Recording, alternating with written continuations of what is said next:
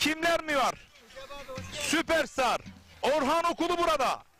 Türkiye Cumhuriyeti baş pehlivanlık apoleti, omuzlarında olan emaneten altın kemeri boynunda taşıyan Yusuf Can Zeybek burada. Enes Doğan burada. Ve birçok güçlü, ünlü baş pehlivanlar burada. Kol bağlayıp güreş tutacaklar. Ne zaman? Birazdan değerli güreş severler. Mustafa Taş da burada değerli güreş severler. Hani Seka Park'ta muazzam bir geri dönüş yaptı ya. Bugün burada da favori olarak çayıra çıkacak değerli güreş severler. Takriben totalde 400 güreşçi sabah saatlerinde Allah Allah nidalarıyla çayıra çıktılar. Şu anda da ekranda alt boyların mücadeleleri söz konusu. Ve baş pehlivanların kura çekimi için çayıra çıktıklarını gözlemliyorum değerli güreş severler. Birazdan da kura çekimi olacak ve eşleşmeleri burada Şener Sar hocam. Bugün bu güreşleri ben anlatıp aktarırken spikeriniz Recep Tosun, değerli yorumcum Şener Sar da yorumlayıp katkı sağlayacak. Hoş geldin Şener Sar. Hoş bulduk Recep Tosun. Gerçekten Afyon, Şuhut, Kara Adilli'den tüm güreş severlere merhabalar, iyi seyirler diliyorum. Gerçekten değerli hocam Kemal Yılmaz, Orhan Okulu'nun ustası 25 yıl aradan sonra Kara Adilli'de bu organizasyona öncülük ediyor ve gerçekten kendisinin de çok büyük destekleri var bu organizasyonla alakalı. Ve gerçekten Kara Adilli Belediye Başkanımız Hüseyin Şahin kendi imkanlarıyla bu organizasyona el vererek, güç vererek, el birliğiyle bu organizasyonu maddi manevi tüm ekibiyle seferberlik yaparak bu organizasyona imza attılar ve değerli hocam Kemal Yılmaz hocam da destekleri söz konusu. Gerçekten dediğiniz gibi bugün kimler var? Orhan Okulu, Yusuf Can Zeybek, Mustafa Taş, Enes Doğan gibi ünlü baş pehlivanlarımız burada kol bağlayacak ve aşağı yukarı 400 yakın bir pehlivandan bahsediyor söz konusu. Atasporumuz güreşe Orhan Okulu gibi bir süperstar armağan eden Kemal Yılmaz 12 başaltı pehlivan da başa çıkardı. Bu Türkiye'de bir rekor. Bu yetmez dedi. Bizi biz yapan değere omuz vermek durumundayız dedi. Ve Kara Adilli güreşlerine de kendisi de buraya kaynak doğru olarak aktardı ve bu güreşlerin bugün oluşmasında en büyük katkıyı ortaya koydu. Bunu neden söylüyoruz biliyor musunuz? Gün boyu altını çizeceğiz. Her şey para değil. Her şey şan şöhret değil. Atasporumuz güreşe omuz vermek, bizi biz yapan bu değere destek olmak şiarımızdır diyor ve ülke nezdine örnek olur mu Şener Sar bu davranış? Kesinlikle örnek olur. 25 Olmalı. çeyrek asırdır bu organizasyon yapılmıyor ve gerçekten belediye başkanımız Hüseyin Şahin, değerli hocamız Kemal Şahin'le tüm ustalarla rağmen ve kendisiyle görüşüyor. Ve Kemal hocamız da ona bütün gücüyle desteklerini veriyor. Çok gerçekten zor bir işi başardılar ve saha ve çevresiyle çok kısa zamanda bu organizasyon yapıldı. Ve bir seçim atmosferinden çıkıldı. Biliyorsunuz kolay değil bu. Tasarruf tedbirleri de var ama bu organizasyonu değerli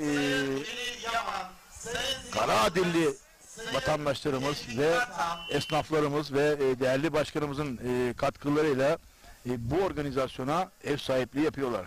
Bu arada değerli güreş severler Er Meydanı sosyal medya portalına yorumlarınızı, mesajlarınızı yollayın. Oradan yer vereceğiz. Ekin Türk TV ekranlarından canlı olarak izliyorsunuz. Afyon, Şuhut, Kara Adilli yağlı pehlivan güreşlerini Mehmet Acar iyi yayınlar, Acarer iyi yayınlar diliyor. Turizmin incisi kaçtan selamlar demiş. Akın selamlar Mehmet Öztürk. Ekin Türk TV'de kolaylıklar demiş. İzler sert. Selamlar usta pehlivanlara başarılar demiş Korkut elinden. Evet, yorumlarınızı, mesajlarınızı Er Meydanı sosyal medya portalına yönlendirebilirsiniz, yollayabilirsiniz. Yer vereceğiz ara ara. Evet, Şener Sar, Kırkpınar arefesine çok az bir süre kaldı. Bugünkü organizasyon ve hafta sonu da sen de cumartesi günü Sakarya Hendek Selman'da yağlı pehlivan güreşlerini yayınlayacaksın. Nokta evet. TV ekranlarında son 2 organizasyon kaldı. Pazar günü de nerede? Isparta Uluborlu'da olacak. sonuç organizasyon. Evet. Neler söylemek istersin? Evet, Kırkpınar'a artık bir hafta kaldı diyebiliriz. Artık Altın Kemer 2024 yılı Altın Kemer'i sahibini bulacak. Tabii ki 3 tane Sivi Enerji Yağlı Güreş Ligi ayağı yapıldı. En son Seka Park'ta yapıldı ve artık günler, saatler, çok büyük heyecan var. İddialı başpehlivanlarımız var. Tabii ki ilk 32'ye giren başpehlivanlarımız var. Seribaşı başpehlivanlarımız var. Onlar hepsinde bir heyecan var. Geçen yılın başpehlivanı Yusufcan Zeybek'te bir heyecan var. Tekrar alırım, altın kemere uzanabilir miyim ya da Onun için en kritik eşik aslında bu yıl. evet, kesinlikle bu yıl çok önemli ama burada sadece Yusufcan Zeybek'ten başka değerli başpehlivanlarımız var. Yani kim istemez ki altın kemeri Recep Tosun? Yani bugün Orhan Okulu deseniz bu sene istemem der mi acaba? Böyle bir söz Zaten konusu bu olabilir mi? hedefle Kırkpınar'a gidiyor. Bu hedefle Kırkpınar'a gidiyor. Değerli güreş severler. Bakın evet, Sivi Enerji Güreş Ligi'nde kimi başpehlivanlar kaybetti. Olabilir. Ama bu Doğalı Çayır, tarihi Kırkpınar, Er Meydanı, Sarayiçi burası. Burada kimin ne yapacağı hiç belli değil. Ve bu kurallar bakın. Kurallar çok önemli. Kimin kimle güreştiği, kimin kimle maç yaptığı çok önemli. Eğer ki iyi kura çekersiniz ya da rakibinizi erken yenerseniz, erken galibiyetler alırsanız her zaman bir adım, iki adım önde olursunuz. Dolayısıyla burada tabii ki bu altın kemeri kim istemez ki? Yani deseler ki Şener Sar, sen bu altın kemeri Bu yaşta ben bile isterim der. evet, Tabii. niye istemeyeyim yani? O da çok büyük bir onur yani. Ama bu yani hayal bizim müthiş bir şey yani. İnsanın hayallerini süsleyen bir şey. Dolayısıyla işte Mustafa Taş, Orhan Okulu, Yusufcan Zeybek, Enes Doğan gibi yıldızlar var. Genç başpehlivanlarımız var. Hepsinin de gözü 2024 yılı Kırkpınar başpehlivanlığında, ona uzanmak için de tüm enerjilerini, tüm güçlerini, her şeyiyle odaklanacaklar. Tabii ki Kırkpınar güreşlerine tabii ki heyecanla biz de bekliyoruz. İnşallah biz de orada olacağız ve anlatımda yardımcı olacağız ama öncelikle bugün neredeyiz? Afyon, Şuhut, Karaadilli'de Er Meydanı'nda değerli başkanımız Hüseyin Şahin himayelerinde yapılan organizasyonda şu anda başpehlivanları birazdan güreş alanında bekleyeceğiz. Kura çekimini ve kuralları hep beraber anlatacağız. Ben burada emeği geçen tüm değerli Karaadilli vatandaşlarımıza ve değerli vatandaşlarımıza, esnaflarımıza ve değerli belediye başkanımız Hüseyin Şahin başkanımıza teşekkür ediyorum.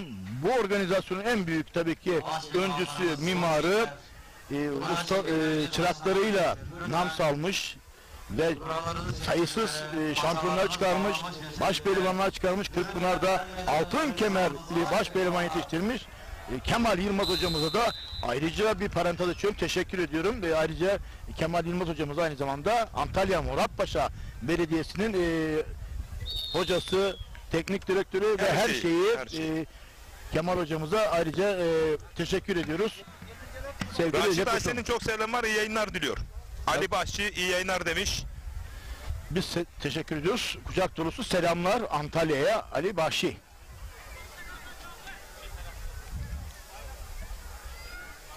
Evet, Kırkpınar gerçekten tüm pehlivanların hayalini süslediği bir yer. Tabii ki oradan ayrılmak, oradan emekli olmak bizim için yani çok üzücü bir şey. Bizim gibi eski pehlivanlar, başaltı pehlivanları olarak gerçekten çok üzüldük ama orada güreş yapmak çok büyük şereftir, çok büyük Kesinlikle. onurdur. Kesinlikle. O Doğalı Çayır'da çıkmak, o sahada, o seyircilerin önünde peşteş çekmek, güreş yapmak, madalya almak, kürsü almak, altın kemeri kuşanmak, tarih yazıyor burada. Tarihi Kırkpınar'da madalya aldığınız zaman tarihler sizi anlatıyor, kitaplar size anlatıyor. Her şey size anlatıyor. O yılın tarihinde kim ne yapmış, etmiş, baktığınız zaman sosyal medyalarda olsun, ekranlarda olsun, işte notların, Google aramalarında olsun, baktığınız zaman düğmeye kim çıkıyor? O günün başpehlivanı, o tarihin başpehlivanı kim? Derece yapanları kim? Tek tek orada nesilden nesile kalıyor. çocuklarınıza kadar kalıyor Recep Tosun. Evet, şu anda da kura çekimi fanusu geldi ve şimdi evet kura çekimi için Şener Sar, dilersen sözü cazgırlarında bırakalım mı? Evet, yazgılara bırakalım Recep Tosun. Şimdi söz cazgırlarımızda.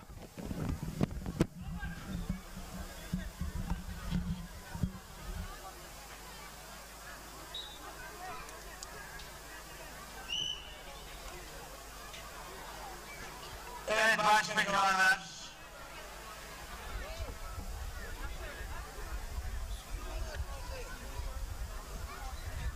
Çok acil anonsları 03 Urfa Hatay 666 03 Adana Balıkesir 365 plakalı araçlar lütfen araç başına gidiniz.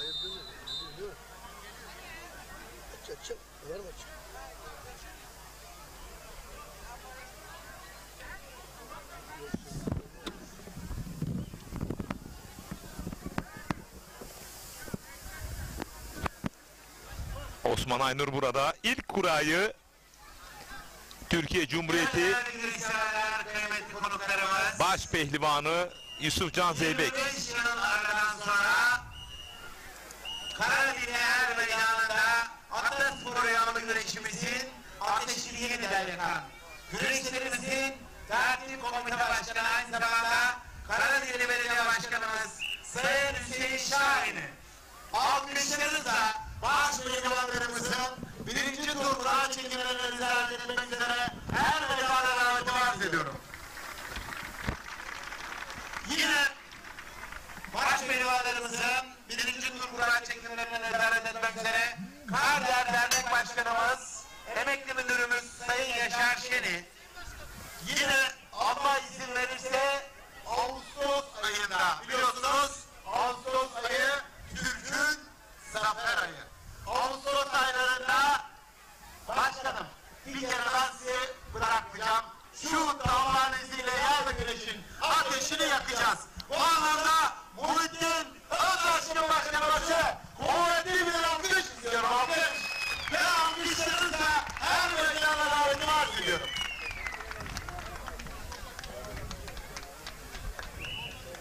Evet yine güneşlerin genel koordinatörü değerli ustamız Sayın Kemal Yılmaz'a her meydana davetimi arz ediyorum.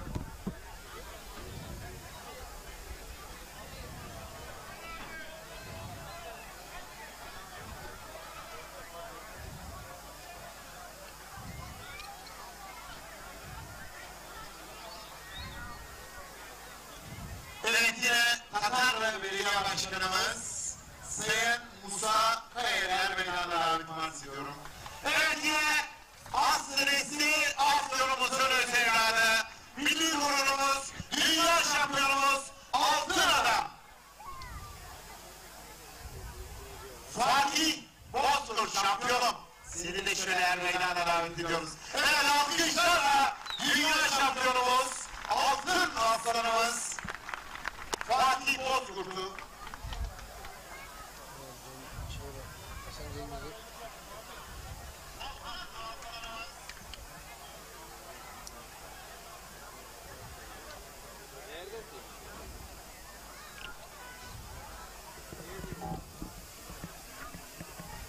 Evet, kura çekimi başlıyor değerli güreşseverler. Kura çekimleri başlıyor. Yusuf Can Zeybek geliyor alkışlarınızla kurasını çekmek üzere.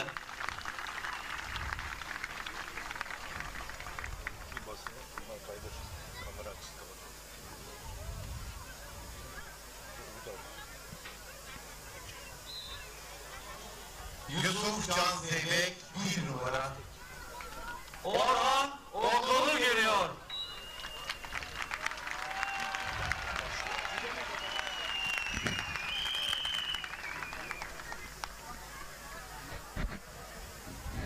Evet, basın mensupları, canlı yayınlarımız var. Lütfen görevi olmayanlar Orhan Okulu 5 numara. Mustafa Bolu geliyor kurasını çekmek üzere.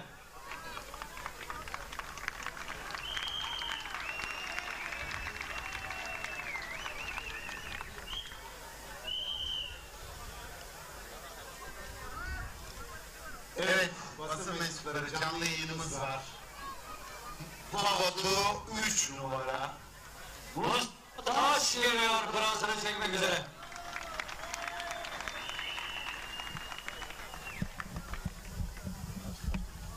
Evet, Mustafa Taş 9 numara.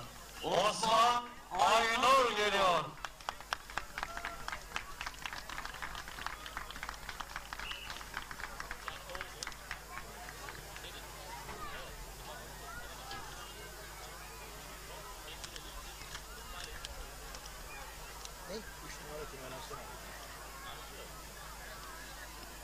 Osman Aynur 7 numara.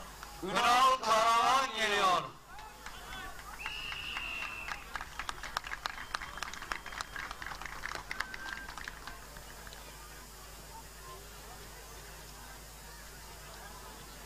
Ünal Karaman 2 numara. Enes Doğan geliyor. Mustafa Batu. Enes Doğan mı? Yok Enes Doğan bir dakika. Şimdi kimi çağırdık en son? Ya ben 3 numara değil 3 söyledim. Enes Doğan Ya kaçı diyor? 6 numara. Ramazan Bircan geliyor.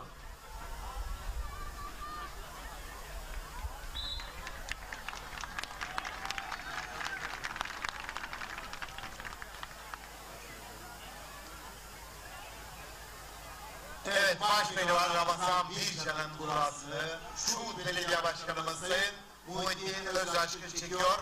Ramazan Bircan 8 numara. Ali Altan geliyor.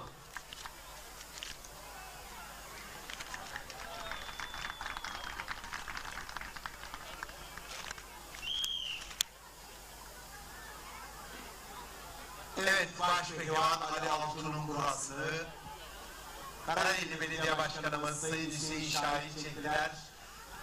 Ali Altun 10 numara. İbrahim Çoraman geliyor.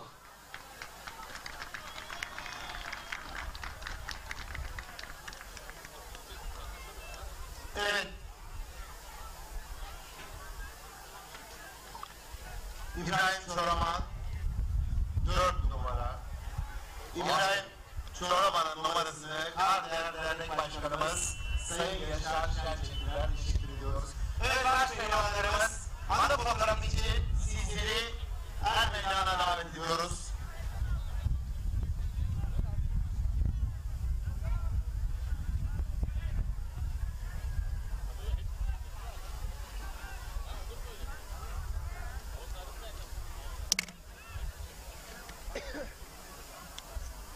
Evet.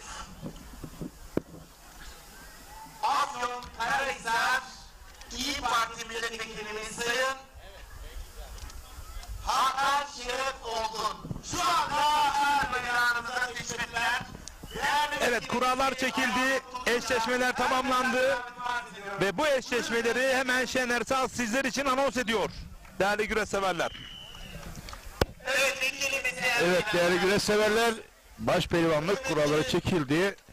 Yusufcan Zeybek, Ünal Kahraman ile Mustafa Batu, İbrahim Çoraman ile Orhan Okulu, Enes Doğan ile Osman Aynur, Ramazan Bircan ile Mustafa Taş, Ali Altun ile güreşecekler. Tabii ki burada tur atlama söz konusu. İlk turda güreşecekler. Değerli güreş severler. Osman Aynur, Yusufcan Zeybek, başpehlivanlar. Başpehlivanlarımız anı fotoğrafı çekilmek üzere Ermenistan'da hazır bulunuz.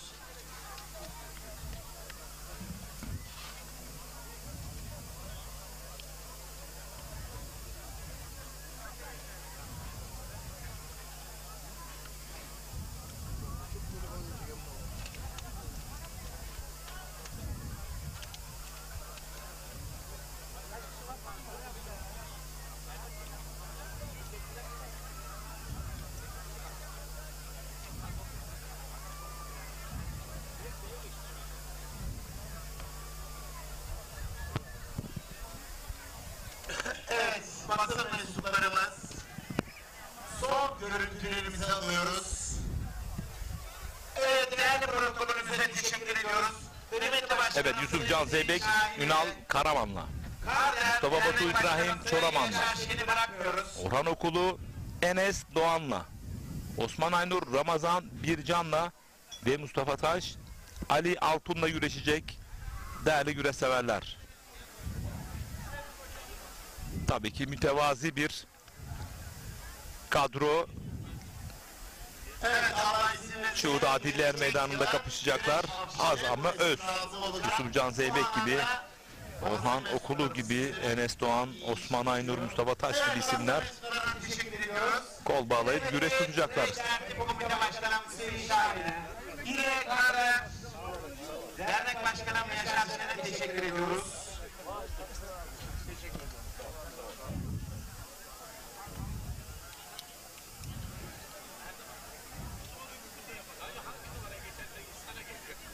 Evet.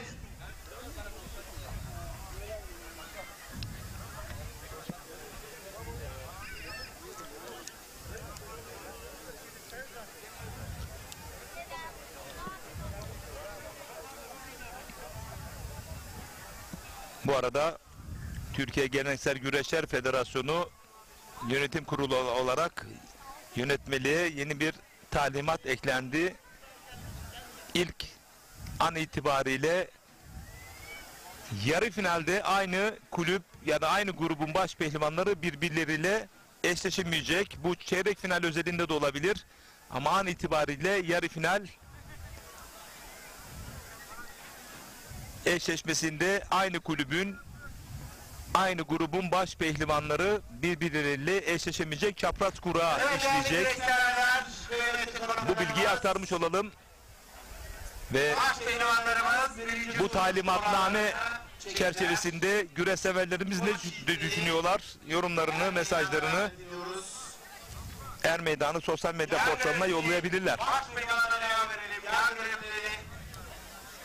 Yani yarı finalde Şener Sar'la ikimiz varsak birbirimize düşemeyeceğiz. Kesinlikle. Çapraz kura. Bu Evet, zorunlu çapraz zaruri. kura bu uygulama Yusuf Can Zeybek, Atasporumuz güreşinin Mustafa özellikle yarı finalde hiçbir şaibe götürmeksizin Enes Doğan ile alınan bir karardı. Ben yıllar önce bu kararın Mustafa Taş, talimatname ve yönetmeliğe işlenmesi noktasında birçok değerli büyüme bu konuda düşüncemi ortaya koymuştum ama nasip İbrahim Türkişeymiş güreş yapıyor. ve yönetimi neymiş, kendilerini tebrik ediyorum. evet biz de İbrahim Başkanımıza bu hareketinden dolayı teşekkür ediyoruz. Tabii ki bu karar alınırken de değerli MHK yönetimi de tabii ki hep beraber bu konuyu tartışarak hep karara vardılar. Hepsine ayrı ayrı teşekkür ediyoruz. Yerinde bir karar mı? Evet, yerinde bir karar. Kesinlikle spekülasyona gerek olmadan gerçekten adil bir şekilde organizasyonun yapılması için Çünkü bir baş pehlivanlığın belirlendiği, baş pehlivanlığa giden yolda en önemli viraj, kritik viraj çeyrek final ve yarı finaldir. evet, Bu belirliyor sizi finaldeki altın kemere olan şansınızı yükseltiyor ya da düşürüyor. Dolayısıyla bu alınan kararı sonuna kadar arkasındayız zaten federasyonumuz. kesinlikle Recep Tosun Yönetimiyle birlikte almış olduğu birçok kararı eski pehlivanlar olarak bizler, ustalarımız takdir etmektedirler. Çünkü Atasporumuz için selameti için alınan kararlar bunlar.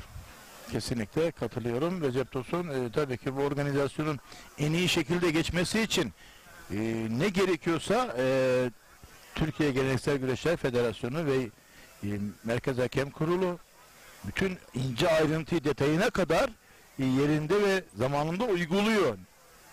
Çünkü eksiksiz bir şey olsun istiyor. Yani bir yıl önce yani sezon başında bu toplantılar yapılıyor, kurullar toplantılar yapılıyor, alınacak kararlar oy birlikleriyle karara varılıyor ve yönetmenliğe geçiliyor. Dolayısıyla hiç arıza vermeden organizasyonlar devam edecek. Evet, şimdi bir sözü Cazgır Emin geri bırakıyoruz. Baş pehlivanları ilk turda salavatlamak üzere.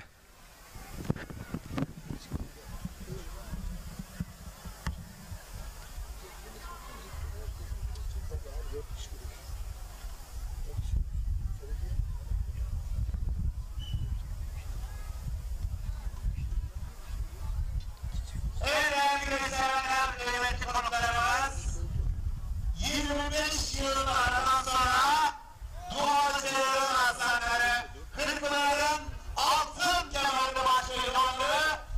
Evet, bugün bu organizasyon tamamen gerçek. Gözlerinize inanabilirsiniz. Şu an Karagili Er Meydanı'ndalar. Bu anlamda pehlivanlarımıza kuvvetli bir alkış istiyorum. Alkış.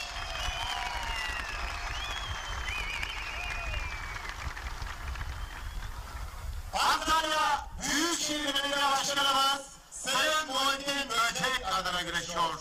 Yine bugün burada Antalya'da faaliyet gösteren Belediyeler Otomotiv Belediyeler Büroları Yönetim Kurulu Başkanı Antalya Serik Yağlı Pehlivan Güreşleri Güreş Ağamız Sayın Veli Demir adına güreşiyor. Cumhuriyetimizin kuruluşunun 100. yıl başpehlivanı. Türkiye Cumhuriyeti Başpehlivanı Yusuf Cem Zeybek Antalya. Ankara Büyükşehir Belediye Başkanımız Sayın Mansur Yavaş adına görüş yapıyor. Yine bugün burada Şuhut Belediye Başkanımız Sayın Muhittin Özbaşkan adına görüş yapıyor. Ünal Karaman Çorum Suturlu. Antalya Büyükşehir Belediye Başkanımız Sayın Muhittin Böcek adına görüş yapıyor. Yine bugün burada Tatar Belediye Başkanımız Sayın Musa Kayar adına görüş yapıyor. İbrahim Çoraman Antalya Elmalı.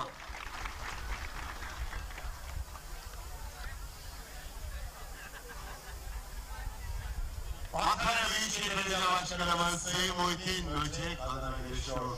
Yine bugün burada genç iş adamı Sayın Osman Kahraman adına güreşiyor. Mustafa Batu Antalya Kepez Odabaşı.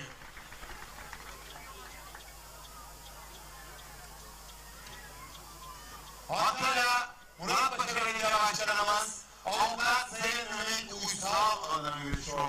Yine bugün burada Katarlı Belediye Başkanımız Sayın Musa Kayar adına güreşiyor.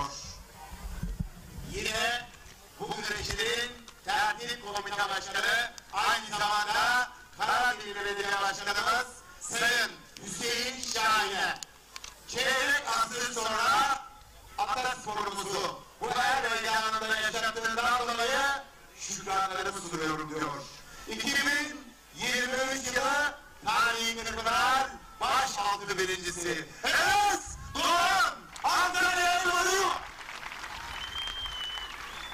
Antalya Muratpaşa Belediye Başkanımız Avukat Sayın Ümit Uysal adına güreşiyor. 2015-2018 yılları tarihi Kırkpınar Başpehlivanı. 2023 yılı CBRC Türkiye Yağlı Güreşi Lig Şampiyonumuz Orhan Okulu Antalya Kumluca. Antalya Büyükşehir Belediye Başkanımız Sayın Muhittin Böcek adına güreşiyor. Yine bugün burada güreşçilerimize amilikler yapan genç iş adamı Sayın Osman Kahraman adına güreşiyor. 2006 yılı tarihi Kırkpınar Başpehlivanı Osman Aydın Antalya Sirik. Antalya Karayolları Bölge Müdürlüğü'nde görüş yapıyor. Yine bugün burada Şuhut Belediye Başkanımız Sayın Muhittin Özbaşkan adına görüş yapıyor. Ramazan Bircan Antalya. Antalya Büyükşehir Belediye Başkanımız Sayın Muhittin Böcek adına güreşiyor. Yine bugün burada Antalya'da faaliyet gösteren Portis Tarımları Yönetim Kurulu Başkanı Sayın Süleyman Alkan adına güreşiyor. 2022 yılı tarihi Kırkpınar Başpehlivanı Mustafa Taş Siyah Duran. Antalya Döşemaltı Belediye Başkanımız Sayın Menderes Dağ adına görüş yapıyor. Yine bugün burada Osman Kahraman adına görüş yapıyor. Ali Altun Antalya. Evet. Şuhutlular, Afyonlular, şehitler, gaziler diyarı, Afyon Karahisar'ımızın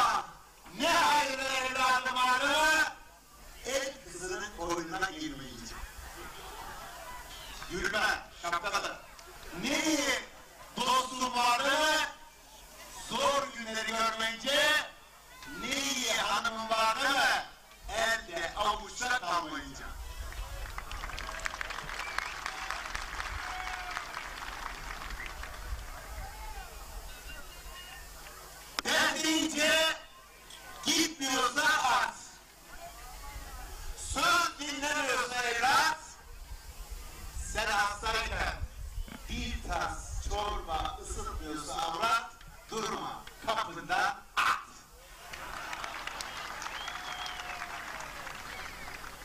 Alışır mı abi? Aş ya karın ağrıtır ya baş.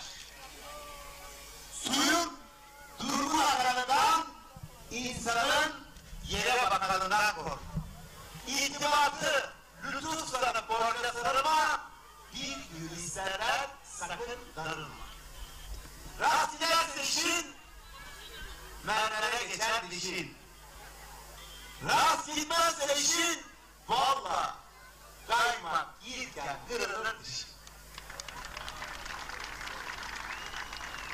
Türk İslam'dan yeni kökümüz, Hazreti Kur'an, manevi gücümüz, kanunlar, fatihler, Gazi Mustafa Kemal Atatürk.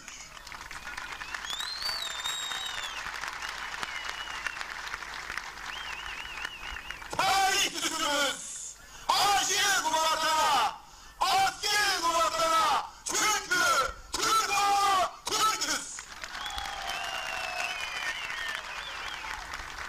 Şovlarımız, mahallelerimiz ilerleyen turlarda devam edecek. Şimdi pehlivanlara sabah bakacağız ama sizlerden çok güzel alkış istiyorum. Çok güzel. Allah Allah! İnanallah! Muhammed Resulullah! Baş pehlivanlarımızın birinci duruma! O ömresi elleri andırın! Alkışlar diyelim maşallah! Allah razı olsun! Evet değerli güreş severler, Afyon Şuhut Karaadiler Meydanı'nda baş pehlivanlarımız özelliğinde baş cazgır Emin Ger Allah'ın nidalarıyla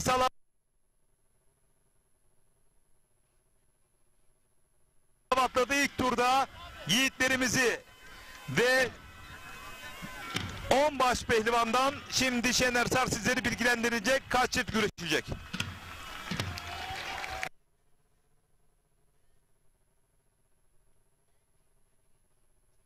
Evet Recep Tosun, baş pehlivanlarımız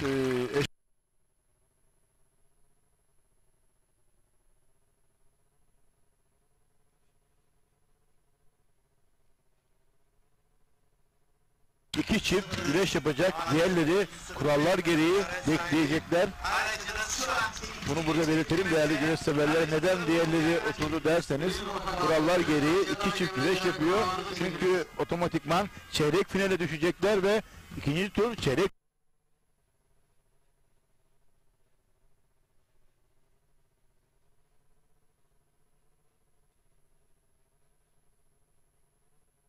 severler. Evet, Şener Sar sizleri bilgilendirdi. Yorumlarınızı ve mesajlarınızı Meydan.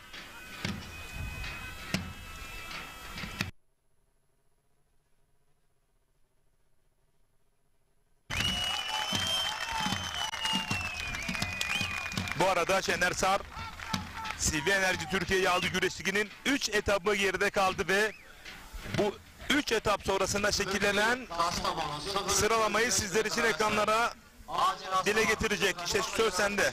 Evet değerli güreş severler, CV Enerji Yağlı Güreş Ligi 3. etabı geçtiğimiz Cumartesi Pazar günü finallerle sonuçlandı ve sonuçlarda Ali Gürbüz 35 puanla zirvede ve hemen altında İsmail Balaban 25 puanda, Yusufcan Zeybek 25 puanda aynı puanı paylaşıyorlar.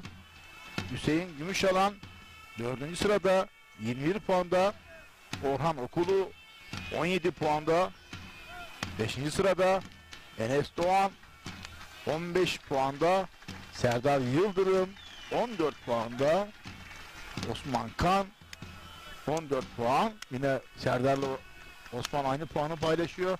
Ali İhsan Batmaz 13, Cengizhan Şimşek 11, Serhat Gökmen 11, Ünal Kahraman 11. 3 tane baş pehlivanımız 11 puanda. Mustafa Batu 10, Serhat Balcı, Mustafa Taş, Yıldıray Pala, Yıldıray Atır, Faruk Akboyun 10 puanda. Değerli güreş severler, Dikkat ediniz. Feyzullah Aktürk, Furkan Durmuş Altın, Mustafa Doğan Özkaya 9 puanda, İsmail Koç 8 puanda ve Mehmet Yeşil 7 puanda, böyle gidiyor puan durumu. Recep Tosun. Evet, teşekkür ediyorum Şener Sar. Çünkü mücadele başladı. İbrahim Çoravan ve Mustafa Taş mücadelesi başladı. Hemen yanında da ikili ekranlara gelecek. Son Kırkpınar Türkiye Cumhuriyeti Başpehlivanlık altın kemeri emaneten omuzlarda olan ve 10 gün sonra tarih Edirne Kırkpınar Sarayiçi Er Meydanı'na mutlak favori olarak ikinci kez altın kemeri kuşanarak 2025 yılında hayalini kurdu, altın kemere uzanabilme adına çayıra çıkacak olan Yusuf Can Zeybek ve Ünal Karaman mücadelesi şimdi ekranın sağ kadrajında.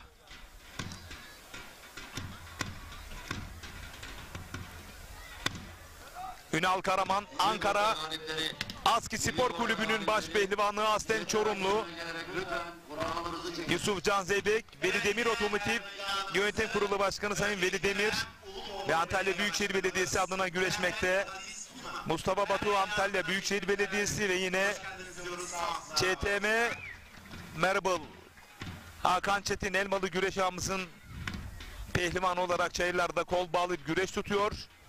Ve İbrahim Çoraman da Antalya Büyükşehir Belediyesi başpehlivan olarak güreş tutuyor. Tecrübeli başpehlivan.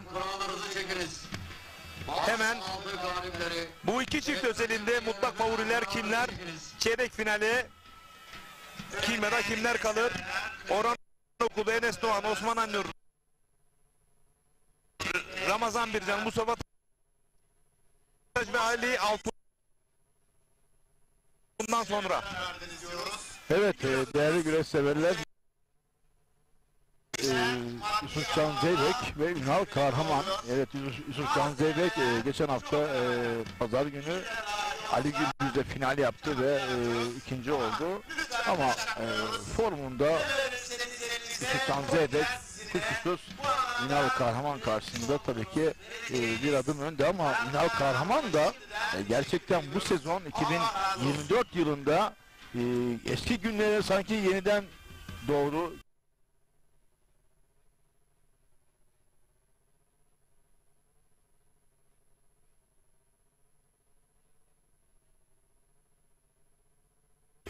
Ankara Büyükşehir Aski'nin pehlivanı Ünal Kahraman, Yusuf Can Zeybek karşısında.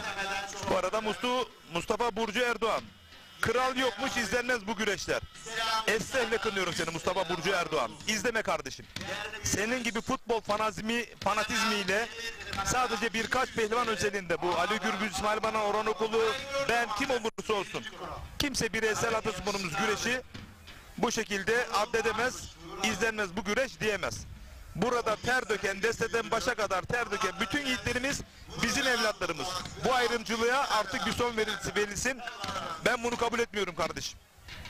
Kral da bizim, Süperstar Orhan Okulu da bizim, Megastar da bizim. Dolayısıyla böyle ayrımcılık mesajları da yollamayın. Bu şık değil, etik değil. 36 yıl bu er meydanında güreşmiş bir eski pehlivan olarak fanatizme mesajlarına asla yer vermem. Asla da bu tür tavırlara da prim vermem. Şener Sar hocam. Evet değerli güreş severler, ben de bir söz eklemek istiyorum Recep Tosun'un anlattıklarına. Değerli güreş severler, burada bakın 25 yıldan beri burada bir organizasyon yağlı güreş yapılmıyor. Ve gerçekten fitne yapmak ya da başka şeylerle ortamı bozmak hiç hoş değil.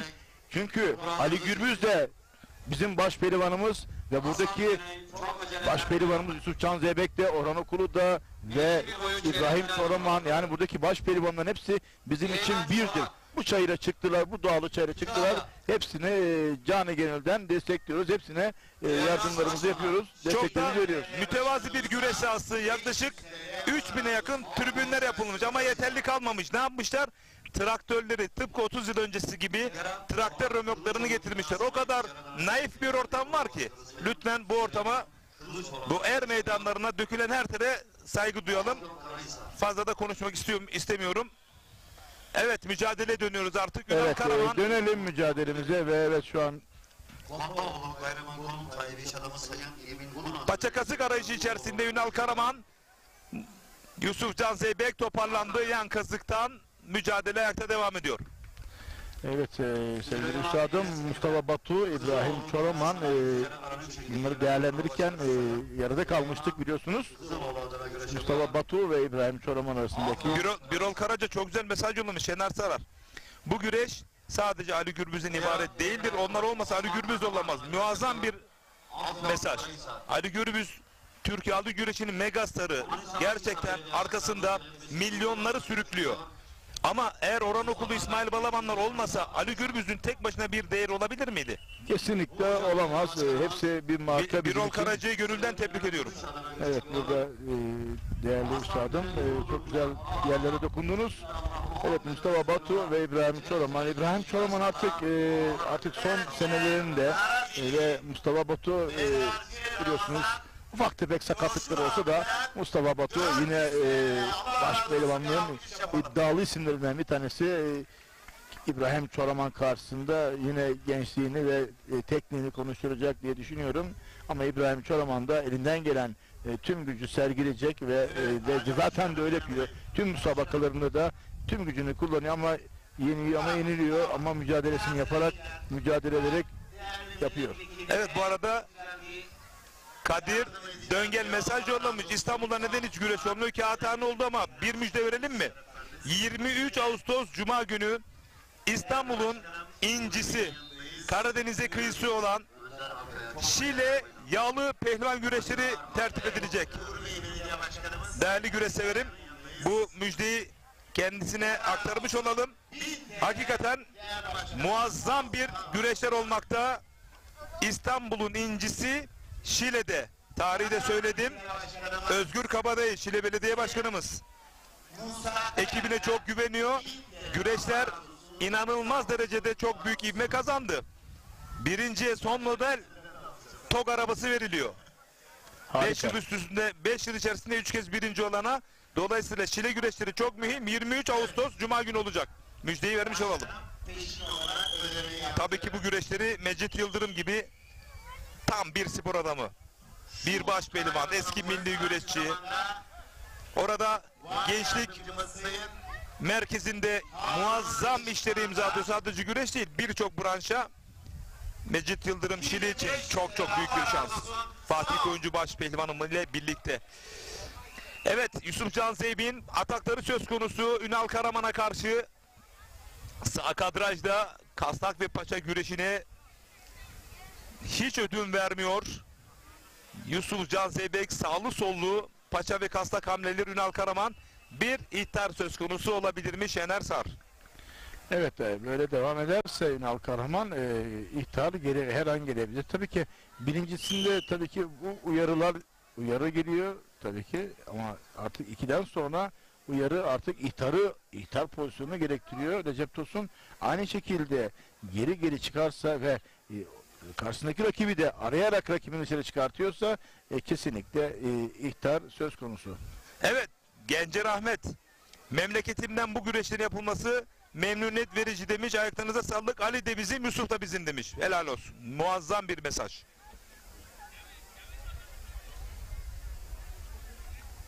İsmet Yılmaz da toz koparandan baş pehlivanınızı kadar hepsi bizim büyük değerlerimiz. Hepsini coşkuyla izliyoruz demiş. Tüylerin diken diken oluyor. Şu mesajları yolluyorsunuz da gerçek güreş sever sizlersiniz.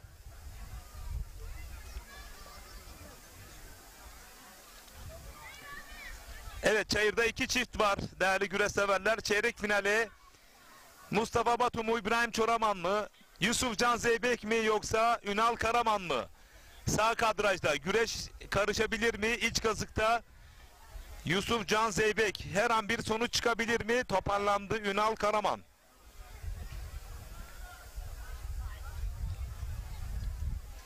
Faruk Bulut Yozgat'tan izliyoruz demiş. İnşallah Yozgat merkezde, Yozgat Sorgun'da ve Eymür'de yağlı güreş planlanıyor. İnşallah tarihler netleştiğinde bu müjdeyi vereceğiz.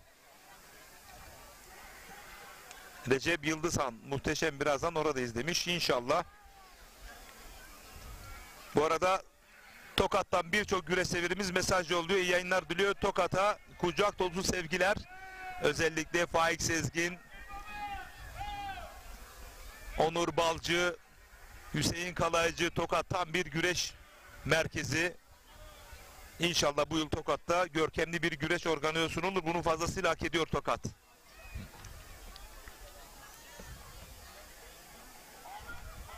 Kadir Tahtacı Mustafa Taş ne yaptı demiş. Tur atladı. Çeyrek finalde şu anda.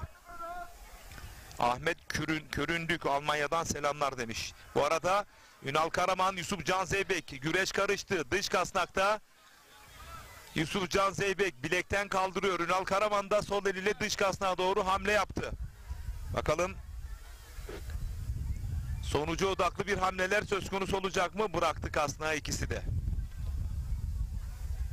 Dilek Gezmez izliyoruz demiş ama nereden izlediğini de yazarsan yer veririz. Evet, devamlara kaldığımız yerden devam ediyoruz. Evet, Yusuf Can Zeybek o Türkiye adı güreşinin Mike Tyson'ı. Sağlı sollu gardlarla güreşebilen, sağlı sollu paça kazık, iç kazık, ters kazık yapabilen çok ender bir baş pehlivan. Paça kazıktan havalandırıyor. Paça paçaya geldi iki baş pehlivan da. Bakalım bir ters çangal gelebilir mi? Paça kazıktan havalandırdı. Güreşin kalbi Ekin Türk TV'desiniz değerli güreş severler. Paça paçaya, kasnak kasnağa bir dış çangal gelebilir mi? İç çangal gelebilir mi? Ters çangal gelebilir mi? Bakın. Evet, bir ters çangal Yusuf Can Zeybek adını çeyrek finale yazdırıyor. Ünal Karaman'ı mağlup ederek değerli güreş severler. Bir kez daha tekrarını izliyorsunuz. Paça paçaya, kasnak kasnağa yakalamışken daha hızlı davranan, daha atik davranan, içten değil ters çangaldan net bir galibiyet Yusuf Can Zeybek'ten tekrar izliyorsunuz. Ekin Türk TV farkıyla değerli güreş severler. Ve o da adını çeyrek finale yazdırdı. Bakın çok net bir galibiyet. Yusuf Can Zeybek'ten Orhan Okulu, Enes Doğan, Osman Aynur, Ramazan Bircan, Mustafa Taş, Ali Altun'dan sonra 7. isim Yusuf Can Zeybek. Bakalım 8. isim. Çeyrek finale Mustafa Batu mu yoksa İbrahim Çoraman mı? Hep birlikte gözlemleyeceğiz Musa Orman. Kolay gelsin, iyi yayınlar demiş Kumluca'dan. Çayırların bir numaralı hakem olmaya aday Musa Orman. Seni takipteyim kardeşim. Manisa Sarıköl'den Halis Arslan değerli ağam iyi yayınlar diliyor. Kucak dolusu sevgiler yolluyoruz Halis Arslan'a. Murat Kiraz da iyi yayınlar diliyor. Ters çangalı bekliyor muydun Şener Sar? Ben ilk çangala hamle yapar dolanır dedim ama. Şimdi artık bu ters çangalı herkes yapıyor, deniyor çünkü yani geçiş oyunu el kasnakta Zaten bizim eskiler de hep içe doğru böyle çangalları hazırlardık bilirsin. Ama bu ters çangal hiç beklenmedik. Bu arada Mustafa Batu'nun baskısı söz konusu İbrahim Çoraman'a. Seyircilerin olduğu noktaya kadar geldi. Şimdi Bursa'dan Zafer Girgin kucak dolu sevgiler yolluyoruz. Kendisine biraz kırgınım. Çünkü Türkiye'nin dört bir yanında dostlarını ziyaret ediyor ama bizi Karamüsel'de unutuyor. Mutlaka bekliyoruz. Kırgınlığımı dile getirmiş olayım, hatırlatayım kendisine. evet, bu oyunla alakalı bu oyunu en iyi yapanlardan bir tanesi değerli abimiz ustamız sevgili Ziya Ünlü. Bu oyunu çok iyi yapabilen birisi. Çünkü biz ondan çok gördük bu oyunu. Ve de yatkın, çok yatkın. Bu oyunu biraz daha ayaktan değil de yerde de çömelirken de pozisyonda da aynı şekilde yan kasnakta ve ayağı dıştan vurarak yani buna çangal da yani diyebiliriz tabirle. Bunu çok iyi yapıyor ve rakibi çok Şu ana güzel. kadar bir iter geldi mi anons? Şu an mı gösteriliyor? Evet, şu anda Anons gelir mi acaba, bakacağız. hakem şu anda bir ihtar eli hareketi yaptı ama da anons gelmedi. Güreşin kalbi Ekin Türk TV'desiniz değerli güreş severler. 10 gün sonra 5, 6, 7 Temmuz'da evet anons geldi İbrahim Çoraman'a. Güreşin kalbi Ekin Türk TV'de tarih edine Kırkpınar güreşlerini an bir an izleyeceksiniz. Son 50 yılın en çekişmeli, en iddialı, kıran kırana, nefes nefese bir Kırkpınar'ı izleyeceksiniz. Bakın, iddia ediyorum son 50 yılın tam en az 15 başpehlivan potansiyel altın kemer adayı. Ali Gürbüz, Orhan Okulu, İsmail Balaban, Yusuf Can Zeybek, bu isimler zaten her şeylerini ortaya koydular. Onlar zaten tescilli. Ama öyle isimler var ki Enes Doğan, Serdar Yıldırım, Osman Kan, birçok genç yıldız isimler var. Bir anda aradan çıkıp bir de bakmışsınız ki 7 Temmuz pazar akşamı altın kemer genç bir başpehlivanımızın boynunda. Evet, yani şunu belirtelim Recep Tosun. Burada Feyzullah Aktürk'ü de unutmayalım. Yani Feyzullah Aktürk de süper yıldızlarımızı galip geldi karşısında. Hem Ali Gürbüz'ü yendi, hem Orhan Okulu'yu yendi. İsmail Balaban'a karşı da son anda tabii ki yakalandı, avlandı. Ama dediğimiz gibi Mustafa Doğan Özkaya var. Dediğimiz gibi Serdar Yıldırım var, Enes Doğan var. Bu gençler de sürpriz yaparsa şaşırmayın, çünkü onlar da kendilerini buraya hazırlıyor. Şimdi evet, piyasa güreşleri olsun, eğer lig güreşleri olsun, ama Kırkpınar'ın havası çok farklı. Gerçekten çok farklı. Oradaki atmosfer çok farklı. Oraya konsantre olan çok farklı. En iyi dediğiniz adam bile bazen heyecanlanıyor ve Hatalanabiliyor. Osman Taşpınar tüm pehlivanlarımıza Allah derman versin diyor.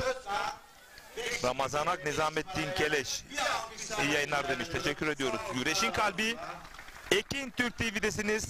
Değerli güreş severler, burası Afyon Şuhut Karaadilli Er Meydanı.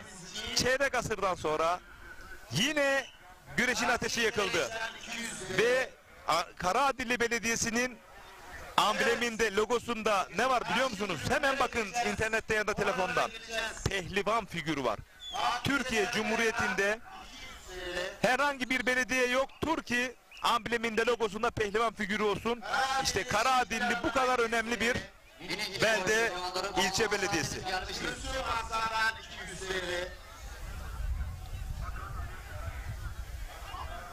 Evet, yine Elçin taraflarında Levent Elçin'den 400 TL. Allah razı olsun.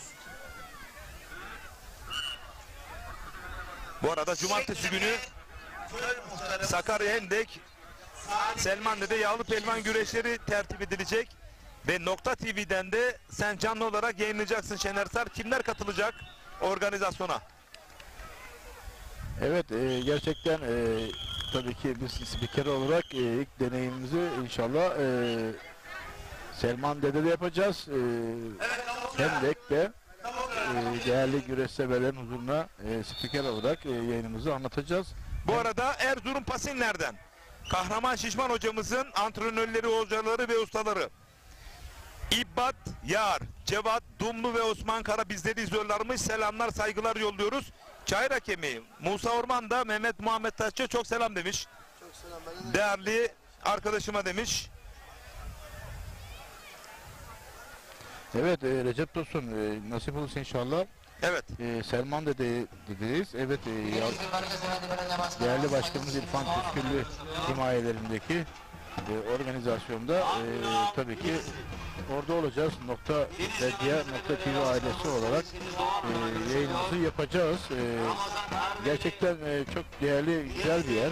Biz de burada bu organizasyonda mücadele ettik. Müsabakalar yaptık. Ve 20. geleneksel 20. defa oluyor güreş. Hem sünnet festivali oluyor. 29 Haziran Cumartesi günü Hendek Selman Dede'de olacağız. Güreşler saat 10'da başlayacak. Ve bu organizasyona tüm Sakaryalı hemşehrimizi, Kocaeli hemşehrilerimizden, hemşehrileri, Düzce'deki değerli güreş severleri bu organizasyona bekliyoruz. Ve burada gereken bütün mücadeleler, tüm ayrıntısıyla, detayıyla Nokta Medya, Nokta TV'den ve Kanal 64, 264 TV'den canlı yayınlanacak. Bunları belirtelim değerli güreş severlerimize.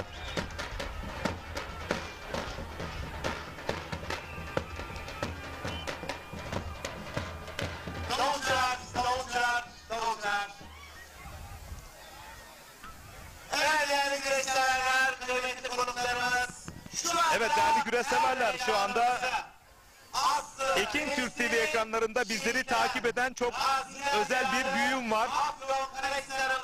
Cumhuriyet tarihinde değerli güreş severler 5 altın kemer söz konusu. Bunun 3'ü Kocaeli Karamürsel'de. 2 yaşayan efsane Ahmet Taşçı ve bir Aydın Demirusam, mekanı cennet olsun. 5 altın kemerin 3'ü Kocaeli Karamürsel'de. Bu ülke nezdinde bir rekor. Bunu gururla söylüyorum. Bir rekorumuz daha var, biliyor musunuz?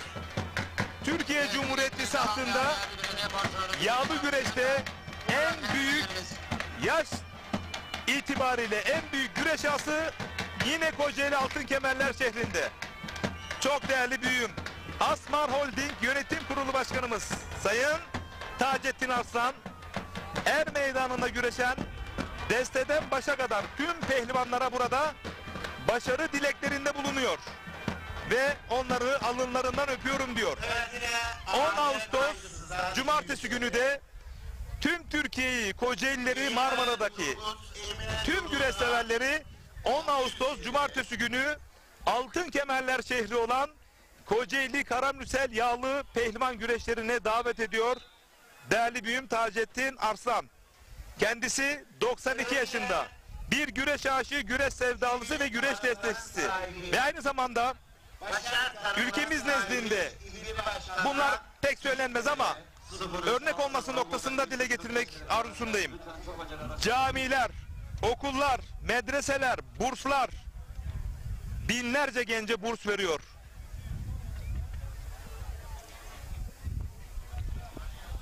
Değerli büyüğüm,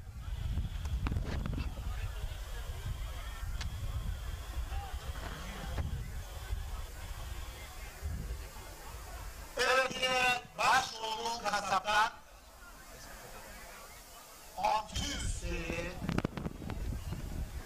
yine çok değerli büyüğüm Taceddin Aslan, Evet değerli görev bu cumartesi akşamı tarih edilene 40 yıl öncesi tüm dostlarını, güreş paydaşlarını başta olmak üzere dostlarını da davet ediyor. Özel bir gece düzenleyecek ve tüm dostlarını misafir edecek. Yine bugün burada senin tabanını gösteren sevgili ünlü iş adamı Sayın Ahmet Doğan adına güreş yapıyor. İşte Meclisi'nden İrfan Gelelim Mazhar Antalya Döşemal Belediye Başkanımız Sayın Mimar Tugay Genç adına güreş yapıyor. Döşemal Belediye Başkanımız Sayın Mehmet Öztürk adına güreş yapıyor. Yine bugün burada Adile Doğan'da Sayın Yediz Sebebi'ne güreş yapıyor. Asla Zonguldak General Bayarişe kadar sahibi Antalya Korkut bulunduğu yerden çekiniz. Bağlamanlar Mobilya sahibi Sayın Mehmet Bağhan adına güreş yapıyor. Onur Barça Antalya Selik. Mustafa Batu İbrahim Çoraman mücadelesi yerde devam ediyor. Her an adını çeyrek finale yazdırabilir Mustafa Batu. Recep Şahin Yaşayır Antalya Serik.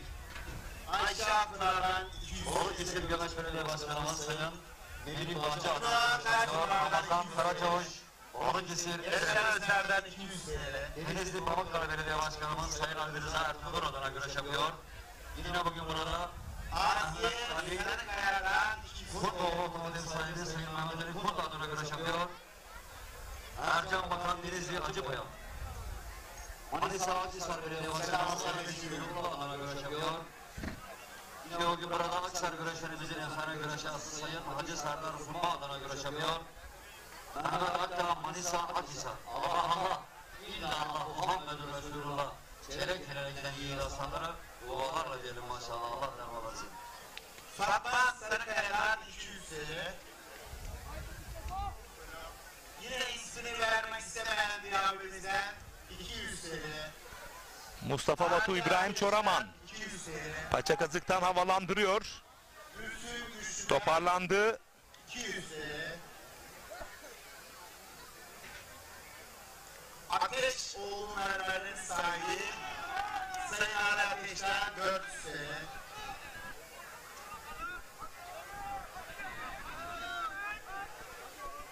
Şen İç kazık yan paçada Mustafa Batu. 200 TL.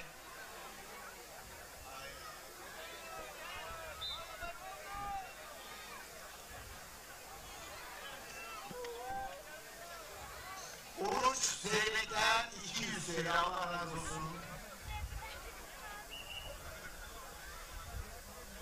Ayak boyunda çeyrek final müsabakası yapacak pehlivanlarımız her meydanda yerinizi yalnız.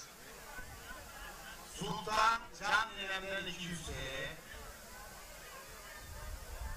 Ayak boyu çeyrek final. Mahmut Eren.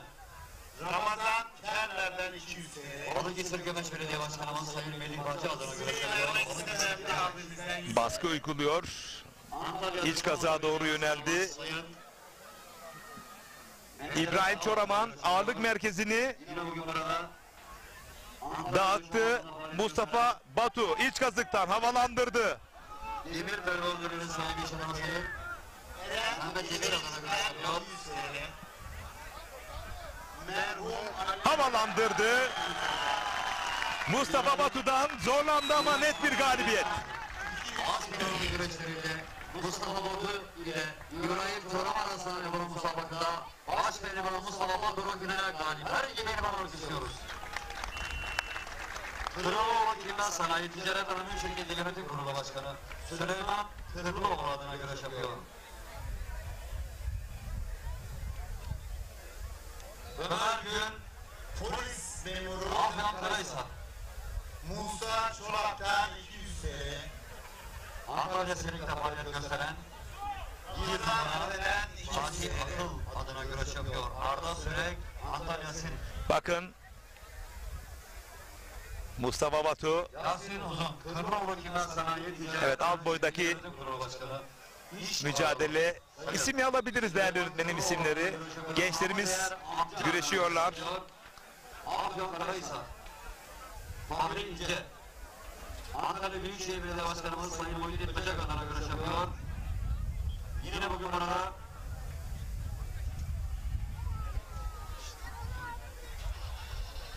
Dosta Bravo'yu pehlivanları puanlama saati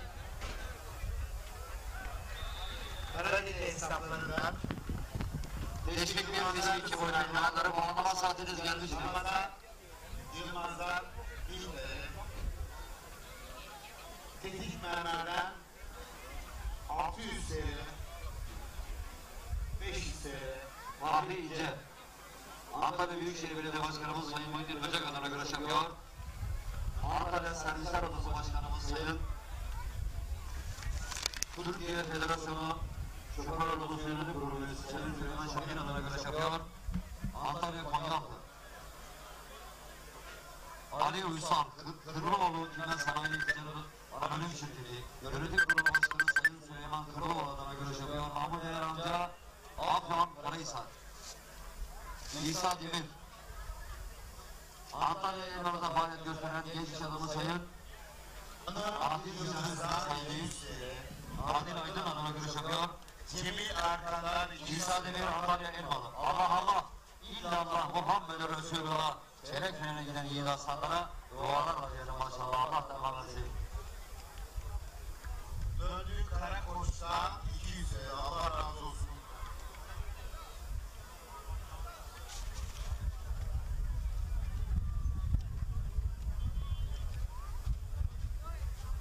Evet rahmetli Adnan Karakoç'tan 1000 TL. Allah razı olsun. Sağ olsun. Destek küçük boyu çok becerikli meydana geldiniz. Yine Hüseyin Karakoç'tan 1000 TL. Allah razı olsun. Sağ olsun, var olsunlar. Destek küçük boyda çeyrek finale müsabakası yapacak pehlivanlarımız. Finans iletişim Sizlere son çağrı. 400 TL. Allah razı olsun.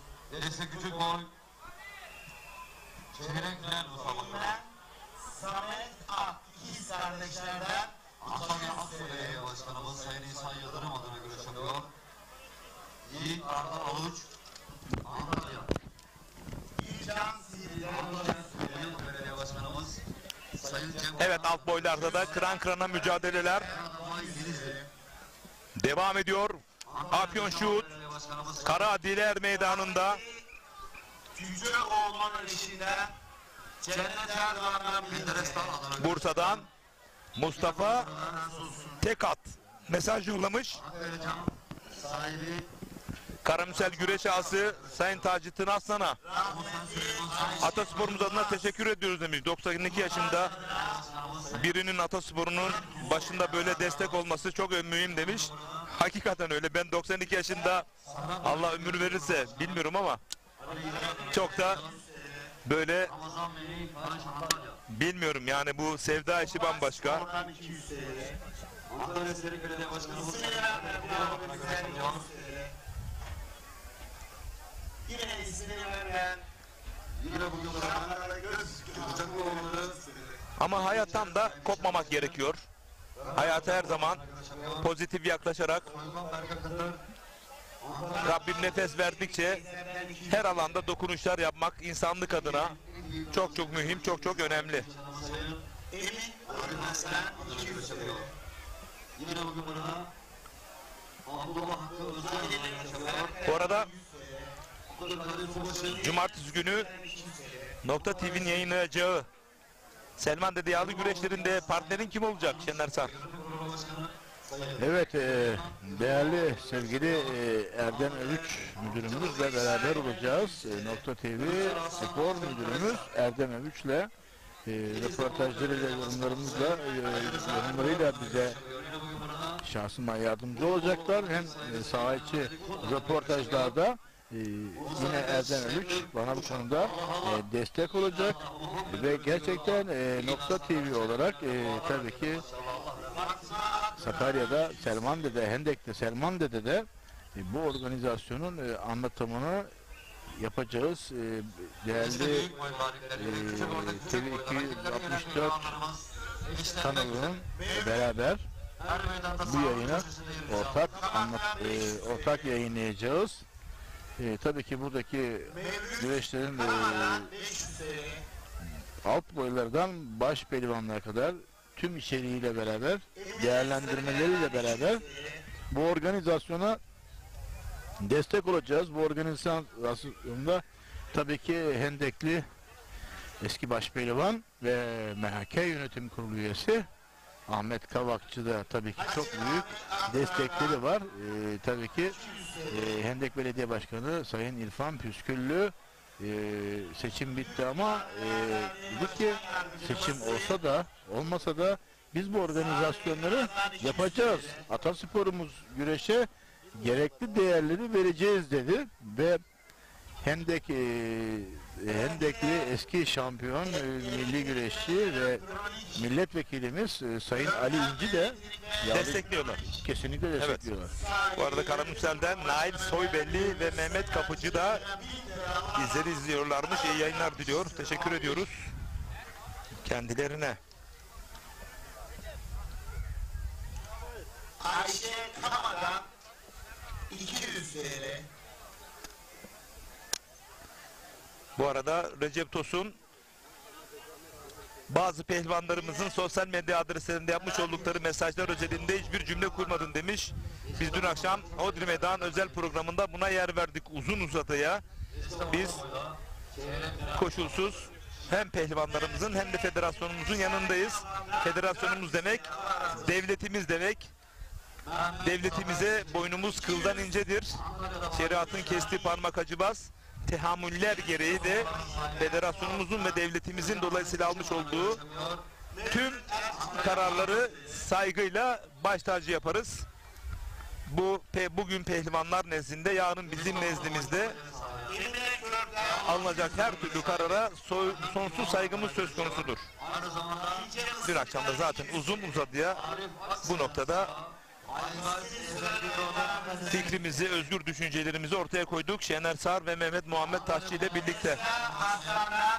Evet, gerçekten değerli güreş severler. Yani devletin almış olduğu kararlar var. Federasyon demek devlet demek. Tabii ki kesinlikle yani burada onun kararları çok çok önemli. Biz sadece anlatıcıyız. Gerekli veya gereksiz zamanlarda tabii ki değerlendirmeler mesela olabiliyor. Yani niye geç kalındı, neden geç kalındı, neden daha önce olmadı? Tabii ki bu tür şeylerde ama biz hep yapıcı olmaya çalışıyoruz. Recep Tosun'la Mehmet Muhammed Taşçı olsun. Dün akşam biz hep yapıcı olmaya çalıştık. Sağduyu'ya davet ettik. Baş pehlivanlarımızı 13-14 gün kaldı. Bu önümüzdeki sezon için tekrardan bu görüşülür. Ona karara bağlı ama şu anda 13 gün kalmış. Yani bu tür tabii ki şeyler ya Ataspor'u yağlı güreşe zarar verir. Zannetmeyin ki biz bu organizasyona katılmıyoruz deyip de o şekilde çekip atamazsınız. Buradaki diğer tüm kategorilerde güreşen sporculara da zarar veriyorsunuz. Evet. Organizasyona da gölge düşürüyorsunuz.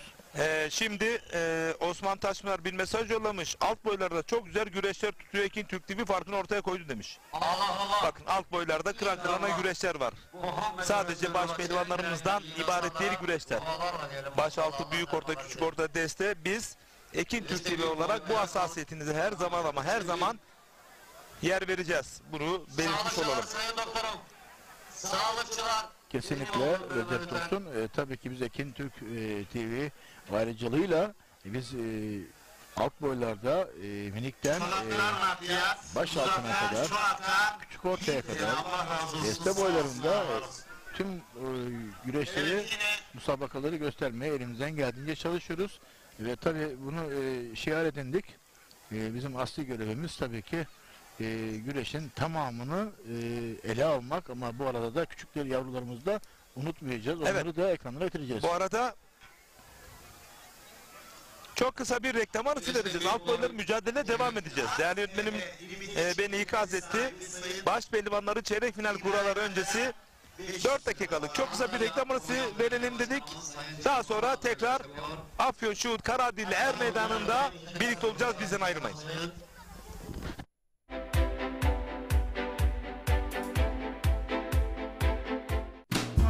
Bereketli tarlalardan lezzetli sofralara, bir yağ ayçiçek yağı ve Birma margarin.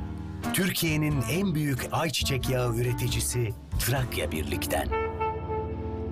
Merhabalar, yine ben Emrah Binici, Ekin Grup Genel Müdürü. Şimdi bizler Gelibolu Ocaklı Köyü'ndeyiz. Şu anda burası bizim 4. projemiz. Daha yüksek ölçekte parseliniz var mı diyenler için işte sizlere müthiş bir fırsat. Ocaklı Köyü'nde Saros Körfezi'ne sadece 1,5 kilometre mesafede, kadastro yolunun hemen dibinde ve yine ana yola yakın mesafede muhteşem konumda parseller. 534 metrekare. Evet, isteyen ileride evini yapabilir, bahçesi olabilir, otoparkı olabilir. Gerçekten çok güzel konumda, gerçekten güzel konumda dediğim gibi. Su sorununuz yok. Evet, 7 metreden sondajla suya kavuşabiliyorsunuz. Buranın geleceği ileride çok parlak değerli izleyenler. Daha önceki satmış olduğumuz projelerde alanlar hep kazandı.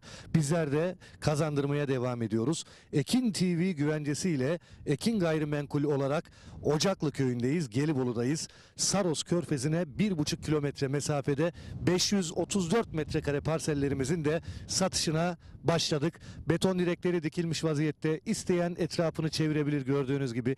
İsteyen bungalov ev koyabilir. İsteyen tin house koyabilir. İsteyen prefabrik koyabilir. Şunu belirtmek istiyorum. Burada toplam 12 parsel var. Tamamı 534 metrekare. Her bir parsel 534 metrekare. Önce tapunuzu alıyorsunuz, sonra ödemenizi yapıyorsunuz. Evet, kısmi vade seçeneğimiz var. Bunu da hemen açıklamak istiyorum. Emsalleri 1 milyon. Bakın buradaki değerler. Özellikle Güneyli sınırdayız biz. Güneyli'ye sınır parsellerimiz. Hemen yanı başında imarlı ifrazlı arsa vasfında yerler var. Güneyli'ye sınır. Güneyli'de metrekaresi 5.000-6.000 liradan satılırken bizler Güneyli'ye sınır olan bölgede Ekin TV izleyenlerine müthiş bir kampanyayı yeniden başlattık. 12 parsel var. Geç kalmadan sizler de yerinizi ayırttırın. Vereceğim telefon numarasını, ekran altındaki numarayı arayarak hangi gün müsaitseniz bize söylemeniz yeterli.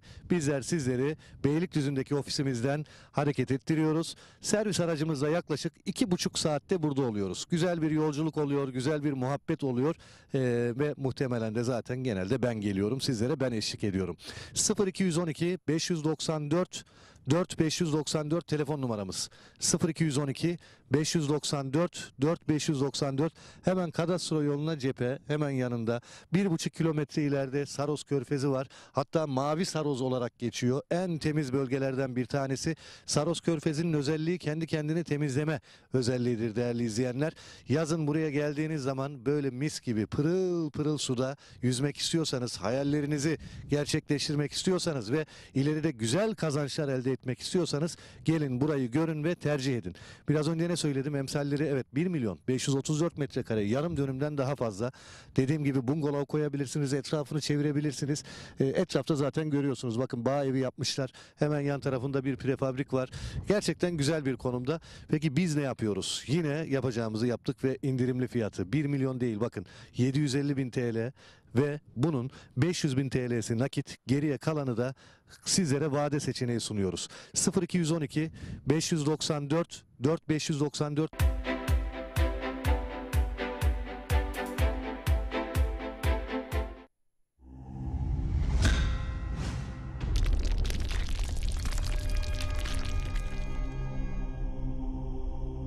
Bizi izlemeye devam edin.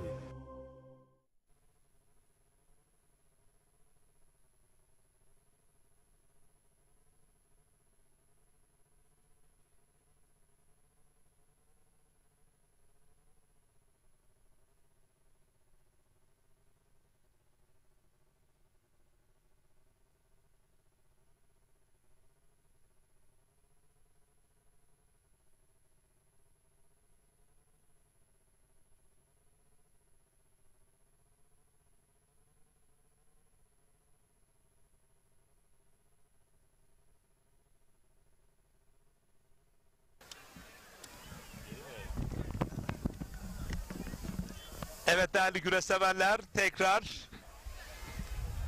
Afyon Şuhut Karaadilli Er Meydanı'ndayız.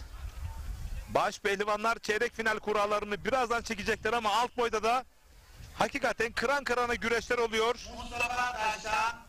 Geleceğin baş pehlivanları, yiğitlerimiz güreş tutuyorlar. Şimdi sizler için ekranlarda, hatta ikili, üçlü, dörtlü ekranları da sizler için zenginleştirebiliriz.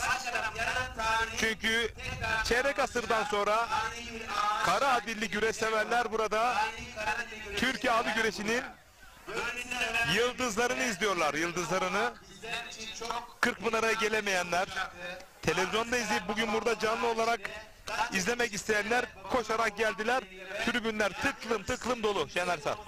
Evet değerli güreş severler, şu anda alt boylar var. Bu alt boylarda biliyorsunuz tabii ki Kırkpınar'da CV Enerji Güreş Ligi'nde teşvik ve üst boylarında ilk 64'e girenler tarihi Kırkpınar Er Meydanı'nda güreş tutmaya hak kazanacaklar. Tabii ki 2023 CV Enerji Güreş Ligi'nde puan skalasına göre ilk 64'e garantilen güreşçiler, bunlar Kırkpınar'da güreş yapacaklar ama bunun altındaki minik 1, minik 2 boylarındaki güreşlerde tabii ki kendi bölgelerindeki 6 bölgedeki ilk 8'e giren sporcular tarihi Kırkpınar Edirne'de güreş tutacaklar. Bunları da ayrıca belirtelim.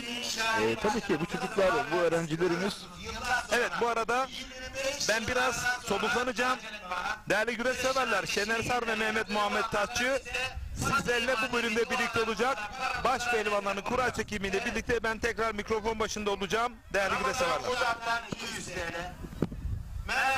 Evet değerli güreş severler, bu sporcularımız gerçekten çok büyük özveriyle, ailelerin büyük katkılarıyla ve onları yetiştiren antrenörleri, ustaları, onları iyi bir seviyeye gelsin diye çok büyük emekler harcıyorlar. Bu emekleri tabii ki bu sahada göstermeye çalışıyorlar ama burası Ataspor'un Er Meydanı, yağlı güreşte can damarı. Buradaki yapılan mücadeleler gerçekten müthiş. Çünkü geleceğin, yarının Orhan Okulları, Yusuf Can Zeybek, Ali Gürbüzleri buradan çıkabilir. O yüzden biz Ekin Türk TV olarak tabii ki alt boyları yayınlıyoruz. Tabii ki onları aileleri izliyor. Belki dünyanın çeşitli ülkelerinden şu anda Ekin Türk aracılığıyla bu organizasyonu takip ediyorlar. Akrabaları, eşleri, dostları onları takip ediyorlar. Biz de bu yayını mümkün olduğunca vermeye çalışıyoruz. Bu arada Mehmet Muhammed Taşçı, eski Kırkpınar Başaltı Pehlivanı, Karamürseli kadim dostum, şu anda yanımda. Sevgili Muhammed Taşçı, şu anda Karaadilli'deyiz. Ne gördün, nasıl organizasyon, bir bahseder misiniz? Evet, selam kardeşim. Buradan bütün bizi seyredenlere, evdeki her yerde bizi seyredenlere, herkese selamlarımızı yolluyorum. Bu organizasyon güzel bir organizasyon. Evet, bu Kemal Yılmaz Hoca'nın sayesinde elini taşın altına koyarak elinden ne geliyorsa maddi manevi yardımlar yaparak Kemal Hoca'nın her türlü katkısıyla, desteğiyle, herkesin katkısıyla olan bir organizasyon. Emine teyze Allah razı olsun. 25 yıldan beri bu organizasyon yapılmıyor. Evet. Ve değerli Hüseyin Şahin Başkanımız ve Kemal Hocamızla beraber bu organizasyonu yapmak için tüm gayretlerini gösterdiler. Ne diyorsunuz bu konuda? Evet, elini taşın altına koyuyorlar. Başkanımız olsun, Kemal Yılmaz Hoca olsun. Yani burada şimdi seyirciler işte güreş seyrediyor, yok güreşçiler, davulcusu, zurnacısı, burada herkese bir ekmek kaynağı oluyor bir yerde.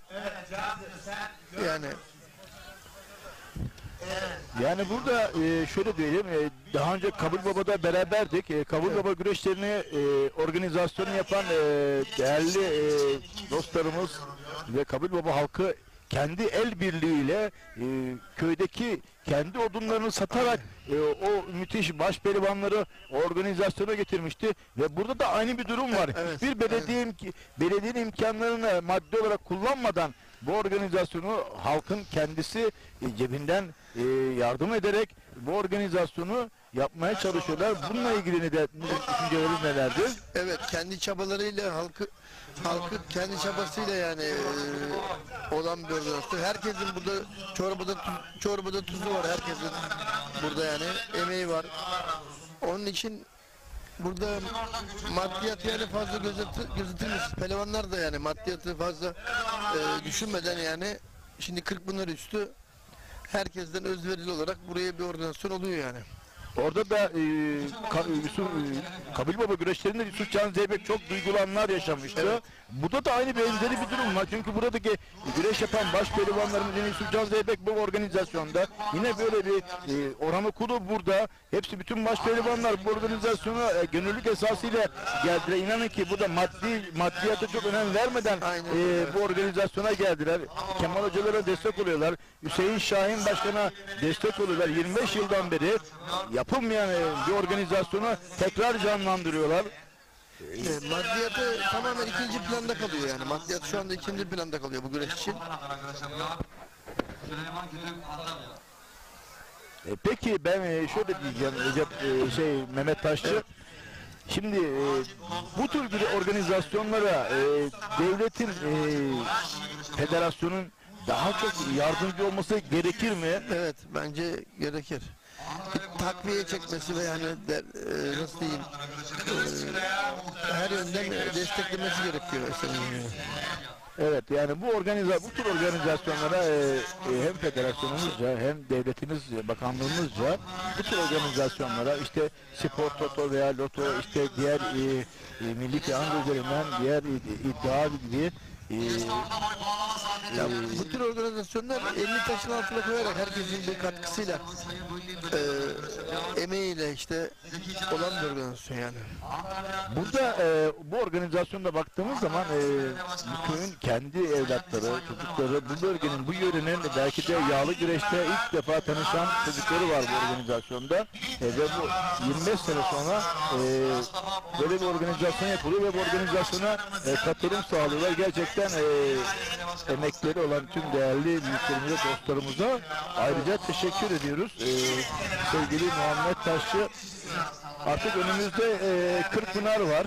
Önümüzdeki hafta Kırkpınar var. Kırkpınar'da duygu ve düşünceleriniz nelerdir?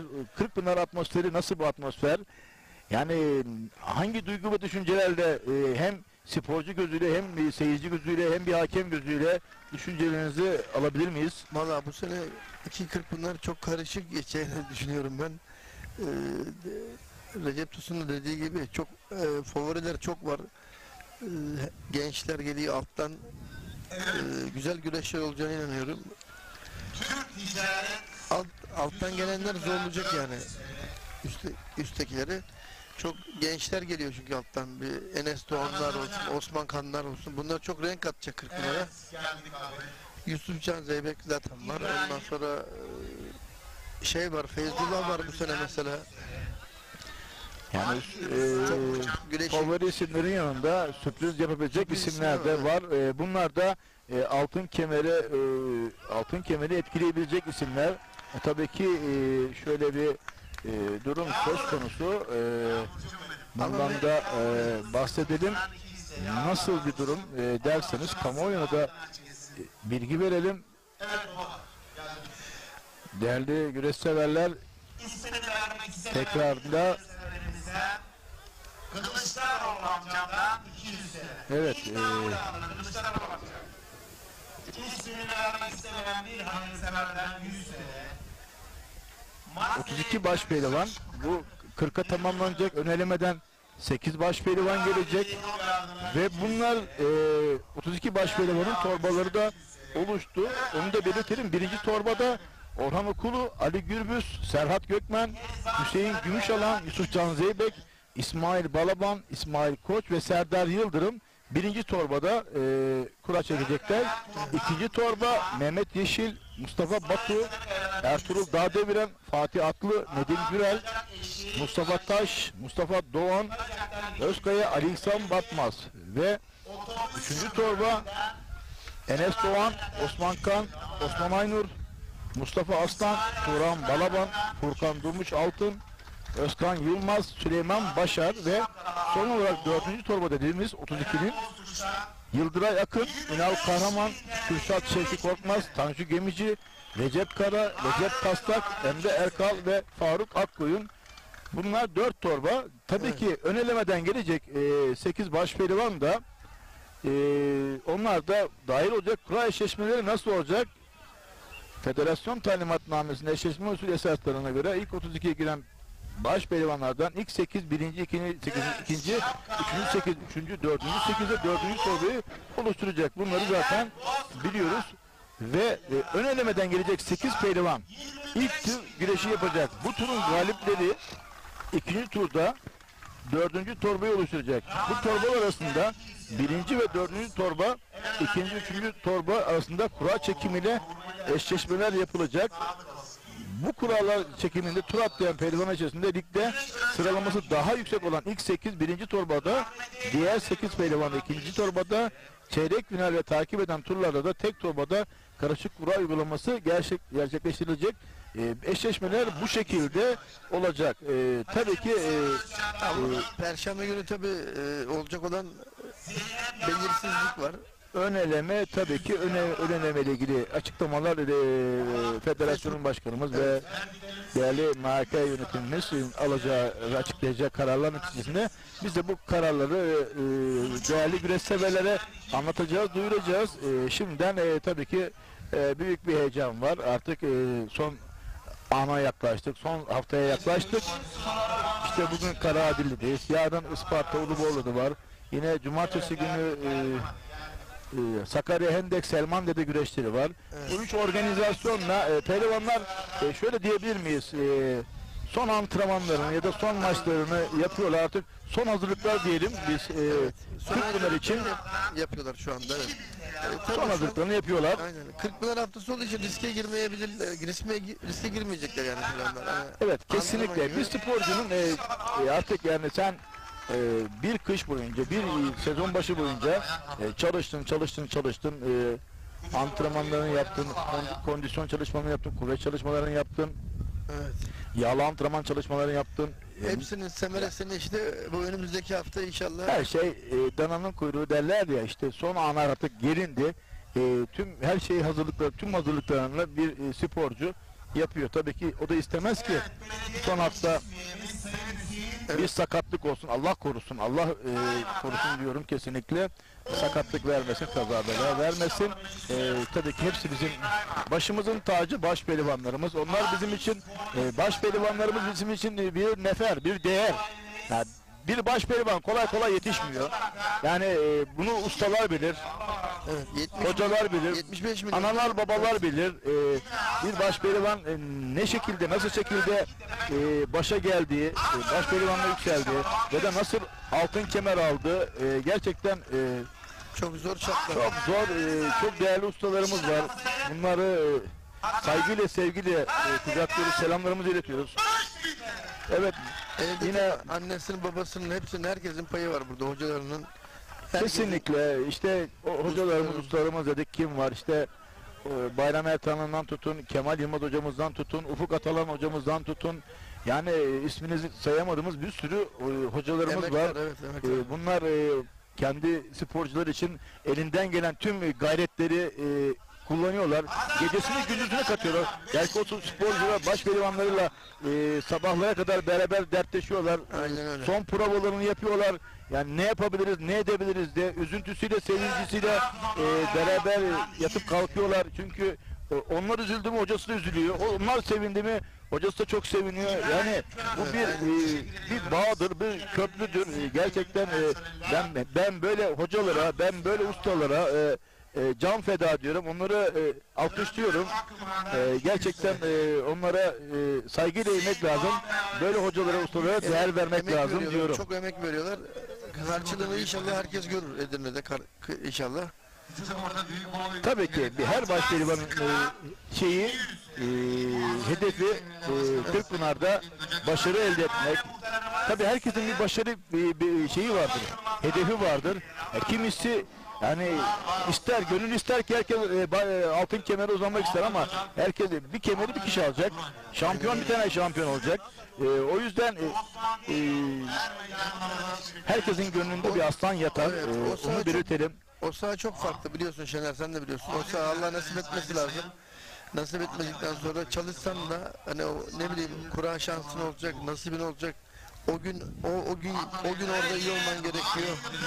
Yani her şekilde o güne çok iyi yanında, hani Allah yanında olması lazım. Ben ne isteyeyim.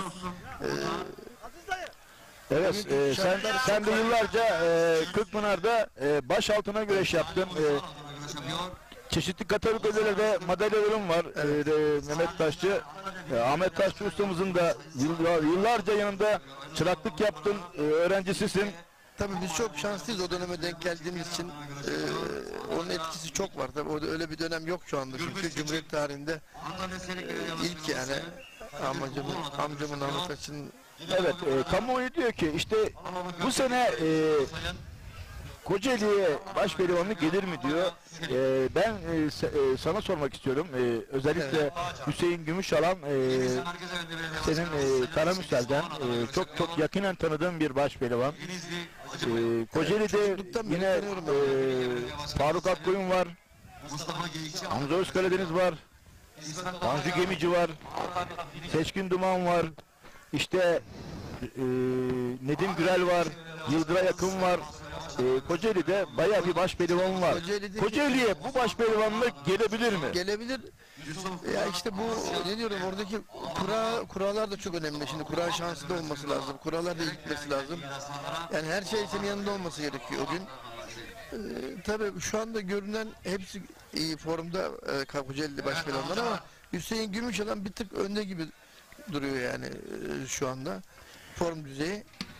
Tabii o nasip kısmet o sahada şimdi dediğim gibi o sahada nasip olmadıktan sonra olmaz yani. Evet, Seka Park güreşlerinde Hüseyin Gümüşalan'ın bir kaşı açıldı yarı final mücadelesinde.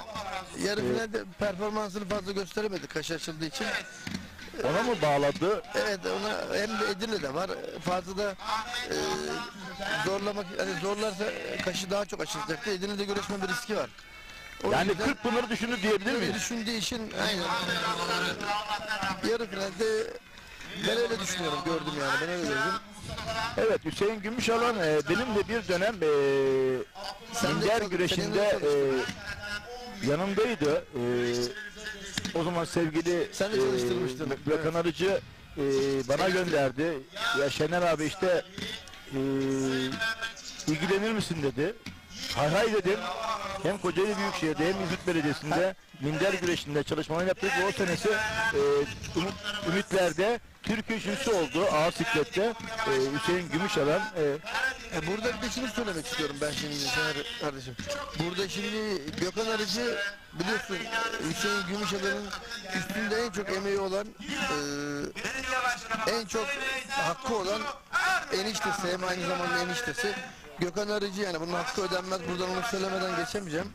Çünkü Gökhan Arıcı Hüseyin Gümüşalan'a, sen de biliyorsun, çocukluğundan beri yani her türlü yemeğinden, gıdasından, antrenmanından, onda en çok emeği olanlardan birisi Gökhan Arıcı'dır yani. Bunu herkes bilir. Bunu da buradan söyleyelim bir vefa olarak. Yani Gökhan bizim arkadaşımız. Hüseyin'deki emeği çok büyüktür yani Gökhan'ın. Bu zamana kadar bu yaralara gelmesindeki en Tabii büyük o payı Gökhan Arıcı'dadır yani. Ben öyle enişte görüyorum. kayınço tabii ki bugün böyledir. Hem Yarın eniştesi. farklı olabilir. Tabii ki aile her zaman ön plandadır. Evet. Biz onları daha tabii ki baş başa Çok ilgilendi yani Hüseyin'le. tabii Onun ki için- emekleri için ayrıca teşekkür ediyoruz. Gökhan Arıcı Evet, burada onu gerçekten söylemeden geçmedim. yağlı güreşin Karamürsel'de ve Kocaeli'nde markası olmuş bir isim Gökhan Arıcı. Tabii ki ona da bilgi birikimlerini aktaracaktır. Yine yardımcı da destek de olacağını düşünüyorum. Gökhan Arıcı'ya buradan kucak dolusu selamlar. Hüseyin Gümüşalan'da Tarihi Kırkpınar Edirne güreşlerinde başarılar diliyoruz. Sevgili Mehmet Taşçı. Evet. Bir de Gökhan Arıcı'ya burada hayırlı olsun diyoruz. Yeni bir lokanta açmış burada arkadaşıma. Hayırlı olsun diyoruz. İnşallah hep beraber gideceğiz. İnşallah. Recep Tosun, Hayırlı sen olsun. ben. Hayırlı olsuna Gökhan İnşallah. Arıcı'nın yeni lokantası, restorantına geleceğiz. Sevgili Gökhan'cığım, buradan sana Hayırlı kucak işler dolusu selamlar iletiyoruz. Evet. Görüşmek üzere diyoruz sevgili Gökhan Arıcık dostum. Evet değerli güreş severler, alt boylarda müsabakalar devam ediyor. Bu arada büyük orta pehlivanları anonsu da geldi. An ve an güreşleri ekranlarınıza getireceğiz değerli güreş severler. Biz neredeyiz? Afyon, Şuhut, Karaadilli'deyiz. 25 yıldır, yarı çeyrek asırdır bu organizasyonlar yapılmıyordu ve gerçekten belediyesinde pehlivan amblemi olan bir belediye, Karaadilli ve değerli başkanı Hüseyin Şahin. Evet, isim benzerliği var. Eski Kırkpınar ağamız Tokatlı rahmetli Hüseyin Şahin'le de bir isim benzerliği var. Ama genç dinamik bir başkanımız var burada. Bu dinamik başkan bu organizasyonun yapılmasında ve emeğinde çok büyük emeği var. Ben bu organizasyonun alanını ve gerçekten baktığımız zaman inanın ki insanlar kamyonlarını, traktörlerini, remorklarını koymuşlar. Yani bu eski bizim köy güreşleri gibi bir şey andırıyor ama gerçekten çok otantik böyle çok göze hoş batan bir seyirci kitlesi var ve gerçekten sabahtan beri burada tribünlerde an be an güreşleri seyrediyorlar. Çok güzel bir duygu. Ve bu güreşi bu halk yapıyor, biliyor musunuz? Bu halk kendi imkanlarıyla belediye ve devletin imkanı olmadan bu organizasyonu Karaadilli'de bu değerli vatandaşlarımız, değerli belediye başkanımız bu organizasyona taşın altına her şeyini koydu, yüreğini koydu ve bu organizasyon devam ediyor ve bu organizasyonda da 2023 yılı Tarihi Kırkpınar Başpehlivanı Yusuf Can Zeybek, Ünal Kahraman, Orhan Okulu, Enes Doğan, Osman Aynur, Mustafa Taş gibi önemli başpehlivanları getirdi burada. Onların da desteği var sevgili başkanımıza. Maddi açıdan, manevi açıdan da, maddi açıdan da destekleri var. Çünkü böyle organizasyonlara sahip çıkmalıyız. Böyle organizasyonlar da çoğalması gerekiyor değerli güreş severler. Bir de bir şey söylemek istiyorum ben şimdi Şener kardeşim. Burada bu Şuhut eski kaymakamımız şu anda Marmaris kaymakamı aynı zamanda. Nurullah Kaya'nın çok selamları var. Hayırlı yayınlar diyor. Sana selam söylüyor. Biz de, Recep Tosun'a da aynı şekilde selam söylüyor. Şimdi mesajını okudum. evet, biz de selam söylüyoruz. Nurullah Değerli Kaya- Kaymakamımız Nurullah Kaya'ya. Kaymakamımız güreş için biliyorsunuz güreşi çok seviyor. Kendisi bütün pehlivanlara, herkese desteğini veriyor yani kaymakamımız. Nurullah Kaya'ya buradan çok selamlarımızı söylüyoruz. Evet, İyi ki ben- var yani böyle insanlar. Çok teşekkür ederim. Kesinlikle sevgili Muhammed Taşçı. Nurullah Kaya Altınova Kaymakamı iken kendisini tanıma müşerrefi olmuştum ve gerçekten Altınova'da çok değerli işlere imza attı ve Altınova'da güreşin altyapının canlanmasının en büyük mimarıdır. Şu anda halen onun sayesinde devam ediyor Altınova'da. Burak Kaya, Semih Turgut pehlivanlarla başlamıştı. Onun yaktığı meşale devam ediyor yani Altınova'da. Evet, buradan sevgili Nurullah Kaya Kaymakamımıza kucak Çok dolusu selamlar selamlarımızı iletiyoruz. İyi ki var böyle insanlar. Evet, böyle değerli bürokratlarımız her zaman olması lazım. Atasporuna, güreşe destek vermesi lazım ki bu sporumuz yaşasın, yaşatalım. Değerli güreş severler, bir pehlivan kolay kolay yetişmiyor. Bir baş pehlivan kolay kolay yetişmiyor.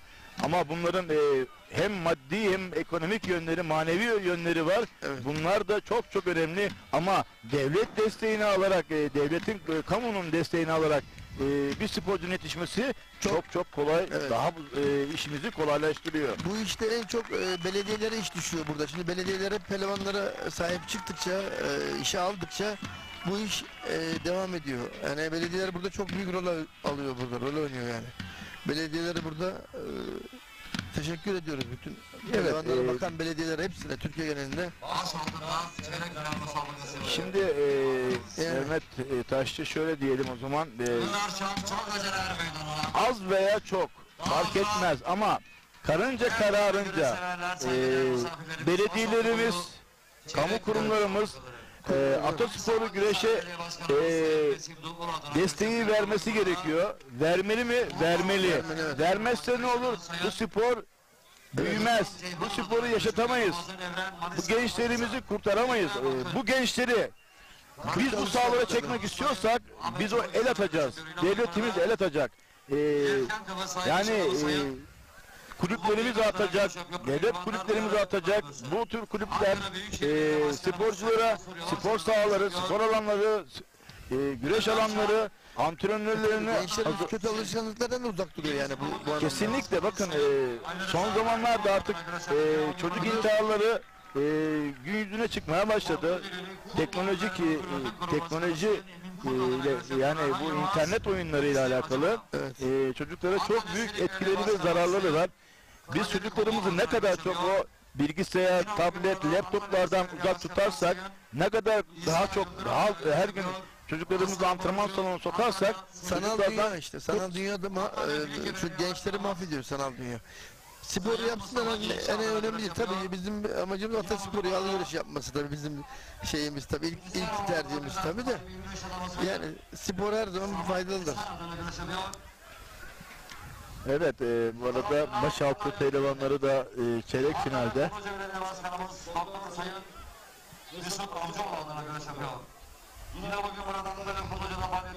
Başaltı planlarında evet. Evet sevgili Mehmet Taşçı, başaltında kimler bugün gördüğümüz kadarıyla değerli güreş severlere aktarabiliriz ya da senin Kırkpınar'da iddialı gördüğün başaltı pehlivanı kim? Başaltı pehlivanı Yani bu adam baş pehlivan olur, başa yükselebilir dediğimiz yani CV Enerji Güreşliği'ni ben de takip ediyorum ama ben biliyorum, bir de ben senden almak istiyorum. şimdi başaltı çok karışık boy biliyorsun sen de. Başaltında tam atlama boyu yani başa çünkü orada başa atladığın zaman hayatını kurtarıyorsun yani biliyorsun sen de biliyorsun bu.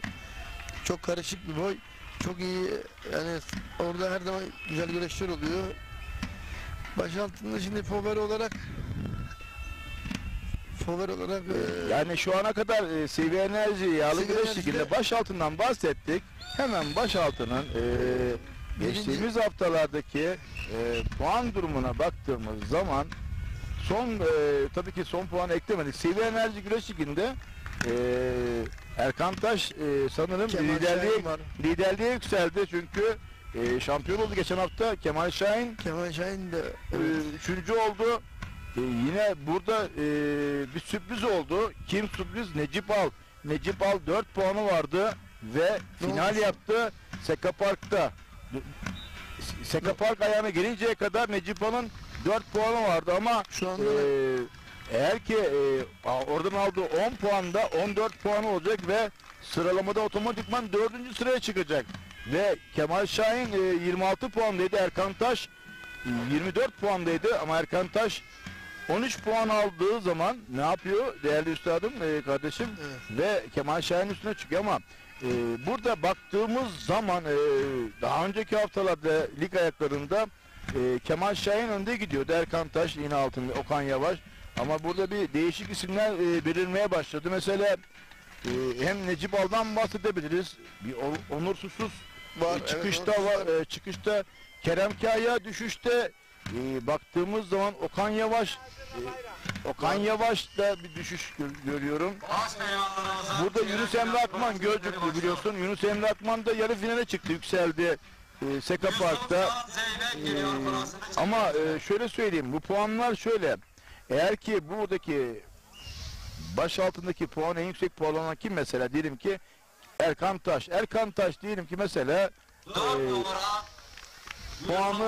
puanıyla mesela diyelim ki derece yapamadı ama kurasını çekmek üzere. evet, bu arada baş pehlivanlık kuralları çekiliyor değerli güreş severler. 4 numara Yusufcan Zeybek. Yusufcan Zeybek 4 numara. 3 numara Orhan Okulu. Orhan Okulu Yusufcan Zeybek eşleşmesi değerli güreş severler. Baş pehlivanlık çeyrek final kuralları çekiliyor.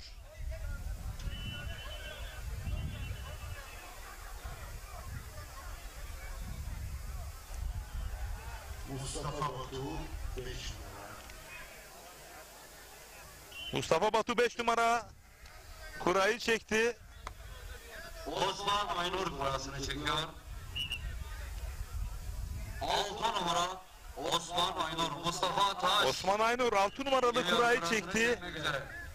Mustafa Batu'nun rakibi oldu. Mustafa Taş'ı bekliyoruz. Baş pehlivanlık kurasını çekmek üzere.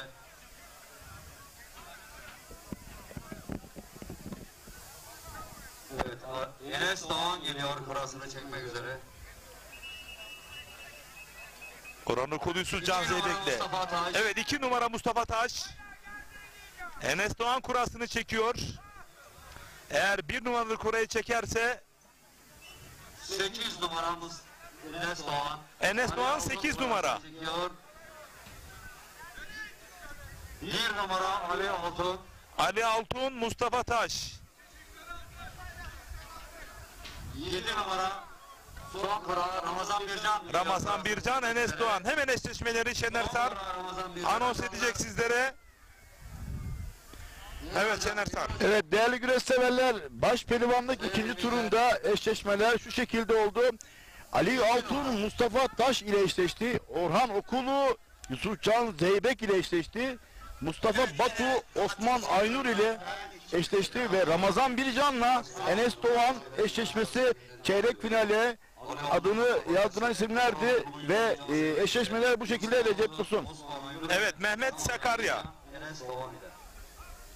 Mehmet Can, İsmail Metehan, Assel, Selim ile birlikte izliyoruz. Pınarcık Mahallesi Keles, Bursa'dan demiş. Torunlarınla birlikte izliyorum demiş. Değerli Mehmet Sakarya'ya kucak dolusu sevgiler yolluyoruz. Afyon Şuhut Karadilli Er Meydanı'ndan. Evet çeyrek final eşleşmeleri yapıldı. Mehmet Muhammed Taş'a teşekkür ediyorum. Alt boylarda Şener Sar ile birlikte oldu.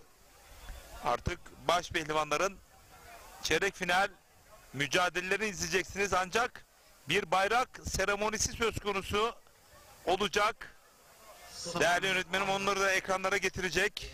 Edirne 820 plakalara sahip. Çok acele araştırmacı belgesi. Sonuçta hazır olun. Evet, baş pehlivanlarımız, baş pehlivanlar koç yiğitler. Plakalara sahip. Hazır hocam.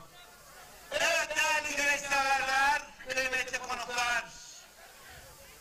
Vurulup tertemiz alnından, uslanmış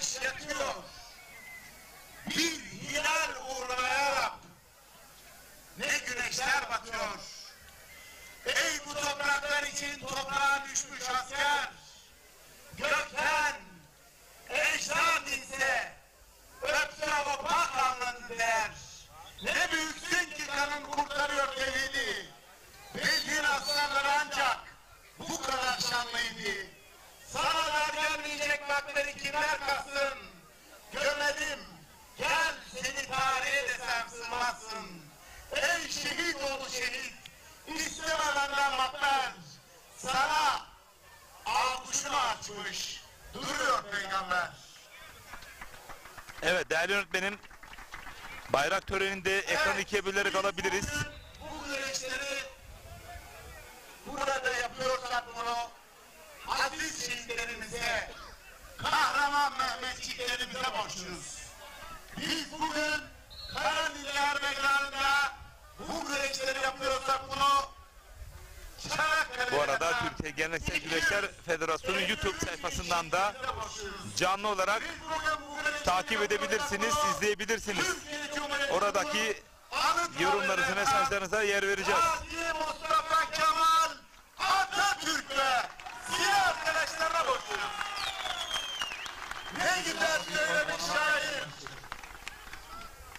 Dur yolcu, bilmeden gelip bastığım bu toprak bir devrin battığı yerdir. Eğil de kulak ver bu sessiz yığın, bir vatan kalbinin attığı yerdir. Biz dinliyoruz ki rengini şehitlerin kanından almış benim ay yıldızlı al bayrağım.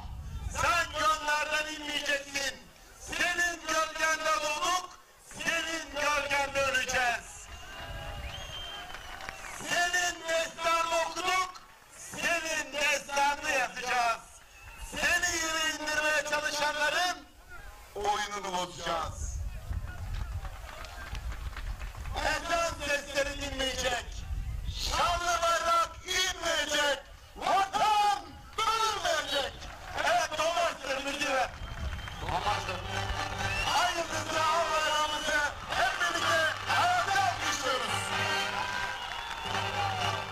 Kardeşime de Allah'tan rahmet diliyorum. Mekanı cennet olsun. Ölü demeyin onlara sakın. İlahi ferman böyledir bakın. Onlar cennette Allah'a yakın. Şehitler diyarı Afyonkarahisar.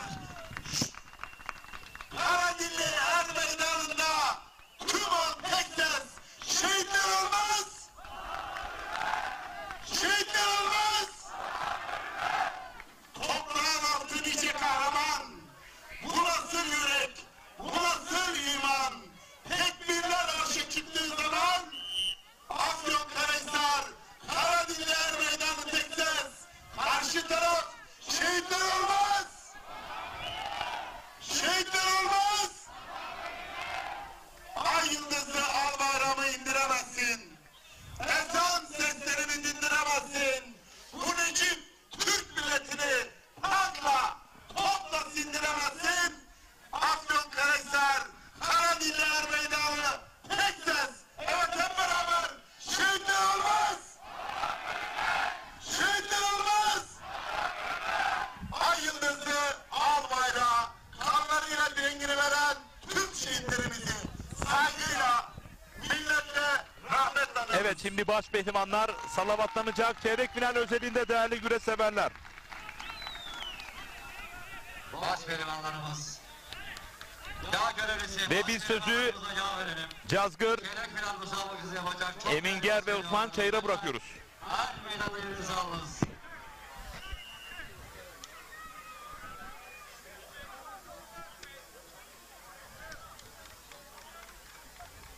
Baş pehlivanlarımız çeyrek final müsabakaları yapmak üzere. Lütfen her meydanda davetimizi arz ediyorum.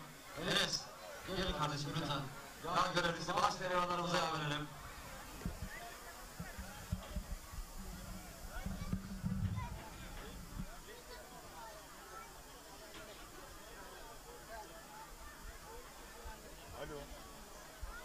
Olsun olsun önemli değil, önemli değil. Buyur abi.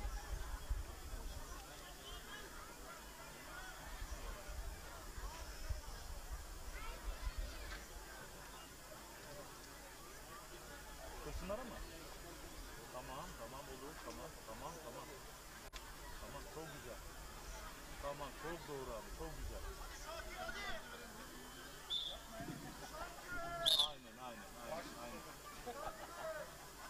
Çok güzel abi, tamam. Tamam, tamam.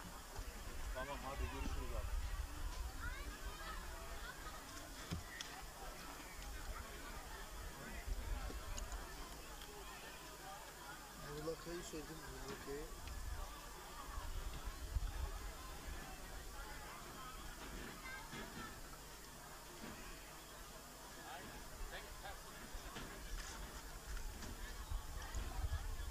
personel, lütfen belediyeden bir tane görevli personel çok acele jet olarak emrine gelebilir mi?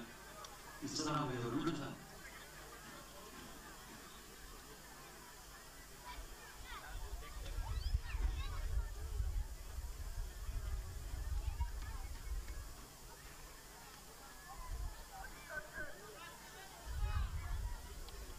Evet, dünya görevlisi başpehlivanlarımıza selam edelim.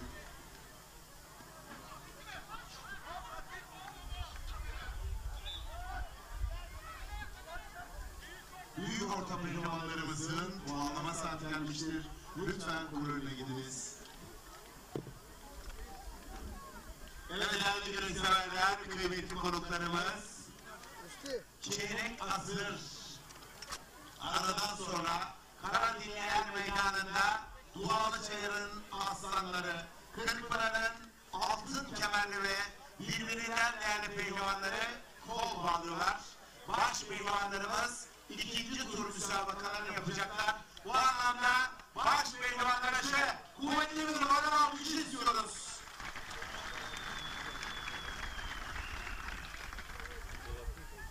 Antalya Göçebaltı Belediye Başkanımız Sayın Menderes Dal adına güreş yapıyor. Yine bugün burada Osman Kahraman adına güreş yapıyor. Ali Altun, Antalya. Antalya Büyükşehir Belediye Başkanımız Sayın Muhittin Böcek adına girişiyor. Yine bugün burada Antalya'da faaliyet gösteren Fortis Tarımları Yönetim Kurulu Başkanı Genç İş Adamı Sayın Süleyman Alkan adına görüşüyor. 2022 yılı tarihi Kırklar Başpehlivanı Mustafa Taş Siyah Duran. Antalya Muratpaşa Belediye Başkanımız Avukat Sayın Ümit Uysal adına görüşüyor. 25 yıl aradan sonra Karadeni'de güneşin ateşini yeniden yakan Karadeniz Belediye Başkanımız Sayın Hüseyin Şahin. Bu arada Bursa Mustafa Kemal Paşa Kabul Baba Er Meydanı'nın hemen yanında kahvehanede tüm güreş severler bizleri izliyorlarmış. Kucak dolu sevgiler yolluyoruz Kabul Baba'ya. Lig şampiyonu. O elleri hazırlayalım bakalım. Orhan Okulu Antalya Kumluca. Antalya Büyükşehir Belediye Başkanımız Sayın Muhittin Böcek adına görüşüyor. Antalya'da faaliyet gösteren Veli Demir Otomotiv, Veli Demir Filoları Yönetim Kurulu Başkanı, Serik Yağlı Pehlivan Güreşleri Güreş Ağamız Sayın Veli Demir adına görüşüyor. Yine bugün burada bir harfiyatların sahibi, genç iş adamı Sayın Sadık İl adına görüşüyor. Cumhuriyetimizin kuruluşunun 103. yılı başpehlivanı. Türkiye Cumhuriyeti Başpehlivanı Yusuf Can Zeybek Antalya. Antalya Büyükşehir Belediye Başkanımız Muhittin Böcek adına görüşüyor. Yine bugün burada pehlivanlarımıza hamilelikler, deyim yerindeyse hamilelikler yapan ünlü iş adamı Sayın Osman Kahraman adına görüşüyor. Mustafa Batu, Antalya Kepez Odabaşı. Antalya Büyükşehir Belediye Başkanımız Sayın Muhittin Böcek adına güreş yapıyor. Yine bugün burada Antalya'da faaliyet gösteren yine bugün burada Sayın İş Adamı Osman Kahraman adına güreş yapıyor. 2006 yılı Türkiye Cumhuriyeti Başpehlivanı Osman Aynur, Antalya Serik İbiz. Antalya Bölge Karayolları Müdürlüğü'nde güreş yapıyor. Yine bugün burada Şuhut Belediye Başkanımız Sayın Muhittin Özaskın adına güreş yapıyor. Ramazan Bircan, Antalya Kumluca. Antalya Muratpaşa Belediye Başkanımız Sayın Ümit Uysal adına güreş yapıyor. Yine bugün burada Tatarlı Belediye Başkanımız Sayın Musa Kayar adına güreş yapıyor. Enes Doğan, Antalya Elmalı Yuva. basın mensupları, fotoğrafçılar lütfen şöyle bir boşaltalım. Eşele bir dağları örten karı, ot değil onlar, dedenin saçları. Dinle, şehit seslerinin rüzgarları. Burada bir vatan var, bir yığın mezar değil. Burada can verenlerin önünde dur. Bu arada Türkiye Geleneksel Güreşler Federasyonumuzun YouTube sayfasından da canlı olarak güreşlerimizi izleyebilirsiniz. Yorumlarınızı, mesajlarınızı oraya da yollayın, yer verin. Olmasaydı canavardan beter olurdu insan. Cehennem olsa gelen göğsümüzün üstünde söndürürüz. Bu hak yoludur. Dönmek bilmeyiz. Uğrunda ölürüz. Türay Karanfil ve Bursa Orhan Gazi'den Berber Hasan iyi yayınlar diliyor. Şu kopan fırtına Türk ordusu ya Rab. Senin uğruna ölen ordu budur ya Rab. Ta ki yükselsin ezanlarla müeyyet namın. Galip et çünkü bu son ordusudur İslam'ın. Allah Allah! İllallah! Muhammedun Resulullah! Baş pehlivanlarımızın çeyrek final güzel müsabakalarına hep beraber dualarla, alkışlarla diyelim başarılar. Allah devam etsin. Evet değerli güreş severler, baş pehlivanlarımızın çeyrek final salavatlaması Allah Allah nidalarıyla yapıldı. Afyon, Şuhut, Karaadilli Er Meydanı'nda. Bir kez daha Şehdersar eşleşmeleri sizler için anons edecek. Bu turda kimler kimlerle güreşecek ve bakalım yarı finale. Podyuma ayağını ilk kim atacak? Alkışlar evlerinizden görmesin. Evet değerli güreş severler, Karaadilli'de çeyrek final baş pehlivanlıkta Ali Altun Mustafa Taş ile eşleşti. Orhan Okulu Yusuf Can Zeybek ile eşleşti. Mustafa Batu Osman Aynur ile eşleşti ve Ramazan Bilcan Enes Doğan ile eşleşti. Çeyrek final mücadelesi bu şekilde değerli güreş severler.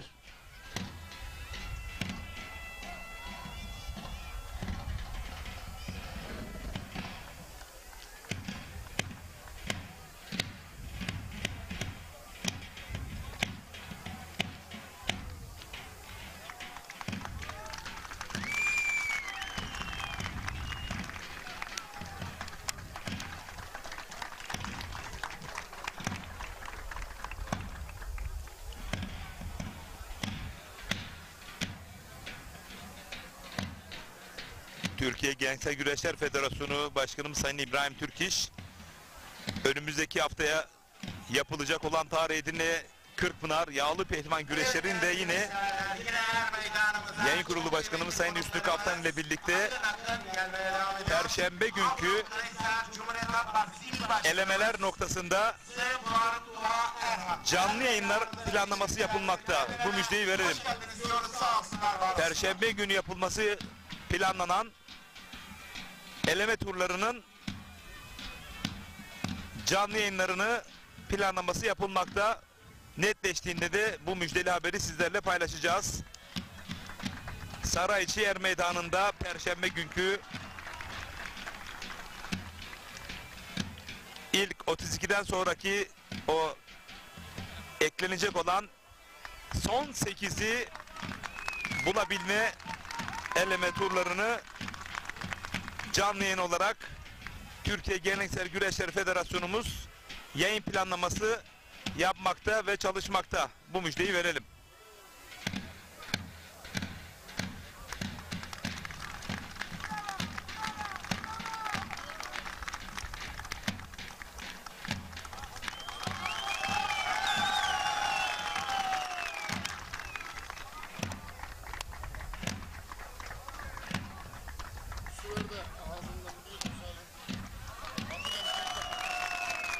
Geçen hafta Seka Park Er Meydanı'na cengaverliğiyle damgasını vuran Osman Oynur Kırkpınar'da da ben müsaade edersem kemeri alırlar, ben müsaade etmezsem dağ gibi önlerinde duracağım diyor.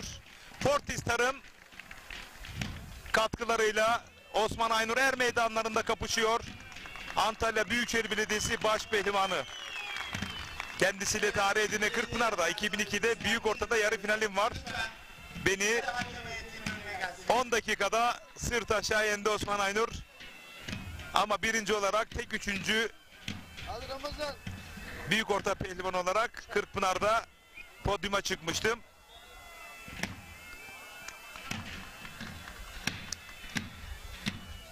Yarı finalde dördüncü olan, yani o zaman bir üçüncü vardı. Dördüncü olan kim? Usta Kemal İlmaz'dı.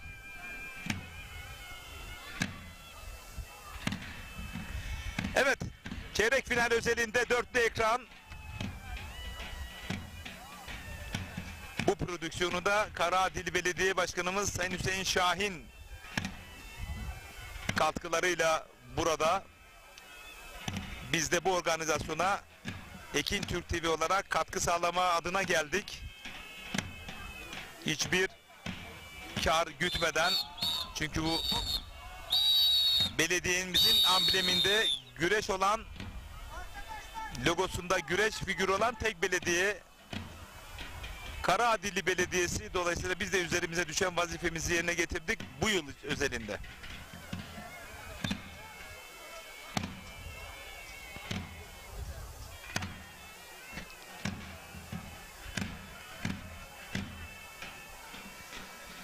Evet değerli güreş severler, mesajlarınız Er Meydanı sosyal medya portalına, TGGF YouTube kanalında yollayabilirsiniz. Yer vereceğiz.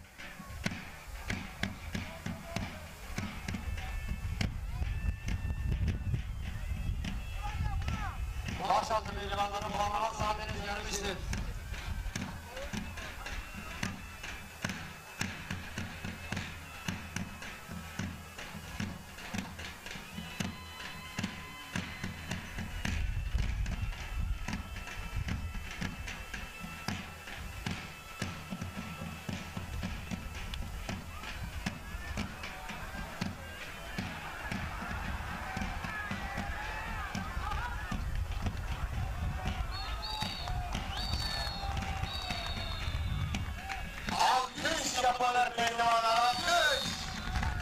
Türkiye'nin dört bir yanından bizi izleyen güreş severler oldukça yoğun mesaj yolluyorlar. Ara ara yer vereceğiz.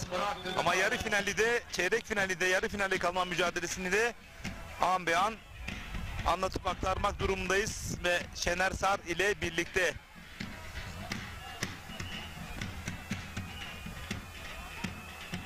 Ramazan Bircan, Enes Doğan mücadelesi çayın ortasına doğru geldiler.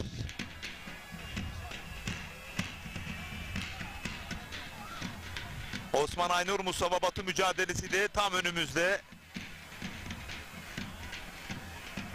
Cengaver başpehlivan dedik Osman Aynur için. Hakikaten benim hem güreşliğim hem de izlediğim hem de anlattığım çok sert bir başpehlivan Osman Aynur. Dörtlü ekranda kalalım değerli yönetmenim. Her an Osman Aynur Mustafa Batu mücadelesinde bir sonuç çıkabilir.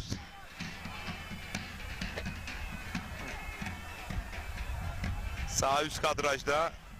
Ama Mustafa Batu'yu da yani çok dikkate alması lazım. Yani Mustafa Batu da her an ne yapacağı belli olmayan bir başpehlivanımız. Her an Ve çok bu güzel. arada Enes Doğan paçakasık yaparken güreş bir anda karıştı, pehlivanlar bir anda karıştı.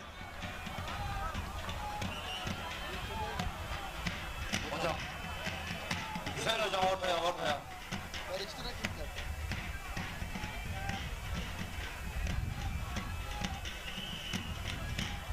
Devam.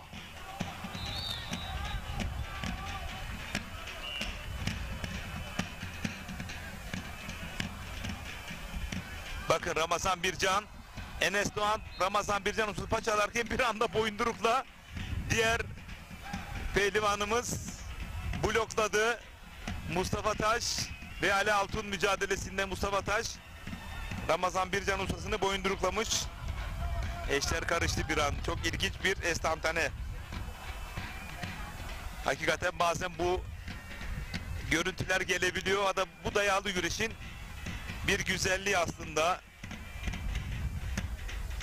Hep gerilim, hep bir sertlik, hep bir mücadele ama böyle estantanelerde biraz da olsa sinirleri boşaltıyor. Yine takıldılar, rakiplerine yine takıldılar. Bu dörtlü bir aradan ayrılmadılar. Ortaya, Hüseyin hocam ortaya. Koskocaman bir güreş sahası. İki dil birbirlerine çarpıyorlar. Bakın tam paçakazık yaparken Mustafa Taş ve Ali Altun geldiler. Paçakazık yapmayan Enes Doğan'ın, daha doğrusu Ramazan Bircan üzerine düştüler. Bahçelere gül lazım. Güllere bülbül lazım. Ramazan Bircan, Enes Doğan mücadelesi yine kızıştı. Sonra Karadiller Meydanı'nda görüyorsunuz. Deyimlerinde ise ikinci Kırpınar var. İkinci Kırpınar. Pehlivanlarımıza şöyle... Karaadilli Er Meydanı'nda çeyrek finalde kıran kırana mücadeleleri var değerli güreş severler. Yarı finalde kim ya da kimler kalacak? Kubilay Parıltı Kocaeli Büyükşehir Belediyesi'nde geçen hafta Seka Park Er Meydanı'nda destansı bir organizasyona imza attılar. Alparslan Aslan himayelerinde, önderliğinde Kubilay, değerli kardeşim, efsane işler yaptın. Gönülden tebrik ediyorum seni. Yükselmeye devam. Evet hocam. Hocam. Oraya özel istek var. Ortada güreşsinler diyorlar seyirciler. Artık güreşi ortaya alalım, ortaya.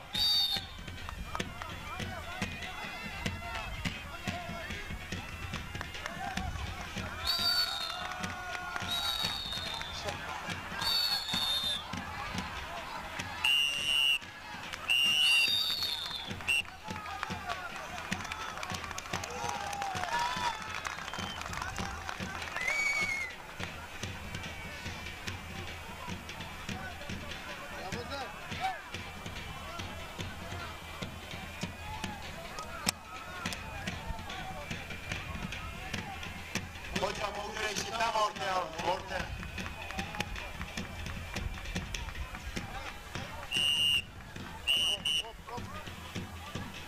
Evet, Mustafa Taş canlı yayın masamızı yağladı. Canı sağ olsun. Ali Altun ustasıyla kapışıyor.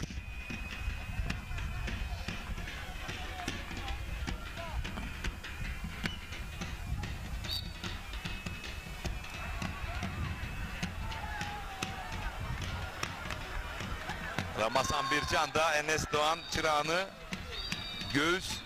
göğüse sürüyor. Düdük çaldı. Mücadele yine ayakta devam edecek. Hakikaten Ramazan Bircan'ı anlatmak büyük bir keyif. Öyle değil mi Şener Sar? Evet sevgili Ramazan artık son yaş sınırına, son anları artık ama bu sahaların renkli siması, başpehlivanlıkta renkli siması, Kumlucalı çok sevgili kardeşim. Bir dönem beraber de baş altında güreş yaptık. Renk Yine katıyor. bu kez üçüncü kez Ramazan Bircan'ın üzerine düştüler. Bu kez Mustafa Taş'la Ali Altun değil. Bakıyoruz Orhan Okulu ve Sumcan Zeybek düştü. Bugün Ramazan Bircan ne çekiyor çıraklardan bilmiyorum. Ömer Oğuzhan Tokat Reşadiye'den değerli büyüğüm iyi yayınlar diliyor. Teşekkür ediyorum değerli büyüğüme. Bu arada Mustafa Batu uzak kadrajda Osman Aynur'u ustasını sırt aşağı inerek adını yarı finale yazdıran, podyuma ayağını ilk atan başpehlivan ve elini de öptü. Bakın paçakazıktan havalandırdı. Şaklayarak net bir galibiyetle Mustafa Batu Arka şakı güzel yarı almış. finalde. Evet. Paçakazık'tan benim de en çok sevdiğim oyunlardan bir tanesi. Bu arada Ali Altun gerdanlamada Mustafa Taş'ı soldan sarma, soldan gerdanlamada.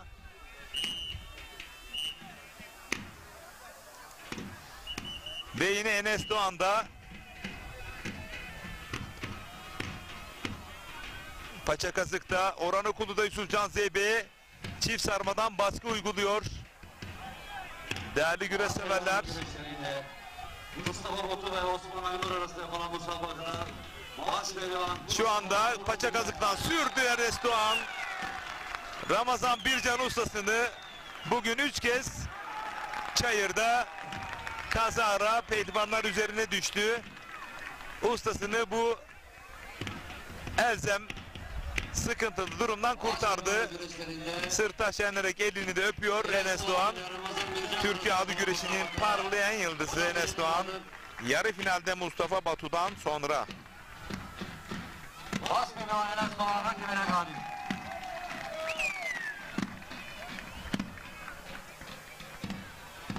Minik 2002 boyunda yarı final müsabakası yapacak pehlivanlarımız Armağan Yeriz Orhan Okulu da baskı uyguluyor. Ali Altun da bastırdı Mustafa Taş'ı.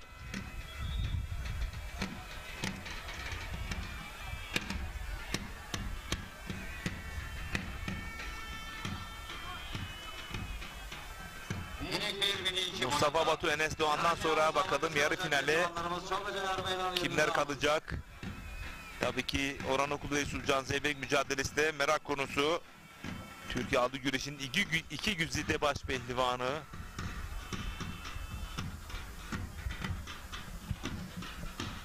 Ali Altun sol eliyle paçayı yakaladı. Bakalım sol ayağıyla da kepçelerse bugünün sürpriz bir galibiyetini elde edebilir. Toparlandı Mustafa Taş. Paçasını kurtardı tam bir tabirle.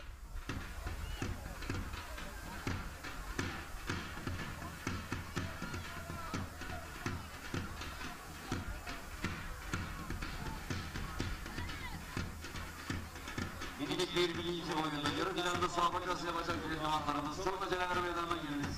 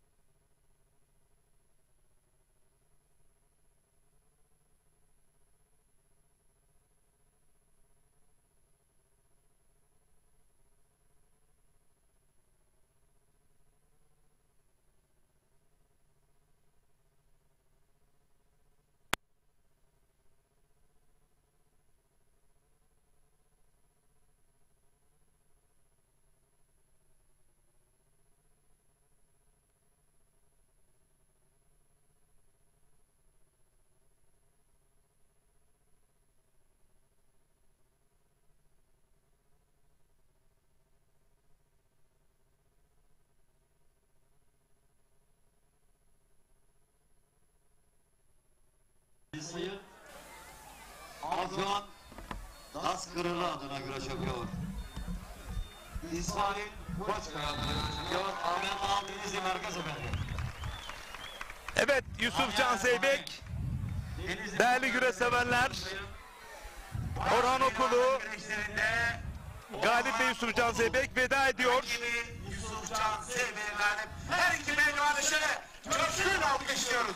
Ali Rıza Beklemen adına güreş yapıyor. Yine bugün burada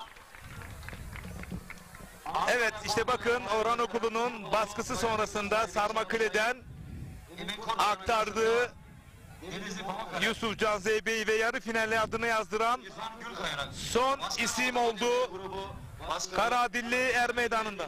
üyemiz Afyon Dans Kralı İsmail Koçkaya adına göre yapıyor. Denizli Ve ekranda da Mustafa Taş, Ali Altun mücadelesinin son anları, bir iç çangal Mustafa Taş'tan Ali Altun'a, o da net bir galibiyetle adını yarı finale yazdıran isim oldu. Hemen yarı finalistleri anons etmek istiyoruz. Mustafa Taş, Orhan Okulu, Mustafa Batu ve Enes Doğan değerli güreş severler.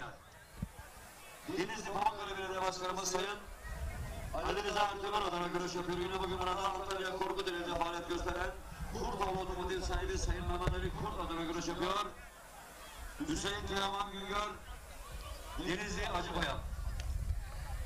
Evet, Enes Doğan'ın Mustafa Batu'nun, düzeltiyorum, Belediye Başkanımız Sayın şaklayarak Osman Aynur'u yendiği son anlar bugün burada Antalya ekranlara geldi. faaliyet gösteren Kurtoğlu Otomotiv sahibi Sayın Mehmet Ali Kurt adına görüş yapıyor.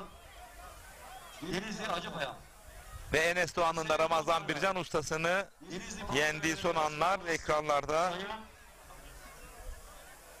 Ali Rıza Ertemen adına güreş yapıyor. Yine bugün burada Antalya Korkuteli'nde faaliyet gösteren Mustafa Taş'ın Kurtoğlu Otomotiv sahibi Sayın iç çangalla, bakın ayağını apış arasına sokarak işte vurduğu topuğa, o iç çangal, sırt aşağı net bir galibiyet Mustafa Taş'tan. güreş yapıyor. Ahmet Ve Orhan Okulu da Sarıgöl. sarmadan yüklendi Yusufcan Zeybe'yi. Afyon Belediye Başkanımız Bakın buradan sarmayı da, sağdan sarmayı takmış, sağdan küle. Yeşilci boyu çabuk gelin. O da net bir galibiyetle adını Belediye Başkanımız Sayın yarı finale yazdıran dördüncü isim oldu. Afyon Şuhut Karaadilli Er Meydanı'nda. Denizli Merkez Emniyet Belediye Başkanımız Sayın Şeniz Doğan hanımefendi adına güreş yapıyor. Yalovuz'un Denizli Pamukkale. Yiğit Sancar, Başkan Otomotiv ve Grubu Başkanı. Evet, şu anda da minikler salonunda olacak birazdan. Ramazan Erbeyli, Denizli Merkez Emniyet Belediye Başkanımız Sayın Şeniz Doğan adına güreş yapıyor. Denizli Serilisar, Allah Allah. İllallah Muhammedur Resulullah. Yarı finale giden yiğit aslanlara dualarla böyle maşallah. Allah versin. Değerli güreş severler, çok kısa bir reklam arası, daha sonra tekrar Afyon Şuhut Karadilli Er Meydanı'nda baş pehlivanların yarı final eşleşmeleriyle birlikte olacağız. Bizden ayrılmayın.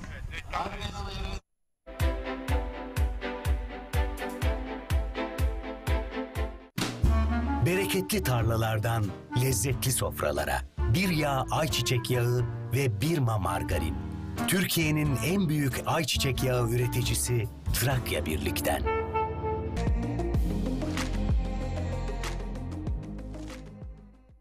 Efendim herkese merhabalar. Yine ben Emrah Binici, Ekin Grup Genel Müdürü.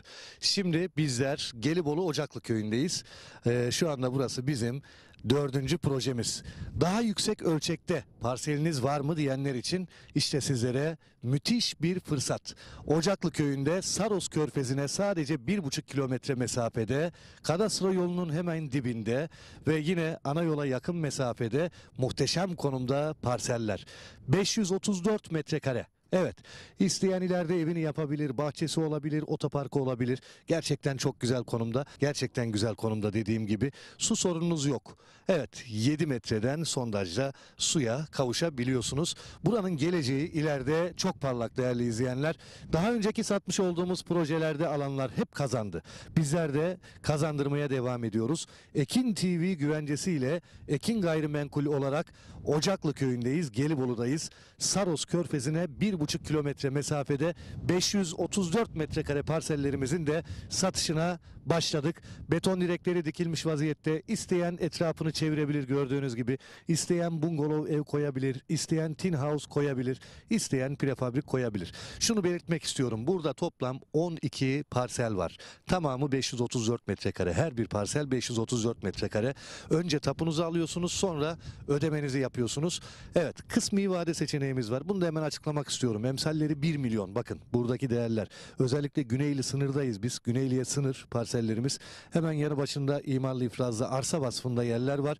Güneyli'ye sınır. Güneyli'de metrekaresi 5.000-6.000 liradan satılırken bizler Güneyli'ye sınır olan bölgede Ekin TV izleyenlerine müthiş bir kampanyayı yeniden başlattık.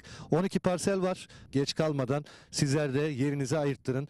Vereceğim telefon numarasını, ekran altındaki numarayı arayarak hangi gün müsaitseniz bize söylemeniz yeterli. Bizler sizleri Beylikdüzü'ndeki ofisimizden hareket ettiriyoruz. Servis aracımızla yaklaşık 2,5 saatte burada oluyoruz. Güzel bir yolculuk oluyor, güzel bir muhabbet oluyor ve muhtemelen de zaten genelde ben geliyorum. Sizlere ben eşlik ediyorum. 0212 594 4594 telefon numaramız. 0212 594 4594. Hemen kadastro yoluna cephe, hemen yanında 1,5 kilometre ileride Saros Körfezi var. Hatta Mavi Saros olarak geçiyor. En temiz bölgelerden bir tanesi. Saros Körfezi'nin özelliği kendi kendini temizleme özelliğidir değerli izleyenler. Yazın buraya geldiğiniz zaman böyle mis gibi pırıl pırıl suda yüzmek istiyorsanız, hayallerinizi gerçekleştirmek istiyorsanız ve ileride güzel kazançlar elde etmek istiyorsanız gelin burayı görün ve tercih edin. Biraz önce ne söyledim? Emsalleri evet 1 milyon 534 metrekare, yarım dönümden daha fazla. Dediğim gibi bungalov koyabilirsiniz, etrafını çevirebilirsiniz. Etrafta zaten görüyorsunuz. Bakın bağ evi yapmışlar. Hemen yan tarafında bir prefabrik var. Gerçekten güzel bir konumda. Peki biz ne yapıyoruz? Yine yapacağımızı yaptık ve indirimli fiyatı 1 milyon değil, bakın 750.000 TL ve bunun 500.000 TL'si nakit, geriye kalanı da sizlere vade seçeneği sunuyoruz. 0212 594 4594.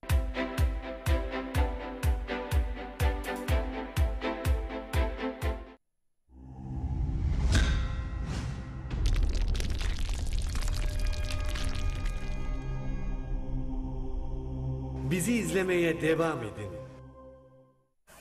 Sayın Kadir Kumulman'a görüşülüyor. Yine bugün burada Bucakoğlu'nun sanatçısıyla yaşanamayan Evet değerli güreş severler, tekrar Afyon Şuhut Karadiler Meydanı'ndayız. Alt boyların mücadeleyle birlikteyiz. Korkut elinde faaliyet gösteren Kulkolu ve Mengüler sahibi Sevgi'nin Kulkulu'na görüşülüyor. Musa ve Şam Sevdir Uşak Allah Allah İllallah Muhammed Resulullah yarı finale giden iyi yasada dualarla gelen maçlarda Allah ferman etsin. Neyse ortada birisi büyük boy. Küçük ortada küçük ortada büyük boy duaları.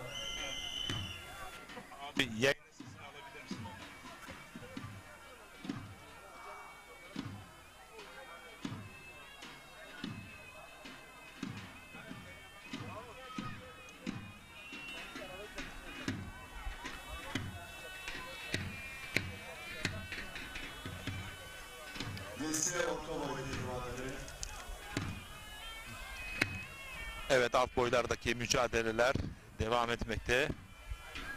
Yarı finaller salınımda şu anda alt boyların.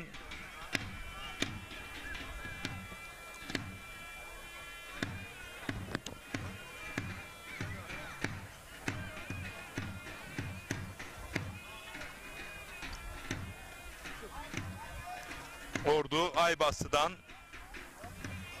değerli din görevlisi Fatih Damga, değerli hocam, iyi yayınlar diliyor. Kucak dolusu sevgiler yolluyoruz. İnşallah Kırkpınar sonrasında 2 hafta sonra 20-21 Temmuz'da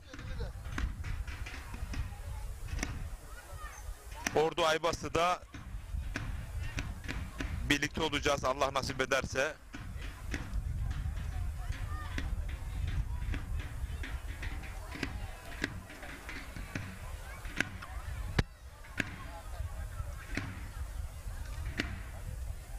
Kırkpınar'dan hemen sonra 13 Temmuz Cumartesi günü Ordu Düzoba yağlı pehlivan güreşleri olacak. Düzoba Belediye Başkanı Sayın Yusuf Yalçuva himayelerinde tertip edilecek. İstanbul Beşiktaş Jimnastik Kulübü'nün pehlivanı Ahmet Baran. Tekrar ediyorum.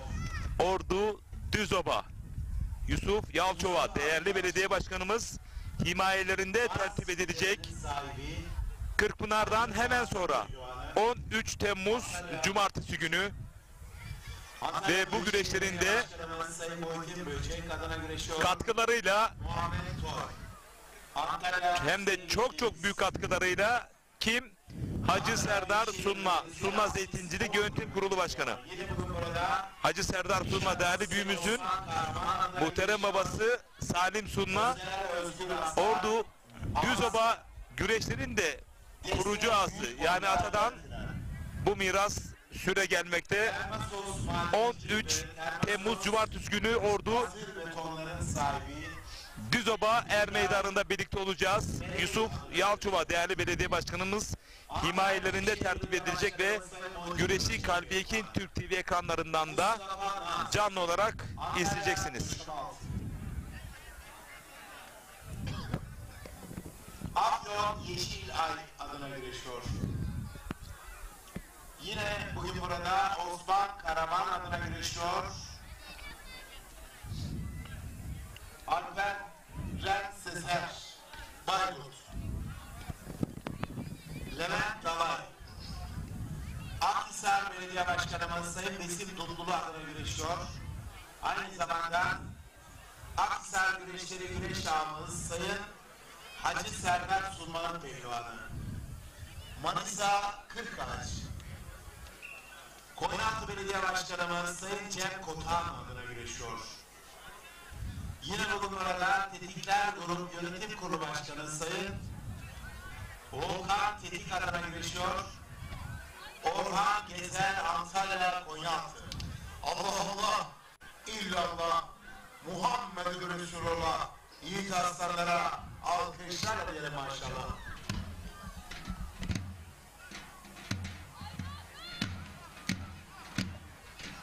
Küçük orta küçük orta büyük boy pehlivanları her meydandaki yerlerinizi alınız. Acil anons 03 Zonguldak Ceyhan 440 03 Antalya Denizli Van 961 plakalı araç sahipleri araçları bulunduğu yerden çekiniz.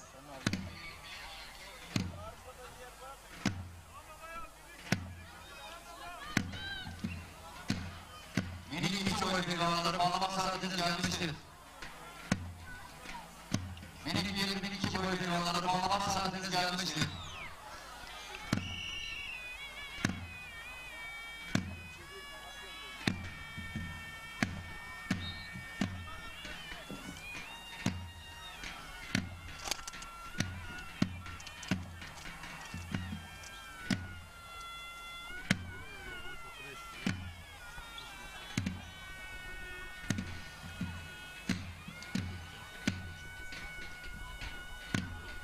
Teşvik iki boy pehlivanları bağlama saatiniz gelmiştir.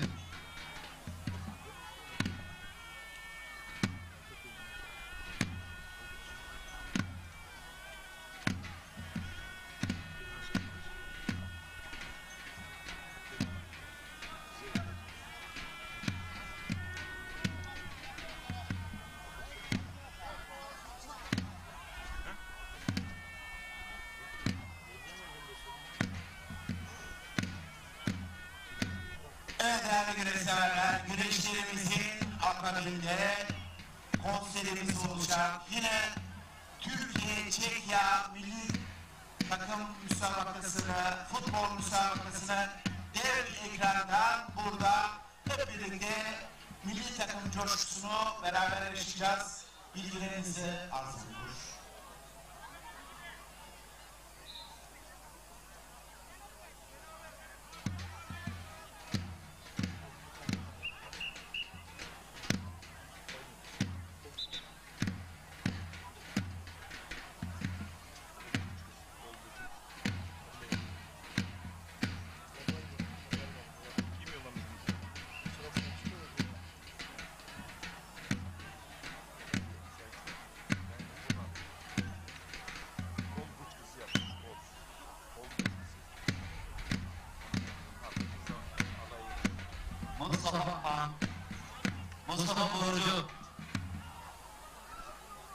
Mustafa Akman, Mustafa Boğurcu. Çok acele sahaya.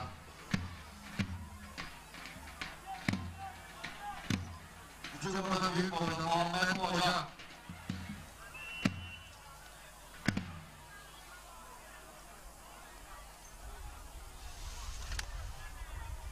Dağların tamamıyla Büyük burada baş olduk. Yarım milyon savunma kısa olarak pehlivanlarımız. Her meydanda yeri almış. Solmaister. Hazır mıyız? Hazır mıyız? Bana bak sadece. Soruyorum, hazır mıyız? Tamam, bekle.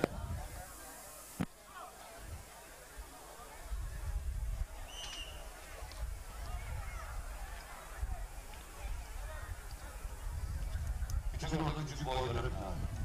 Konya Belediye Başkanımız Sayın Cem Orhan adına görüş yapıyor. Yine bu konuda Teknikler Yönetim Kurulu Başkanı Sayın Volkan Tekin adına görüş yapıyor. Bayramlar Karacan. Bu arada çok değerli güreş severlerimiz, her canlı yayınımızda mutlaka ama mutlaka dile getiriyoruz. Dile getirmeye de devam edeceğiz. Nedir o? Atasporumuz güreşlerin atası, anası. Karakucak. Karakucak güreşlerinde bir milat söz konusu olacak. 24-25 Ağustos. Ankara Keçiören.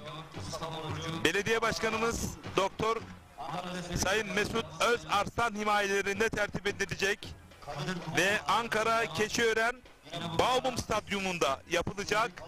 2 gün sürecek. 3 kategoride gençler, yıldızlar ve büyükler olmak üzere ve bir ödül rekoru kırılacak her boyda ve ayrıca baş pehlivan birincisine de son model bir araç hediye edilecek. Kazanmış olduğu para ödülünün de dışında. Dolayısıyla Türk güreşinin en köklü geleni olan Karakucak güreşlerinde bir milat olarak Karakucak'ın Kırkpınarı 24-25 Ağustos günü Ankara Keçiören Bağbum Stadyumunda Keçiören Belediye Başkanımız, geleneklerine sıkı sıkıya bağlı belediye başkanımız Doktor Sayın Mesut Özarslan himayelerinde tertip edilecek. Tabii ki bu güreşlere de Ankara Büyükşehir Belediye Başkanımız Sayın Mansur Yavaş da destek ve katkılarını sunacaktır.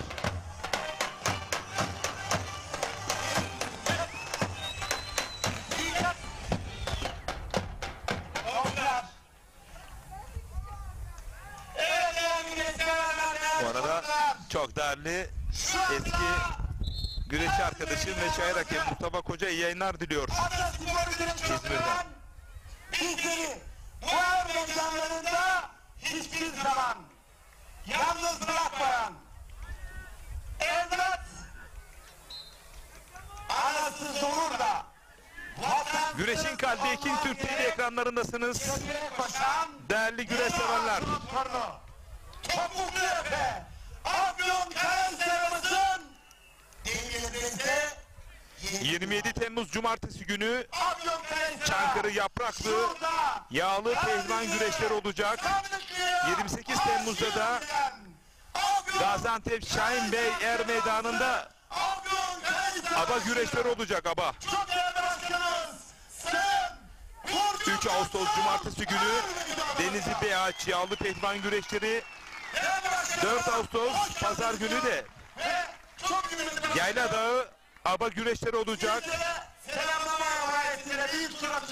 10 Ağustos Cumartesi günü Kocaeli Karamürsel, 11 Ağustos Pazar günü de Samsun Kunduz Vezirköprü Er Meydanı'nda olacağız değerli güreş severler. Güreşin kalbi Ekin Türk TV olarak.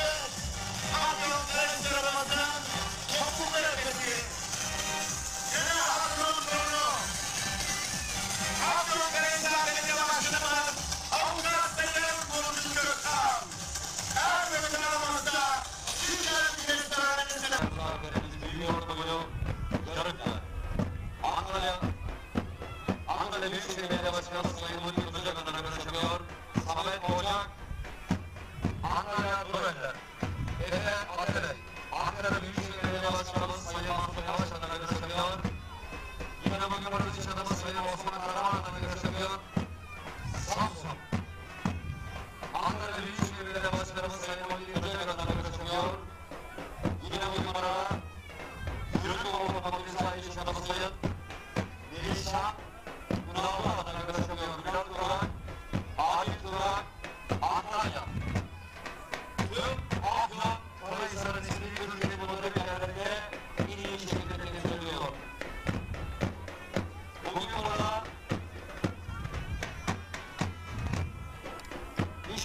Sayın Osman Kahraman adına görev yapıyor. Şakir Bozkurt, Afyon Karahisar. Allah Allah, İllallah Muhammed'e Resulullah. Yarım yarı gelen bir yolda bir bağlara, dualarla gelen başkalarına tanrımızı. Eski küçük boylu yılanları Bağlama saatiniz gelmiştir. Eski küçük boylu yılanları Bağlama saatiniz gelmiştir. Bağış aldı boyu, görünmeyen mutabaktadır. Manisa İhsan Belediye Başkanımız Sayın Mesut Durmalar'dan arkadaşlar verilme bunlara Umumar Markeler sahibi iş adamı Sayın İsmail Kardeş'den arkadaşlar Ramazan'la Manisa Aksa. Ankara Hazretleri Belediye Başkanımız Sayın Kadir Kuluoğlu'na görüşülüyor. Yine bugün arada Ankara Hazretleri Belediye Başkanımız Sayın İhsan Yönetim'e görüşülüyor. Hasan Borcu, Antalya Aksu. Denizli Topaklı'da Belediye Başkanımız Sayın Ali Rıza Erdoğan'la görüşülüyor. Bugün arada Ankara Cumhuriyeti'nde faaliyet gösteren Korkutucu Yönetici Adamı Sayın Tuzan Müdürlüğü'nden sahibi Sayın Emin Kurt adına görüşülüyor. Erhan Yılmaz, Denizli Acıpınar, Engincan Asil, Ankara Kapıcı Belediye Başkanımız Sultan Doktor Sayın Mesut Avcıoğlu adına görüşülüyor. Yine bugün burada Kapıcı'da faaliyet gösteren iyi gıdalara sahip iş adamı Sayın Kurtuluş Yıldız adına görüşülüyor. Engincan Asil, Ankara Kapıcı. Allah Allah, illallah Muhammed'e Resulullah. İyi insanlara, yarım yönede bağlar eyle maşallah. Allah emanet.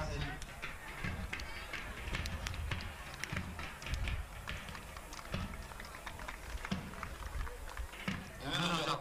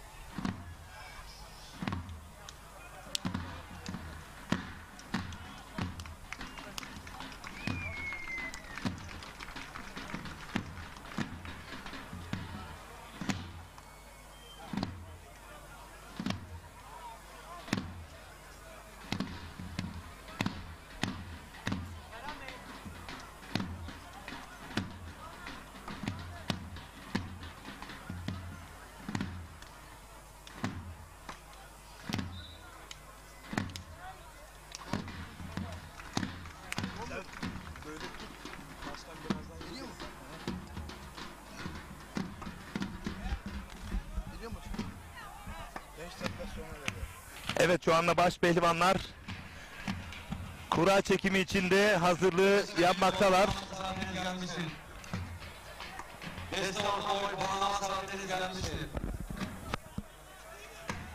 Yarı final eşleşmelerinde bakalım.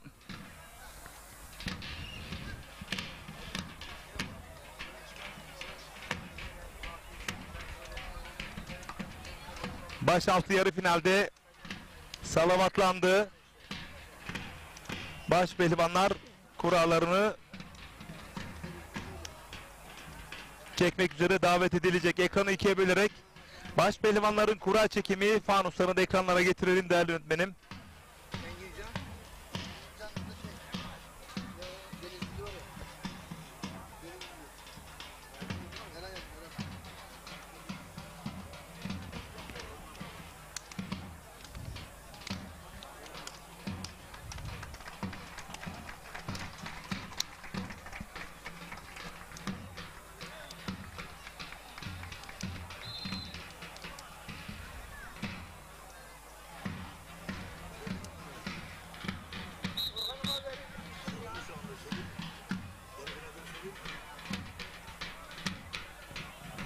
arada. Büyük orta başaltı yarı final sallamatlandı hemen. Evet değerli Şener Sar'da söz. Evet değerli güreşseverler, büyük orta yarı finalde şu anda. Evet, Samet Ocak iddialı bir isim Antalya'dan Efe Atabey ile mücadele edecek. Adil Kıvrak, Şakir Bozkurt eşleşmesi yarı finalde değerli güreşseverler. Baş altında yine yarı final mücadelesi. Ramazan Evren Akhisar'dan, Antalya'dan Hasan Borucu ile eşleşti. Yine Engincan Akşit Antalya Kumlucu'dan Erhan Yılmaz Denizli eşleşmesi şu anda ekranlarınızda değerli güreşseverler. Yarı final mücadelelerine geçildi. Bu arada baş pehlivanlık kuralları için baş pehlivanların da bekleniyor anonsu geldi.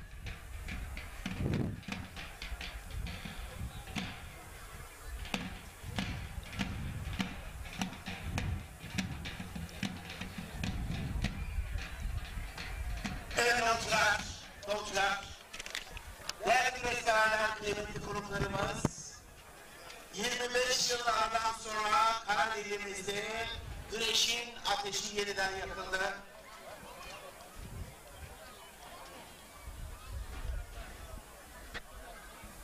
Baş pehlivanlarımız yarı final kurallarını çekecekler.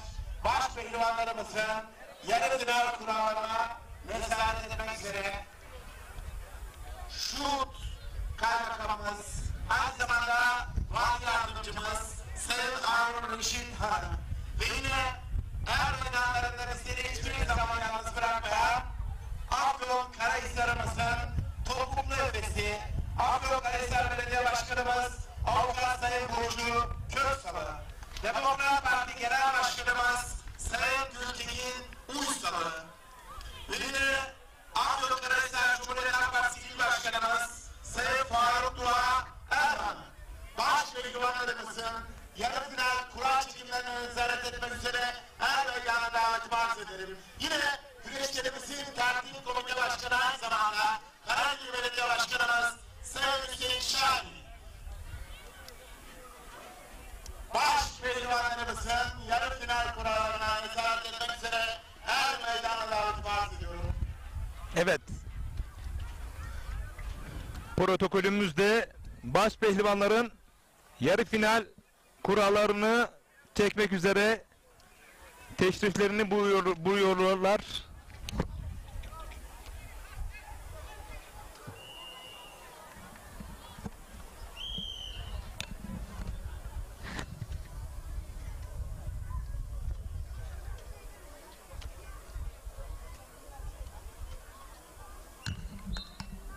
Baş pehlivanlarımızın yarı final kura çekimleri başlıyor.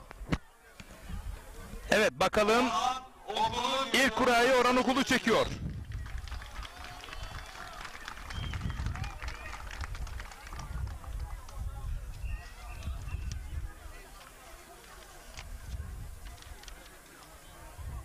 Evet, baş pehlivan Orhan Okulu yarı final kurasını Afyonkarahisar Belediye Başkanımız Avukat Sayın Burcu Köksal çekiyorlar. Evet, Afyon Karahisar Belediye Başkanı Avukat Sayın Burcu Köksal kurasını çekiyor. 3 numara Orhan Okulu. Orhan Okulu 3 numara. Evet, baş pehlivan Mustafa Taş'ın kurasını Demokrat Parti Genel Başkanımız Sayın Gültekin Uysal çekiyorlar.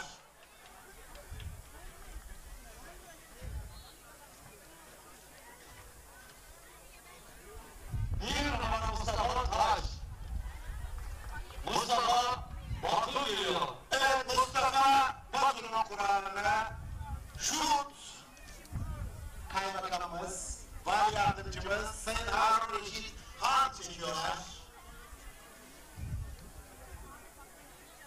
2 numara Mustafa Batu. Evet, Enes Doğan Başpehlivanımızın kurasını da Cumhuriyet Halk Partisi Afyonkarahisar İl Başkanımız Sayın Faruk Dua Erhan çekiyorlar.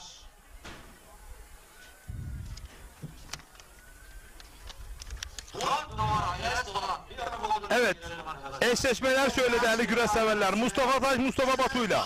Orhan Okulu da Enes Doğan'la dörtlü finalde, Final Four'da yarı finalde kapışacaklar. yarım final kura çekimlerini arz ediyorum. Mustafa Barbaş, Mustafa Oğlu ve Orhan Okulu, Enes Doğan.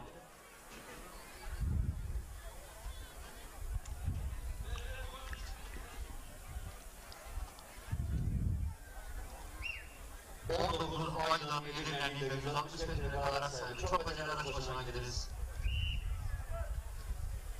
Evet, basın mensuplarımız son görüntülerimizi alıyoruz. Çok değerli protokolümüze şükranlarımızı sunuyoruz.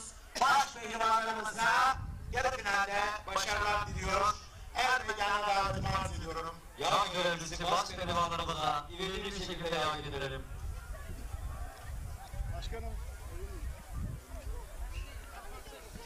Evet değerli güreş severler, baş pehlivanlar, yarı final kuralları çekildi ve şu anda canlı yayın kabinimize çok özel bir konuğumuz geldi. Hemen kendisini canlı yayınımıza alacağız. Kim? Topuklu Efe, Afyonkarahisar Belediye Başkanımız Sayın Avukat Burcu Köksal. Hoş geldiniz efendim. Hoş bulduk. Yağ görevlisi Er Meydanı'ndayız, Pehlivanlar Diyarı'ndayız.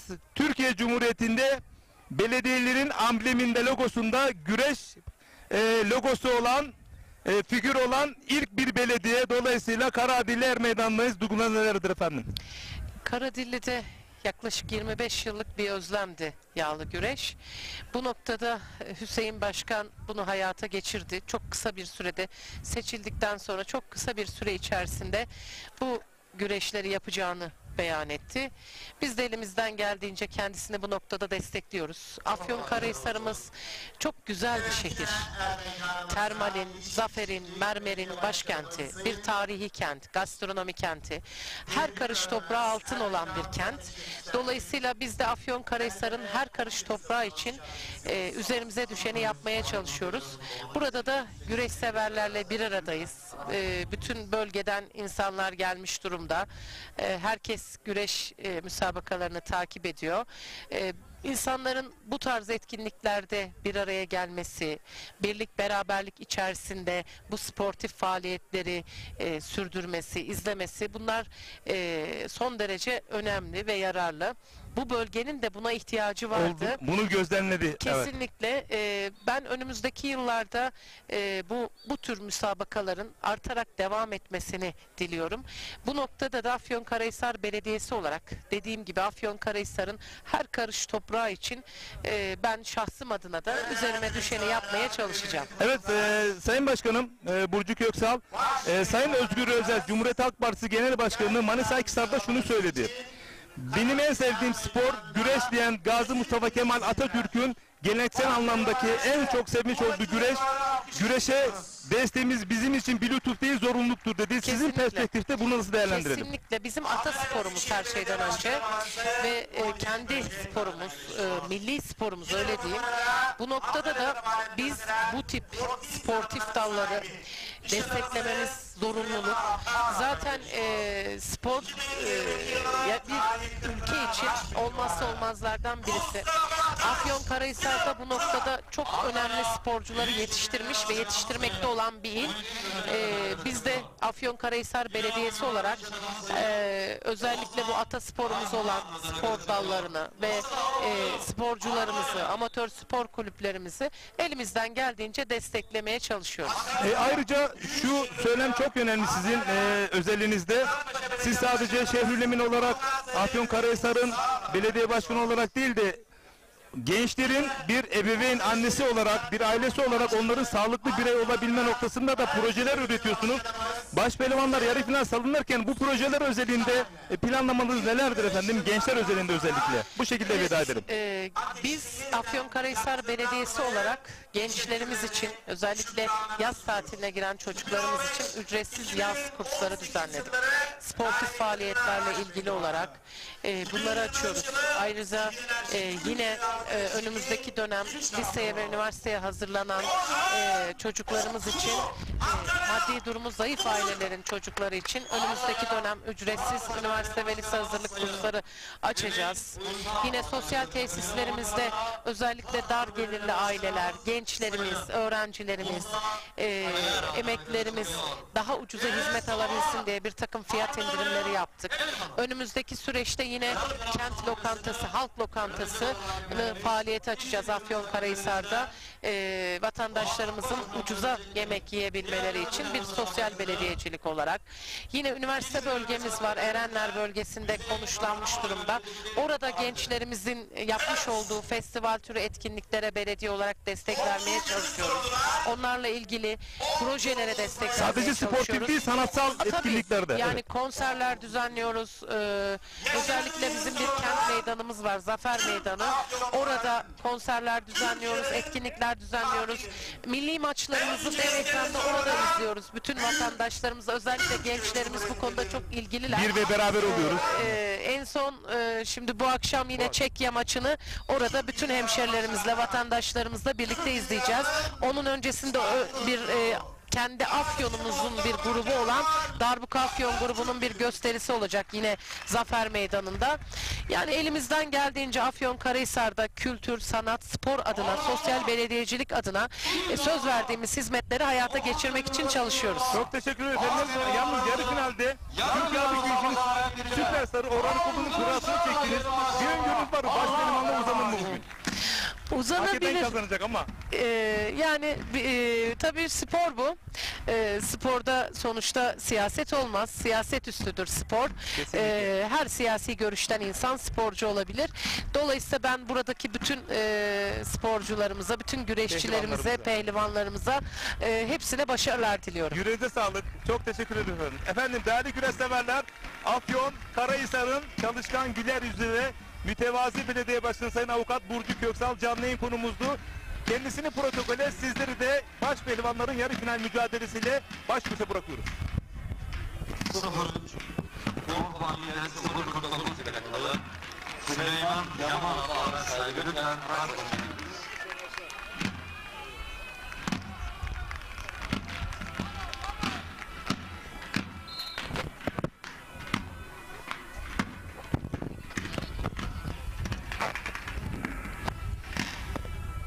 Evet, Sayın Burcu Köksal dedi ki sportif anlamda, geleneksel anlamda her zaman destekçisi olacağız dedi. Bakalım Orhan Okulu'ya çekmiş olduğu kura ona şans getirecek mi? Yarı final özelinde bugün başpehlivanla uzanabilecek mi?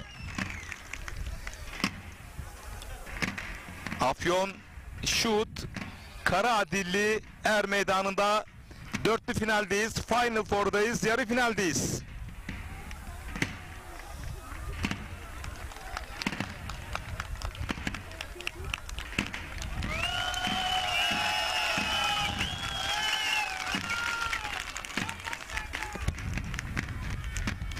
Yarı final eşleşmeler özelinde ben Şener Sar değerli hocamızın, ustanın öngörü ve değerlendirmeni almak isterim.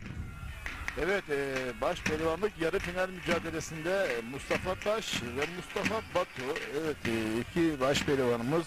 Mustafa Taş daha çok Seka Park'ta ön plana çıktı ve daha önceki güreşlerde de sakatlığı vardı, sakatlığını atlattı ve gayet fit durumda. Yani en iyi durumuna yavaş yavaş gelmek üzere.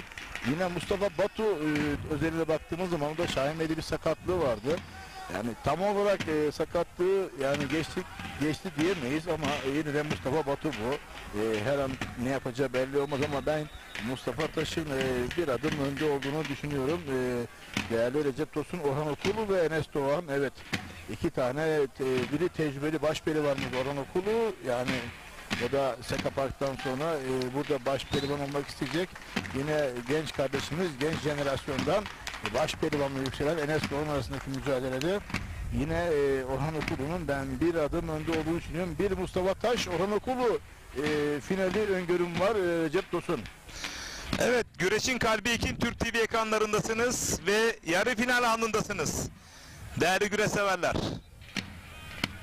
Şener Sar hocamın öngörü ve değerlendirmeleri bu doğrultuda. Bakalım nasıl bir sonuç çıkacak.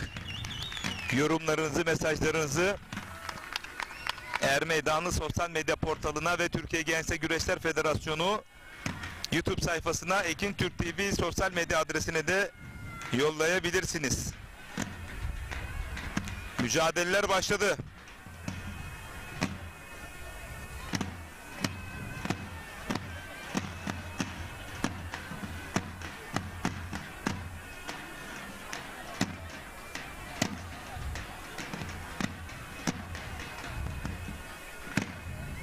Tavukçular, güreş severlere müjde. Ankara Büyükşehir Belediye Başkanımız Sayın Mansur Yavaş Bey'in destekleriyle Ankara Keçiören Belediye Başkanımız Doktor Sayın Mesut Özarslan himayelerinde Avrupa, Dünya ve Olimpiyat şampiyonumuz Altın Adam Taha Akgül'ün de adının yaşayacağı 1. Keçiören Belediyesi Karakucak güreşlerimiz 24-25 Ağustos 2024 tarihlerinde Keçiören Bağlum Er Meydanı'nda yapılacaktır. Birinci olan baş pehlivanımıza 0 kilometre arabanın da hediye edileceği, güreşçilerimize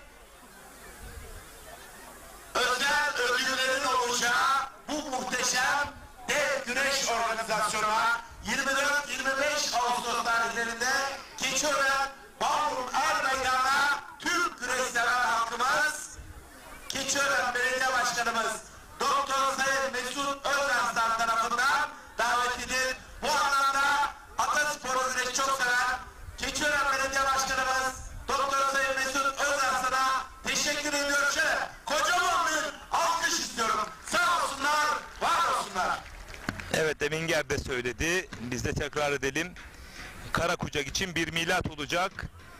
Cumhuriyet tarihinin şu anda Karakucak güreşlerinde en yüksek ödüllü organizasyon olacak. Tahakkül 1. Karakucak güreşleri olarak Ankara Keçiören Belediye Başkanı Doktor Sayın Mesut Özarslan himayelerinde tertip edilecek. Keçiören Bağlum Stadyumunda yapılacak. Evet, Enes Doğan ve Orhan Okulu tam kulenin önünde mücadele ediyorlar ve Mustafa Taş, Mustafa Batu mücadelesi de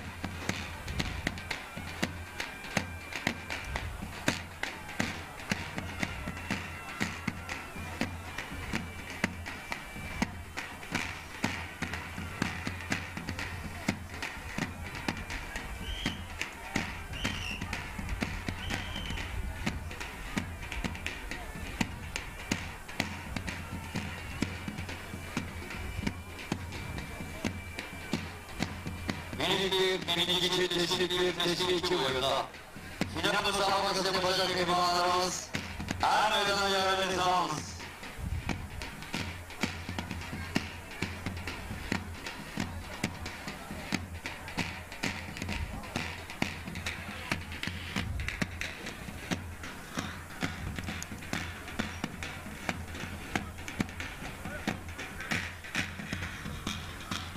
İlk 5 dakika geride kaldı. Şener Sar, nasıl görüyorsun? Finale kim kalır ya da kimler?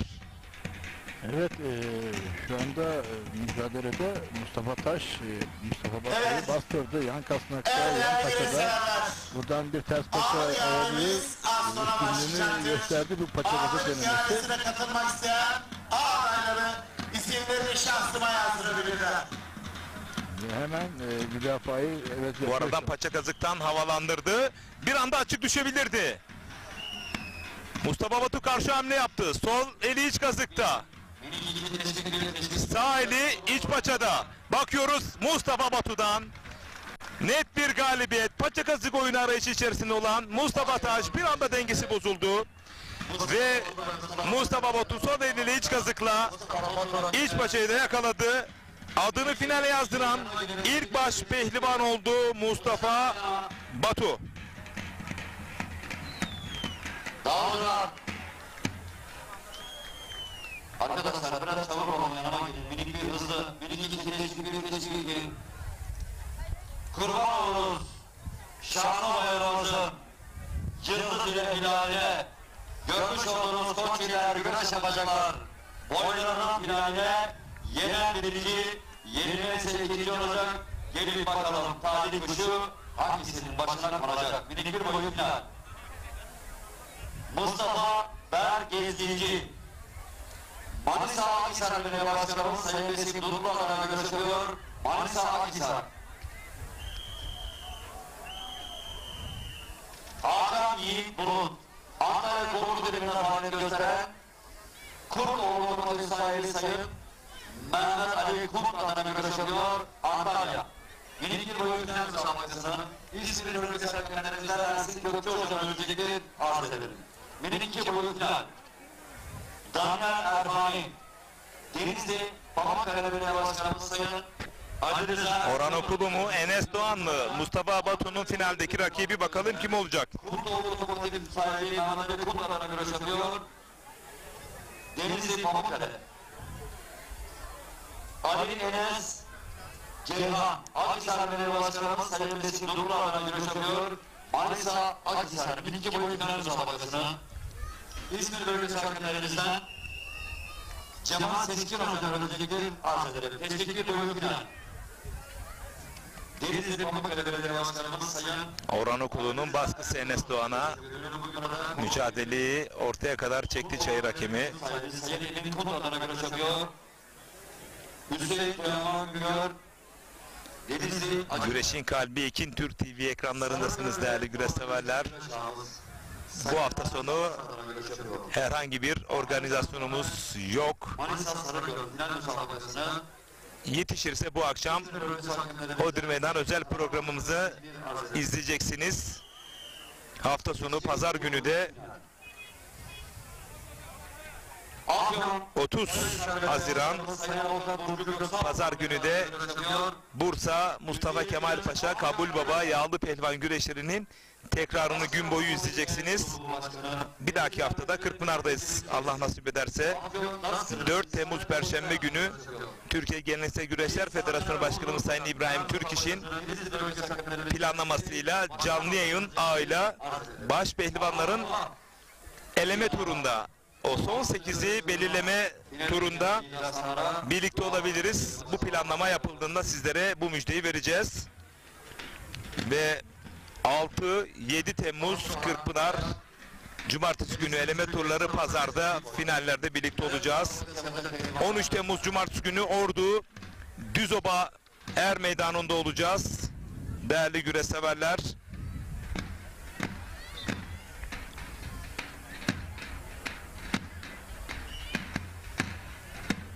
Yusuf Yalçova Düzoba Belediye Başkanı himayelerinde tertip edilecek.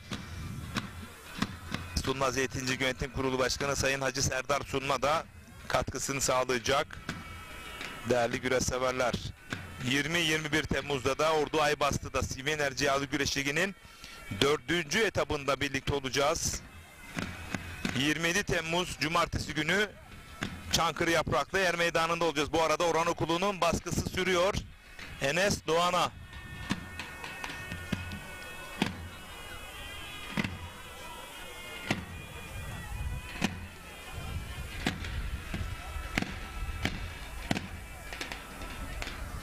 ...28 Temmuz Pazar günü... ...Gaziantep Şahin Bey Hava Güreşleri... ...3 Ağustos... ...Cumartesi günü Denizli Beyazıt Yağlı Pehlivan Güreşleri... ...4 Ağustos'ta da... ...Yayla'da... Hava güreşleri olacak.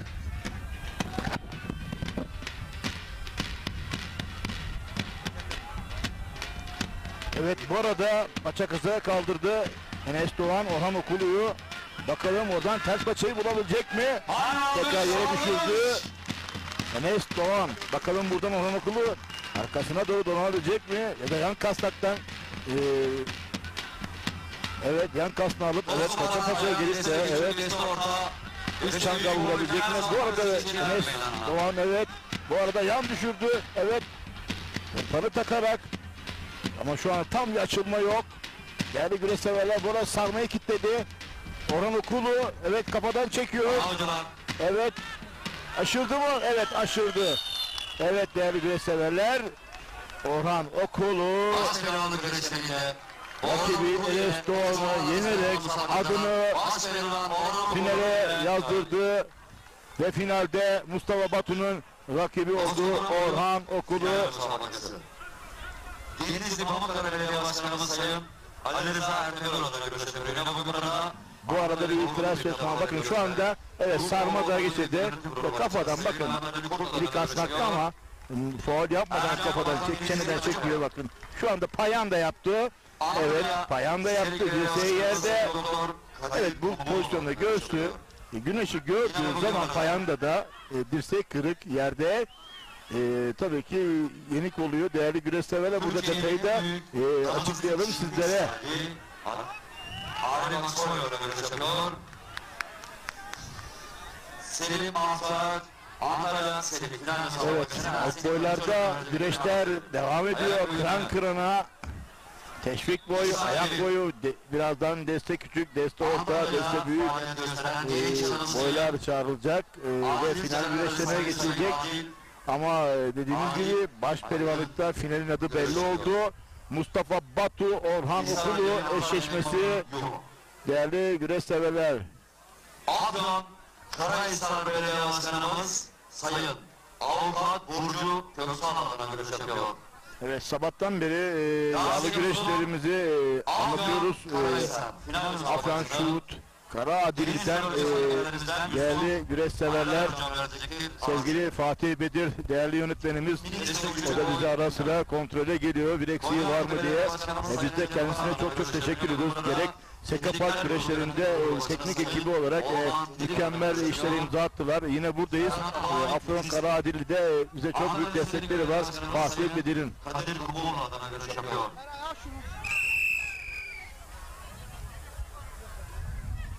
Alt boylarda final mücadelelerine geçildi. Değerli güreş severler, yine 140 numarasıyla eski başaltı pehlivanlarından Denizlili Hüseyin Bakan, o da çayır hakemliğine başladı. İkinci senesi bu sene.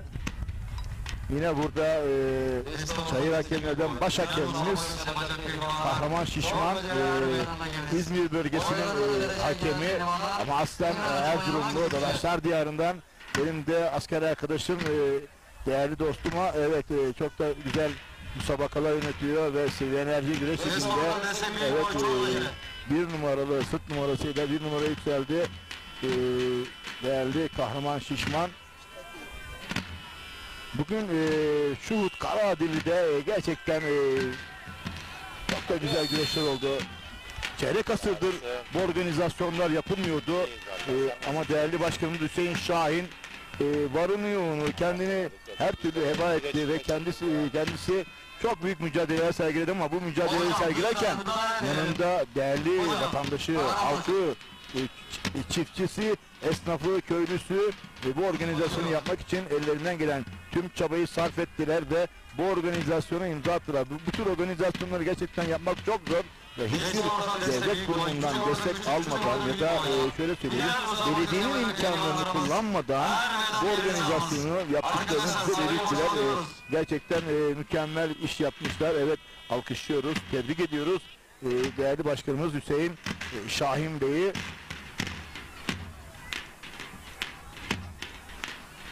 Bu tür organizasyonlar olmalı mı? Olmalı. Neden olmalı? Onu da belirteyim değerli güreş severler. Atasporumuzun yeşermesi, filizlenmesi, büyümesi, meyve vermesi için bu çocukların bu er meydanlarında ne kadar çok musabaka yaparsa, ne kadar maç yaparsa bu çocukların ileride gerek minder güreşinde, gerek diğer branşlarda, yağlı güreşte bir baş pehlivanın yükselmesi. Ya da onu da bırakalım. Bu çocuklarımızın kötü alışkanlıklarından, internet ortamından uzaklaşmaları, kaotik ortamdan kurtulmaları, onları bu çayırlara çekmek, onları minder güreşine çekmek, kara kucağa çekmek mükemmel işler. Tabii ki bu organizasyonların olması ne şekilde olursa olsun her şeye imkan veriliyorsa bu tür organizasyonlara da yer verilmeli. Olmalı mı? Olmalı bence. Yani illa büyük bütçeli bir organizasyon yapacak değilsiniz. Ufak da bir organizasyon yapacaksınız. Kara kucak da bilirsiniz. Ama bu organizasyonları yapın. Bu çocuklarımız bu ateşleri devam etsin. Bakın olimpiyatlara gittiğimiz zaman madalyaları saymaktan şey yapalım yani. O kadar söylüyorum. Madalyaların rengi altın olsun, madalyalar çok olsun. Ama bu çocuklar bu çayırlarda, minderlerde ne kadar çok yaparlarsa, ne kadar iyi imkanlar sağlanırsa atasporumuz güreş zirveye çıkar ve Türk'ün ne kadar güçlü olduğu, Türk ataspor güreşinin Türkler tarafından nasıl iyi yapıldığını tüm dünyaya ezberletiriz değerli güreş severler. Gençler orta oyun final. Mustafa Ali Yalçın. Evet, yoğun programlarından dolayı aramızdan ayrılan Demokrat Parti Genel Başkanımız artık çok sayılı günler kaldı, saatler kaldı ve Kırkpınar güreşleri artık zaman dilimi kısaldı artık. Heyecan dorukta, zirvede, tavanda. Neden tavanda? İşte her pehlivanın bir hayali vardır.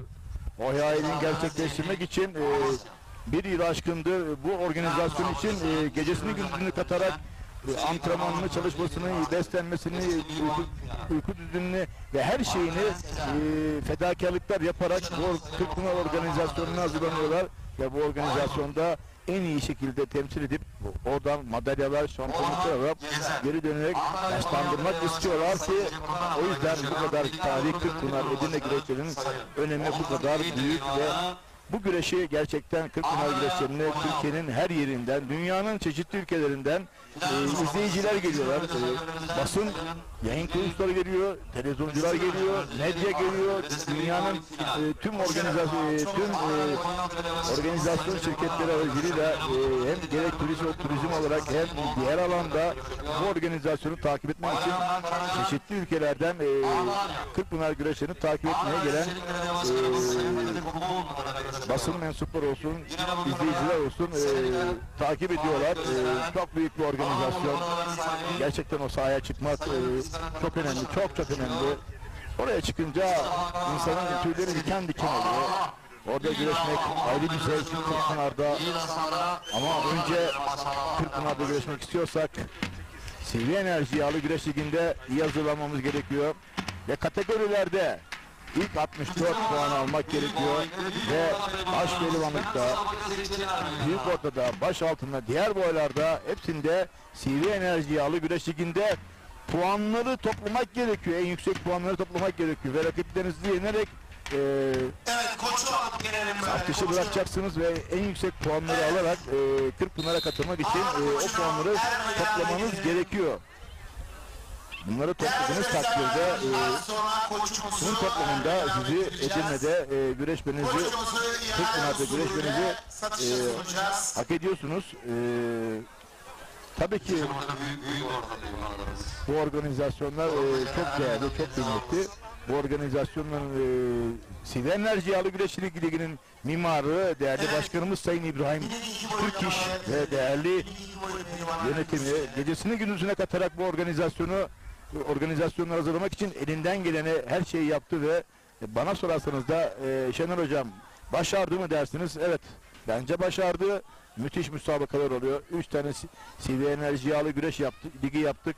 Manavgat ayağı, Gaziantep Şahin Bey ayağı ve Seke Park ayağı 3 tane lig güreşi yaptık ve mükemmel neticeler aldık. Mükemmel mücadeleler oldu. İnanın ki çayırlar yandı diyelim. Çayırlar cayır cayır yandı. Değerli güreş severler. O yüzden bu insanlara, değerli büyüklerimize gerçekten alkışlayalım, tebrik edelim. Bu tür organizasyonların, CV Enerji Güreş Ligi ayaklarının artmasını sağlayalım. Başka illerde olsun. Bunları değerlendirelim. Talepte bulunalım. Diğer belediye başkanlarımız da talepte bulunsun.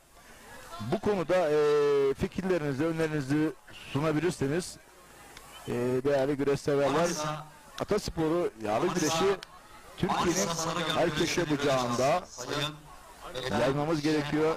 İç Anadolu bölgesinde neden olmasın, Doğu Anadolu bölgesinde neden olmasın, Güneydoğu Anadolu bölgesinde neden olmasın, Yesili Enerji yağlı güreşliklerini buralara götürerek tanıştıralım ve gerçekten geçen yıl 2023 yılında Şahin Bey deyince herkes bir gıptayla bakmıştı. Acaba Şahin Bey'de bu yağlı güreşteki olur mu dendi ama geçen sene yapıldı. Bu sene gerçekten de çok güzel oldu. Çok güzel de Mehmet Mahmudoğlu, Şahin Bey Belediye Başkanımız gerçekten çok büyük emek harcadı. Kendisine teşekkür ediyoruz. Bu arada Bursa Dürdane Köyü'nden Halil Doğru büyüğümüzün sana çok selam var. Pehlivanlarımıza başarı dileklerinde bulunuyor. Evet, biz teşekkür ediyoruz. Değerli üstadımız Recep Tosun. Beraberiz. Recep Tosun'la her zaman olduğu gibi yine beraberiz. Beraber olmaya devam edeceğiz. Anlatımlarımız da, söylemlerimiz de tabii ki çizgi çerçevesi üzerinde en iyi şekilde sizlere anlatmaya çalışacağız. Bilgi birikimlerimizi tabii ki yıllarımızı verdik bu güreşe. Hem Recep Tosun hem ben 35-40 seneye yakın bu çayırlarda güreş yaptık ve ikimiz de başaltı boyunda güreş. İkimiz de Kırkpınar'ın çeşitli kategorilerinde madalyalarımız var. Alt boylarda, orta boylarda kürsülerimiz var. İkimiz de Recep Tosun'la hem değerli ustalarla, değerli hocalarla onlara çıraklık yaptık. Onların elinde yetiştik ve buralara geldik ve bugünlerde de ekranları başınıza sizlere Ekin Türk TV ayrıcalığıyla sizlere anlatımlarımızla destek oluyoruz. Değerli güreş severler. Hocalar, büyük ortamaya final müsabakası. Evet, koçumuzu getirelim. Antalya Büyükşehir Belediye Başkanımız Sayın Muhittin Böcek adına görüş yapıyor. Samet Hocam Antalya Duray'la. Afyon'un ismini Türkiye yuvaları yerlerinde tarihi kırkılarda en iyi şekilde Afyon'u temsil. Evet, Karadeniz Belediye Başkanı Sayın Hüseyin Şahin, koçumuz geldi. Sizi de oraya istirham ediyoruz. Osman Değerli başkanım. adına görüş yapıyor. Şakir Bozkurt, Afyon, Karahisar. Final müsabakasına İzmir bölge kaçalarımızdan Cemal Seçkin Hocam öncelikleri arz edelim. Allah. İnşallah, Muhammed Resulullah. Finale gelen iyi aslanlar. Evet değerli Şener Sar hocam, çok güzel değerlendirmelerde bulundun. Bu arada büyük orta finali sonunda Recep Tosun, onu da belirtelim, Samet Ocak, Antalya Duraliler'den Şakir Bozkurt, Afyon Karadeli'den ve Şakir Bozkurt da aynı zamanda tohumda antrenörlük yapıyor. Büyük orta finali bu şekilde salonda. Eşitlik boyutları bağlı Türkiye. Evet bu arada birazdan baş pehlivanlar final salavatlaması için çayıra davet edilecekler. Sayın Selçuk. Hem Orhan Okulu hem de Mustafa Batu. Değerli güreş severler. Yalnız bu final öncesinde çok değerli bir büyüğüm yine ekran başında bizleri izliyorlar. Yayın başında söylemiştim. Cumhuriyet tarihinde 5 altın kemerin sahibi var. Bunun 3'ü Kocaeli Karamürsel'de. Yaşayan efsane Mehmet Tavçı ustam 2 kez ve Aydın Demir merhum ustamız 1 kez. Bu gurur, bu onur Kocaeli Karamürsellerin, tabii ki şahsım da bununla gurur duyuyorum. Ve bir rekorun daha sahibiyiz. Kocaeli Karamürsel Altın Kemerler şehrinin güreş ağası Asmar Holding Yönetim Kurulu Başkanı Sayın Taceddin Arslan şu anda Edirne'den Kars'a tüm ülke sahtında güreş ağırlığında yaş itibariyle en büyük güreş ağasına sahibiz. Yine bu gurur, yine bu onur bizim. Değerli büyüğümüz Taceddin Arslan ülkemizin kalkınmasında, sanayide devrim yapma noktasında sorumluluklar almış.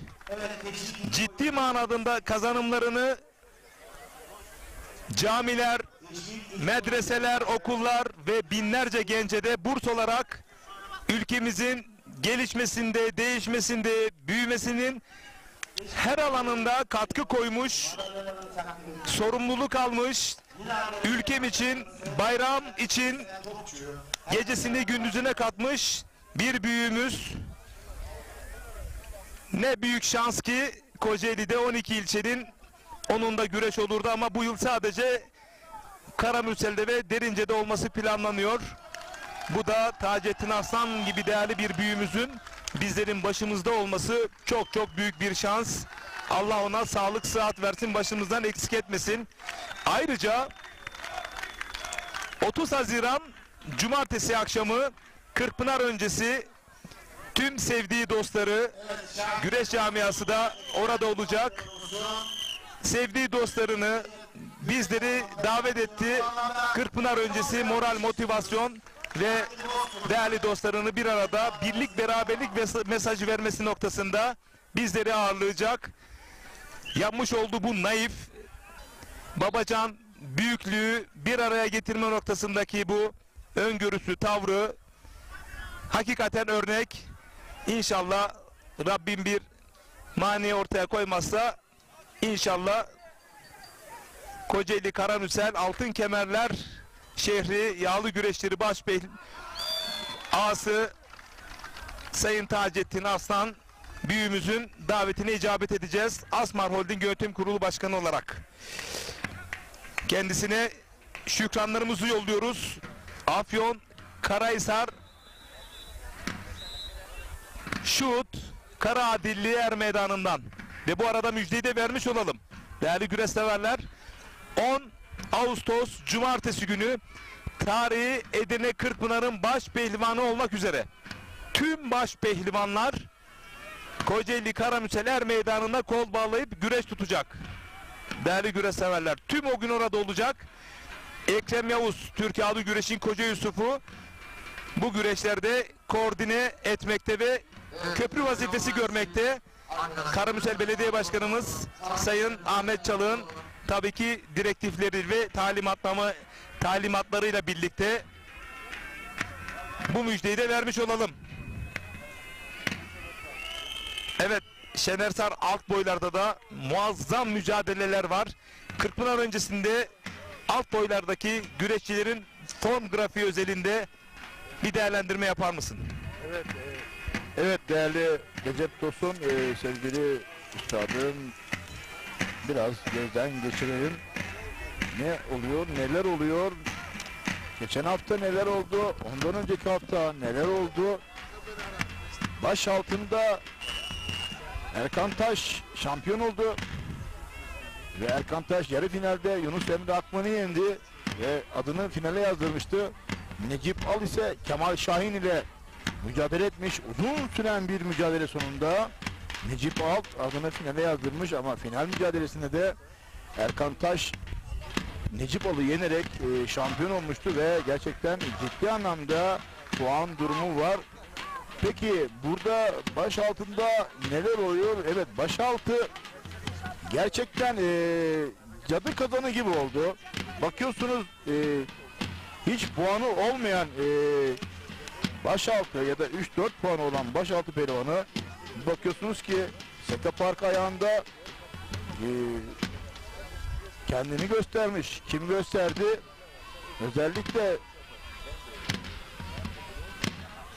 Özellikle kimden bahsedebiliriz dediğimiz zaman Onur Susuz ön plana çıktı. Yunus Emre Akman ön plana çıktı. Daha önceki haftalarda form grafiği yükselen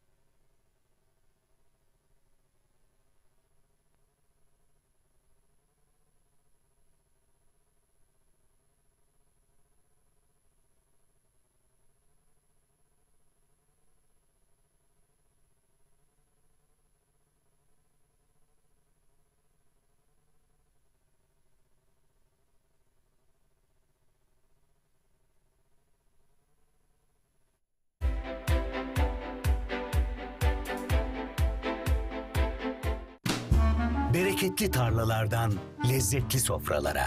Bir yağ ayçiçek yağı ve Birma margarin. Türkiye'nin en büyük ayçiçek yağı üreticisi Trakya Birlik'ten.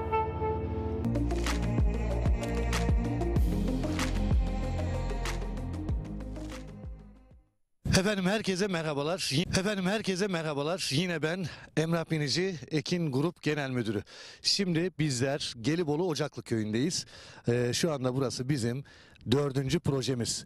Daha yüksek ölçekte parseliniz var mı diyenler için işte sizlere müthiş bir fırsat. Ocaklı köyünde Saros Körfezi'ne sadece 1,5 kilometre mesafede, kadastro yolunun hemen dibinde ve yine ana yola yakın mesafede muhteşem konumda parseller. 534 metrekare. Evet, isteyen ileride evini yapabilir, bahçesi olabilir, otoparkı olabilir. Gerçekten çok güzel konumda, gerçekten güzel konumda dediğim gibi. Su sorununuz yok. Evet, 7 metreden sondajla suya kavuşabiliyorsunuz. Buranın geleceği ileride çok parlak değerli izleyenler. Daha önceki satmış olduğumuz projelerde alanlar hep kazandı.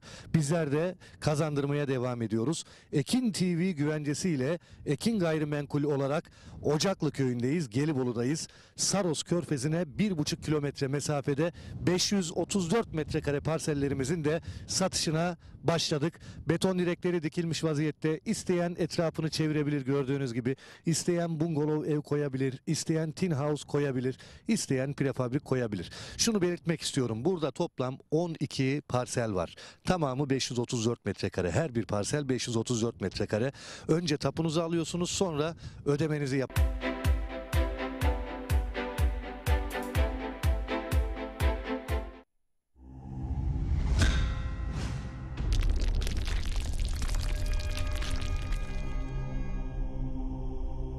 Bizi izlemeye devam edin.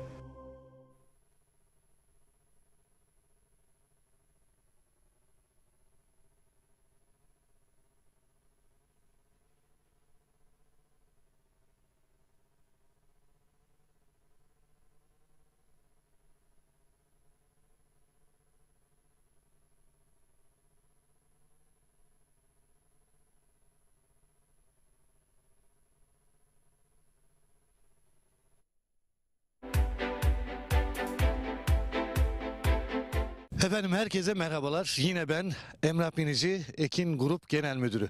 Şimdi bizler Gelibolu Ocaklı köyündeyiz. Şu anda burası bizim 4. projemiz. Daha yüksek ölçekte parseliniz var mı diyenler için işte sizlere müthiş bir fırsat. Ocaklı köyünde Saros Körfezi'ne sadece 1,5 kilometre mesafede, kadastro yolunun hemen dibinde ve yine ana yola yakın mesafede muhteşem konumda parseller. 534 metrekare. Evet, isteyen ileride evini yapabilir, bahçesi olabilir, otoparkı olabilir. Gerçekten çok güzel konumda, gerçekten güzel konumda dediğim gibi. Su sorununuz yok. Evet, 7 metreden sondajla suya kavuşabiliyorsunuz. Buranın geleceği ileride çok parlak değerli izleyenler. Daha önceki satmış olduğumuz projelerde alanlar hep kazandı. Bizler de kazandırmaya devam ediyoruz. Ekin TV güvencesiyle Ekin Gayrimenkul olarak Ocaklı köyündeyiz, Gelibolu'dayız. Saros Körfezi'ne 1,5 kilometre mesafede 534 metrekare parsellerimizin de satışına başladık. Beton direkleri dikilmiş vaziyette. İsteyen etrafını çevirebilir gördüğünüz gibi. İsteyen bungalov ev koyabilir. İsteyen tin house koyabilir. İsteyen prefabrik koyabilir. Şunu belirtmek istiyorum. Burada toplam 12 parsel var. Tamamı 534 metrekare. Her bir parsel 534 metrekare. Önce tapunuzu alıyorsunuz, sonra ödemenizi yapıyorsunuz. Evet, kısmi vade seçeneğimiz var. Bunu da hemen açıklamak istiyorum. Emsalleri 1 milyon. Bakın buradaki değerler. Özellikle Güneyli sınırdayız biz. Güneyli'ye sınır parsellerimiz. Hemen yanı başında imarlı ifrazda arsa vasfında yerler var. Güneyli'ye sınır. Güneyli'de metrekaresi 5.000-6.000 liradan satılırken bizler Güneyli'ye sınır olan bölgede Ekin TV izleyenlerine müthiş bir kampanyayı yeniden başlattık.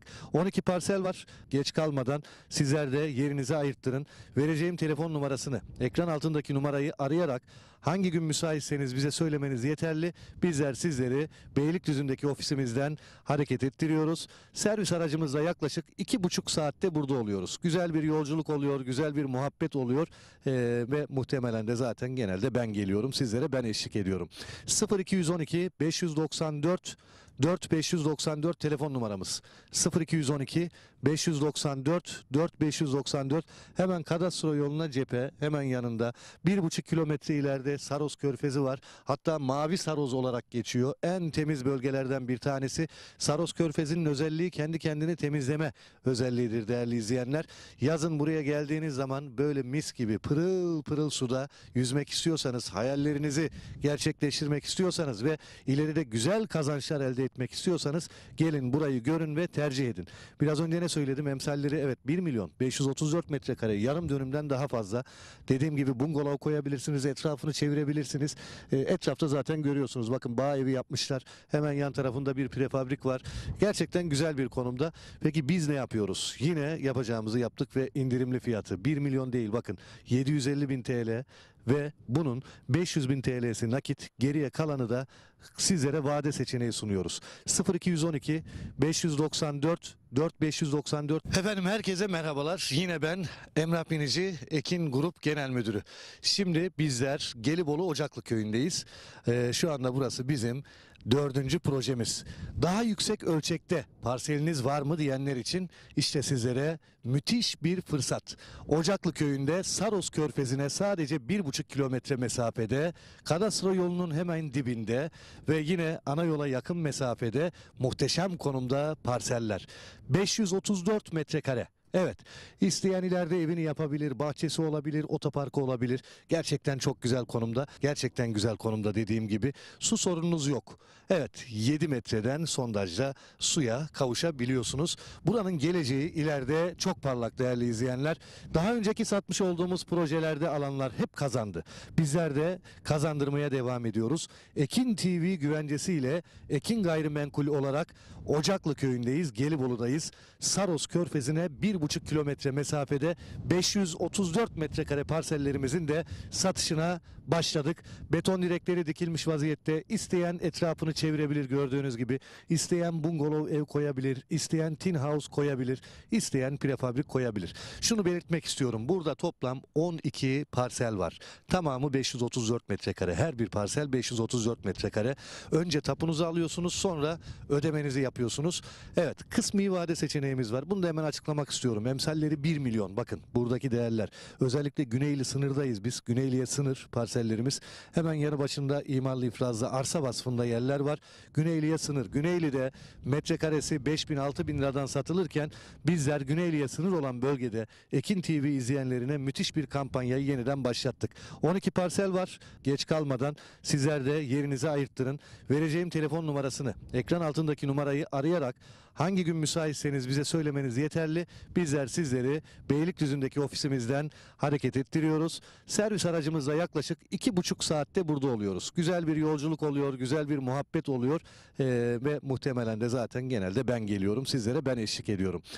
0212 594 4594 telefon numaramız. 0212 594 4594, hemen kadastro yoluna cephe, hemen yanında 1,5 kilometre ileride Saros Körfezi var. Hatta Mavi Saroz olarak geçiyor. En temiz bölgelerden bir tanesi. Saros Körfezi'nin özelliği kendi kendini temizleme özelliğidir değerli izleyenler. Yazın buraya geldiğiniz zaman böyle mis gibi pırıl pırıl suda yüzmek istiyorsanız, hayallerinizi gerçekleştirmek istiyorsanız ve ileride güzel kazançlar elde etmek istiyorsanız gelin burayı görün ve tercih edin. Biraz önce ne söyledim? Emsalleri evet 1 milyon 534 metrekare, yarım dönümden daha fazla. Dediğim gibi bungalov koyabilirsiniz, etrafını çevirebilirsiniz. Etrafta zaten görüyorsunuz. Bakın bağ evi yapmışlar. Hemen yan tarafında bir prefabrik var. Gerçekten güzel bir konumda. Peki biz ne yapıyoruz? Yine yapacağımızı yaptık ve indirimli fiyatı 1 milyon değil, bakın 750.000 TL ve bunun 500.000 TL'si nakit, geriye kalanı da sizlere vade seçeneği sunuyoruz. 0212 590. Evet, görünen köy kılavuz istemez. Tapusunu alanlarla da görüştük. Yeri de anlattık. Ekran altında fiyat bilgilerimiz de var. Arzu ederseniz ben de yatırım yapmak istiyorum. Ben de kazanç elde etmek istiyorum. İleriye dönük hayallerim var. Bu hayallerimi gerçekleştirmek istiyorum. Saros Körfezi'ne yakın, harikulade bir yerden bir parsel sahibi olmak istiyorum diyorsanız sadece aramanız yeterli. Son kez telefon numaramızı veriyorum. Bakın emsallerinden 250.000 TL daha uyguna. Evet, yanlış duymadınız. Yine Ekin TV, Radyo Ekin, Ekin Gayrimenkul yapacağını yaptı. Herkese arsa sahibi yapacak. İnşallah 0212 594 4594 0212 594 4 594. Çok teşekkür ediyorum.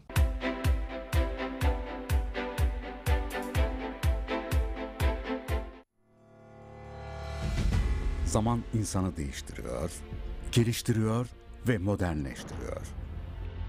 Bazı insanlarsa binlerce yıl önceki hayatta kalma güdüsünü zevke dönüştürüyor. Gücünü ispatlamak uğruna doğanın güzelliklerine ölüm saçıyor. Adına da avcılık diyor.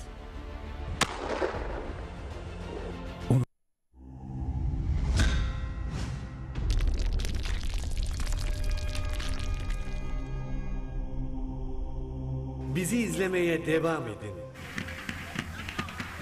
Evet değerli güreş severler, alt boylarda finaller olağanca hızıyla devam ediyor. Afyon Şuhut Karadilli Er Meydanı'ndayız. Birazdan baş pehlivanlar final güreşine davet edilecek. Değerli güreş severler, Güreşin Kalbi Ekin Türk TV ekranlarından canlı olarak izliyorsunuz.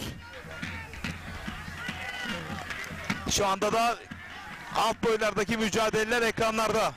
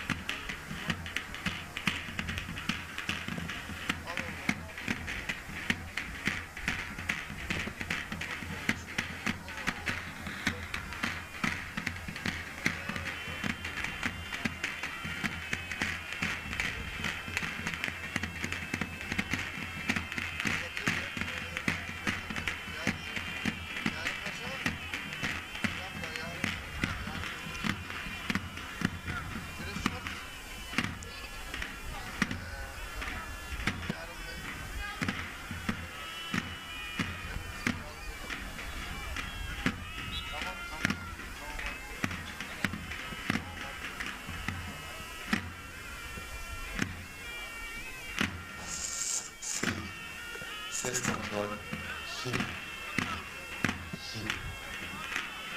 Bir yumurta binaları bağlama saatine gelmiştir. Belediye görevlerinde bir şahane veririm.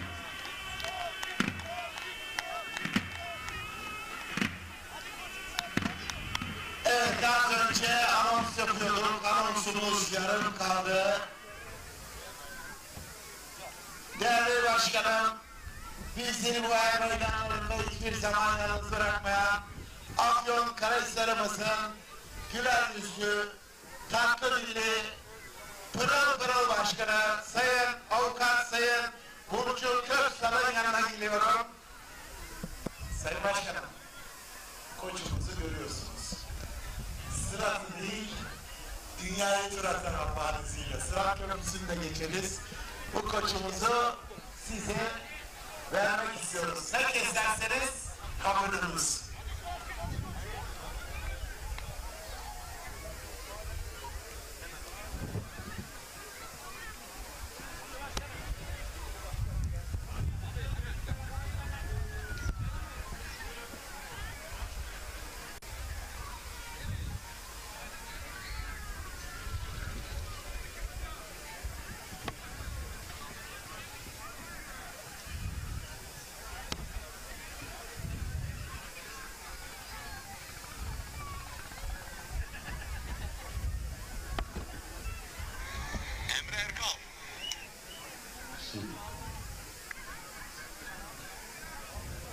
Evet, geleceğe giren, ilk 8'e giren pehlivanlarımızın yolluk ve ödülleri kulüp köylerimizin arka tarafında dağıtılmaktadır. Pehlivanlarımızın ilk ve bütçelerine arz olun.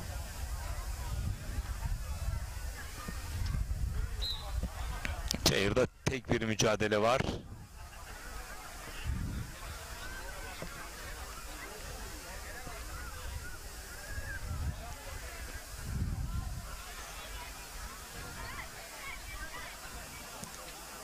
Küçük orta büyük boy mücadelesi de diğer tarafta.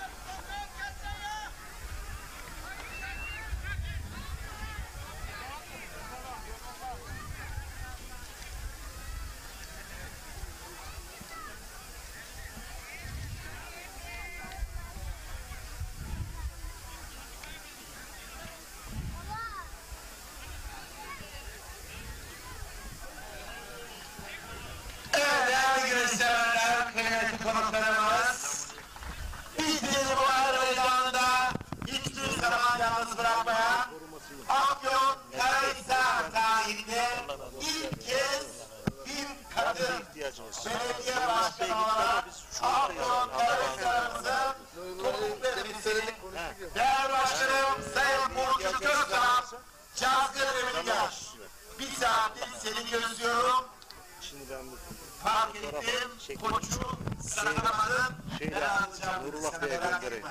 O koç boşta kalmayacak. Biz güneş seviyoruz, biz Ataspor'u seviyoruz, biz kültürü seviyoruz diyor. Bu anlamda çok değerli ağamız Sayın Burcu Köksal, aynı zamanda ağa, kadın ağa olmuş Sayın Başkanım. Burcu Köksal Başkanım 100.000 TL'ye koçu aldı. Bağlı koçunu, koçunu alkış istiyorum. Sağ olsunlar, var olsunlar.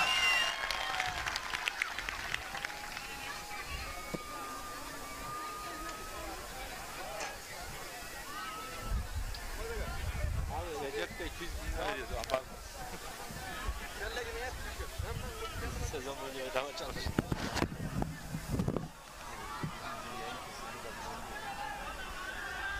Nereden bakacaklar?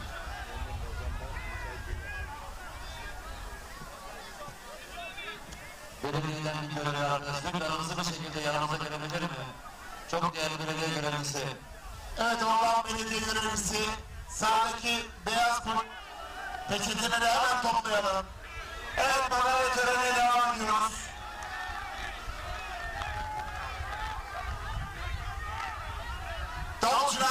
Davulcular buraya yanıma.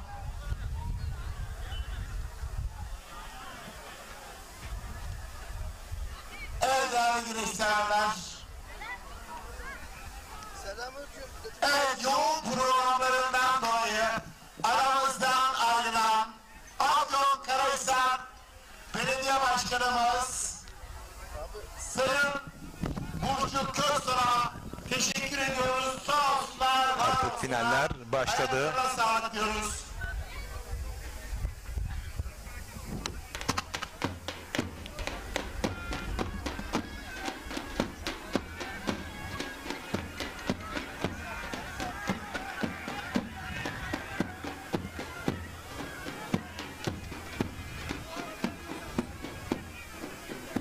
Evet değerli güreş severler, evet puan durumu ve başaltımla ilgili değerlendirmelerimiz devam ediyor. Aldığım notlarda Gürkan Balcı başaltında bir çıkışta. Yine onursuzsuz Necip Al çıkışta. Daha önceki dediğimiz bu başaltı pehlivanları gerek Kerem Kaya, Emirhan Ergin, Serhat Elvan, Tolga Turan, Erdal Duman, Rıza Durmuş, Hasan Güzeller, İlhan Kırmızıkan gibi başaltı pehlivanları potaya giremedi, istedikleri potayı alamadı, istedikleri puanları da alamadılar. Ama Kemal Şahin ve Erkan Taş zirvede, ikisi de, ama çıkış yapan Necip Al ve onursuzuz, bunları da göz ardı etmemek gerekiyor.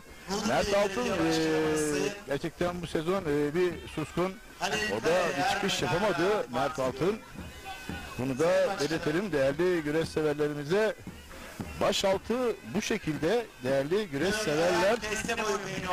Büyük ortada baktığımız zaman büyük ortada gerçekten Manavgat'ta İhsan Derin şampiyon olmuştu büyük orta güreşlerinde, ama aynı İhsan Derin Şahin Bey de istediğini alamadı. Bu oyun yine iddialı ismi Batuhan Güzel Setup Park'ta final yaptı ve Alparslan Tekmen şampiyon olmuştu.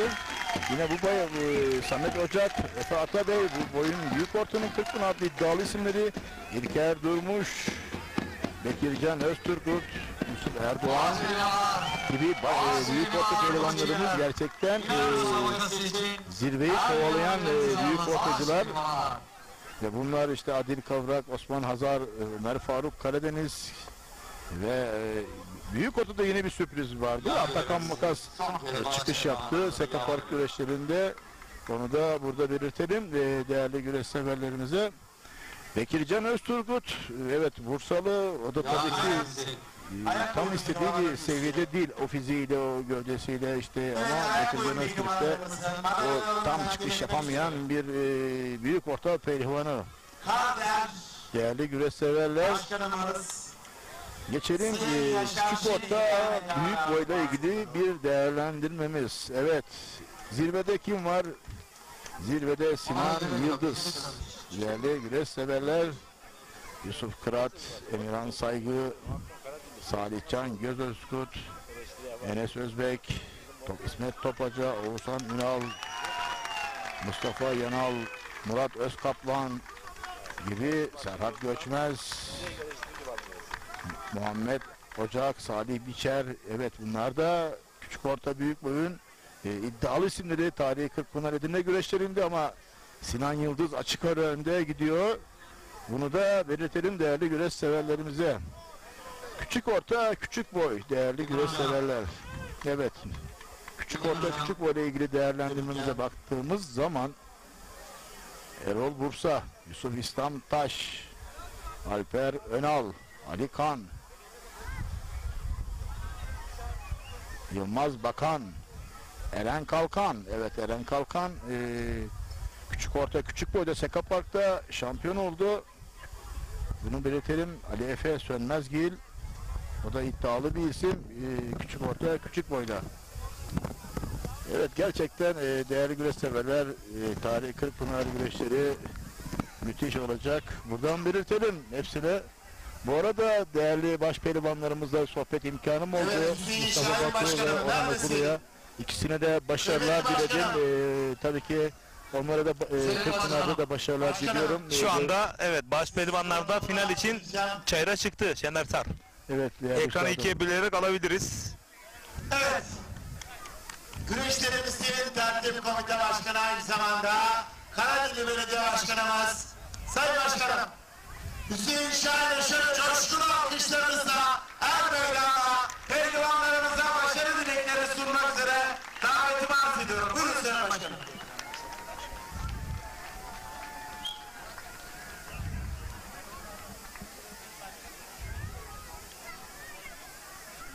Bu arada başaltıda final mücadelesi sevgili Recep Tosun. Evet.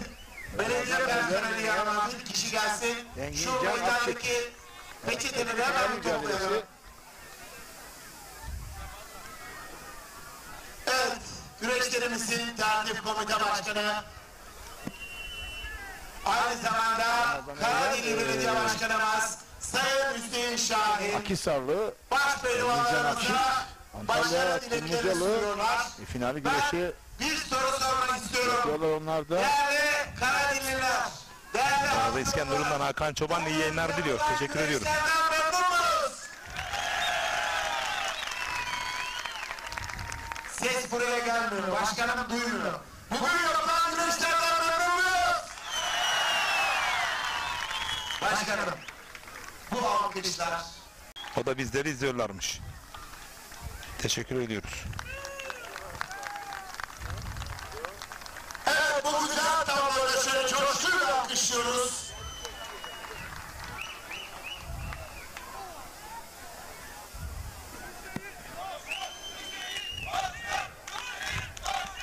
Başkanımın final mutabakası. Ankara'ya Büyükşehir Belediye Başkanımız Sayın Muhittin Göçekören'e görüş yapıyor. Yine bu numarada genç iş adamı Sayın Osman Kahraman'a görüş yapıyor. Mustafa Batu, Ankara'ya Odabaşı. Ankara'ya Muratpaşa Belediye Başkanımız Avukat Sayın Ümit Uysal adına güreşiyor. 2015-2018 yılları tarihi Kırkpınar Başpehlivanı. 2023 yılı tarihi Kırkpınar, 2023 yılı Milli Enerji Türkiye Yağlı Güreş'teki lig şampiyonumuz. Orhan Okulu Atana Kumluca.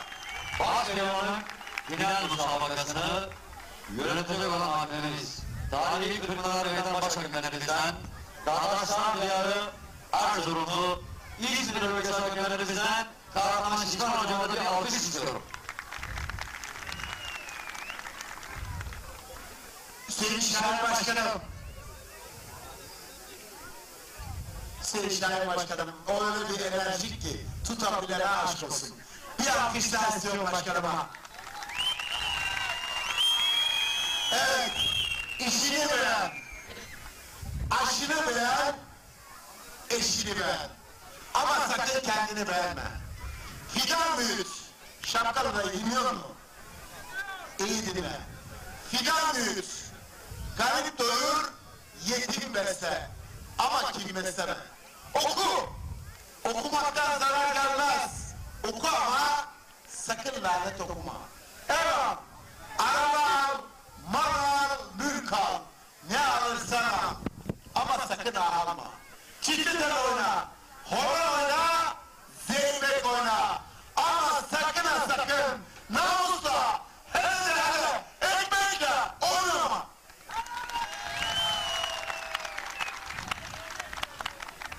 Geç be namert köprüsünden. Bırak götürsün su seni. Yatma, çakal bölgesinde. Bırak gitsin, aslan seni.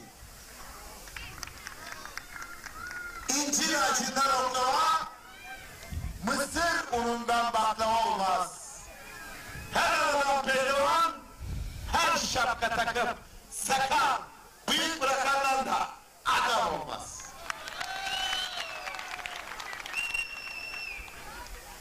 Tarlada buğdayım var deme, ambara girmeyince. Ne hayırlı evladım var deme, el kızının koynuna girmeyince. Ne yaşım var deme, elde avuçta kalmayınca.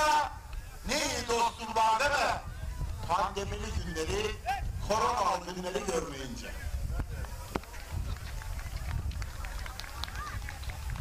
Gün oldu, Aliço. Gün oldu Mümün. Okyanus'ta Yusuf, karada Emin.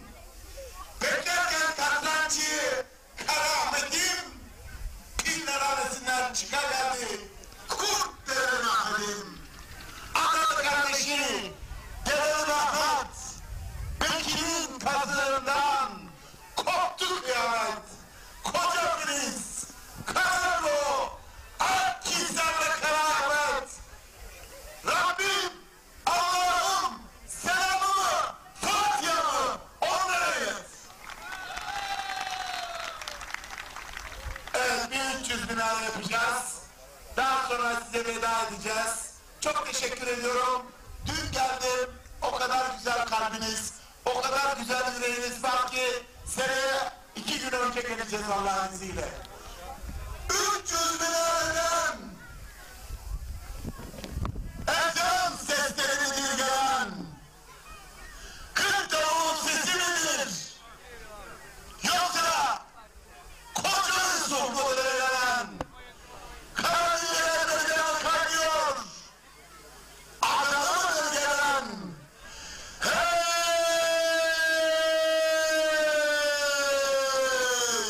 Bir de koca Yusuf, uyuyor musun? Kırar kırara güneşler var, duymuyor musun? Çok teşekkür ediyorum. Sevgi, saygı, hoşgörü, insanları insan eder. Beni de tanımak isterseniz, güzel Antalya'nın şirin ve güzel ilçesi. En yalan yanı, en balıdan, tarihi Kırkpınar Başşazgırı, Şükrü Kayabaş'ın çırağı, Emin Ger. Allah! İllallah! Muhammed Resulullah. Hadi öyle lisansız seyircim, ortülesiyeleri hazırlayın. Baş pehlivanlarımızı hep birlikte.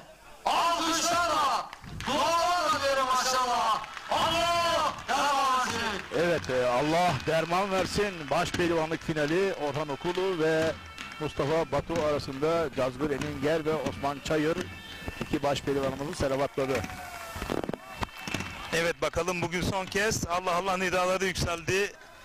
Bakalım bugünün en büyük zirvede kim yerini alacak? Evet, Recep Tosun, Orhan Okulu olursa biraz morali yerine gelecek gibi. Biraz moral bozukluğu var biliyorsun sakatlıktan dolayı, ama yine Mustafa Batu da gerçekten sakatlığını biraz yavaş atlatıyor gibi. O da tabii ki morali bir şekilde Edirne Kırkpınar Güreşleri'ne katılmak için o da birincilik isteyecektir. %50 diyorum sevgili Recep Tosun'a. Sen biraz iyimser davrandın. Orhan Okulu bence %51, %49. Öyle mi diyelim? Evet. Ben yani Orhan Okulu'nun Recep Tosun 51-49 dedi. O zaman biz de bir Elmalı efsanesi o, biliyorsun. bir Elmalı efsanesi, Sıvı Enerji Yağlı Güreş 2 şampiyonu. Evet, Orhan Okulu ama ben şey olsun dedim, Recep Tosun şey havasında olsun dedim yani. Final havası %50-%50 başlar, katılıyorum ama Evet. Orhan Okulu tabii ki %1 farklı olsa favori. Evet, bütün baş pehlivanları demin gördüm. Recep Tosun hepsine de tebrik ettim. Kırkpınar güreşlerinde başarılar dilerim. Hepsinin de sana selamı var ayrıca. Onu da belirtmek istedim. Aleykümselam olsun. Siz de İşte senin farkın bu, ustalık farkın bu. Onlara kimsenin giremediği mahrem yerlerde rahatlıkla seninle sohbet edip halatı rasbel edebiliyorlar. Baş pehlivanlarımız kiminle ne konuşacağını çok iyi bilirler. Evet. Çünkü kurulan bir cümle daha sonra farklı noktalara evrilebiliyor. Ama ustalar bu noktada çok imtina ederler senin gibi. Evet, ben onlara şunları belirttim Recep Tosun. Dedim ki hepiniz bizim kardeşlerimizsiniz, çıraklarımızsınız. Hepinizi ayrı ayrı seviyoruz. Kesinlikle ayırt etmiyoruz. Ayırt etmiyoruz dedik. Hatta bugün de bir kişi mesaj gönderdi ama Recep Tosun dedim ki gerçekten hepsi bizim şampiyonlarımız. Hepsi bizim bu arada hepsi bizim için ayrı bir değer, ayrı bir marka. Doğalı Çayır'ın baş pehlivanları. Hepsine de ayrı ayrı değer veriyoruz. Size de aynı şekilde değer veriyoruz. Hem Recep abimiz hem ben Şener Sarı olarak anlatımlarımızda hep orantılı bir şekilde maç anlatımını yapıyoruz. Bunları belirttim. Hepsi çok memnun oldular. Gittim yanlarına görüştüm. Benim için çok iyi oldu. Hepsine de ayrı ayrı Kırkpınar'da başarılar dilerim. Harika.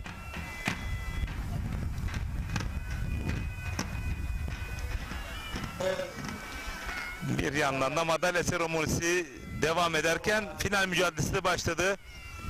Değerli öğretmenime rica edeceğim, eğer madalya seremonisini de ekranı ikiye bölerek getirirlerse bugünün anlam ve önemi için özellikle alt boylardaki gençlerimiz için çok anlamlı, çok önemli. Ben buna çok imtina ederim. Deste orta boyda madalya töreni pehlivanlarımızın madalyalarını takdim etmek istiyorum. Afyonkarahisar Belediye Spor Müdürümüz Sayın İsmail Seriyer meydana davetimi arz ediyorum. Evet, Sayın İsmail Seriyer, yerli müdürümüz. Deste büyük, küçük orta, büyük boy pehlivanları madalyalarınızı almak üzere kürsünün yanına yerlerinizi alınız.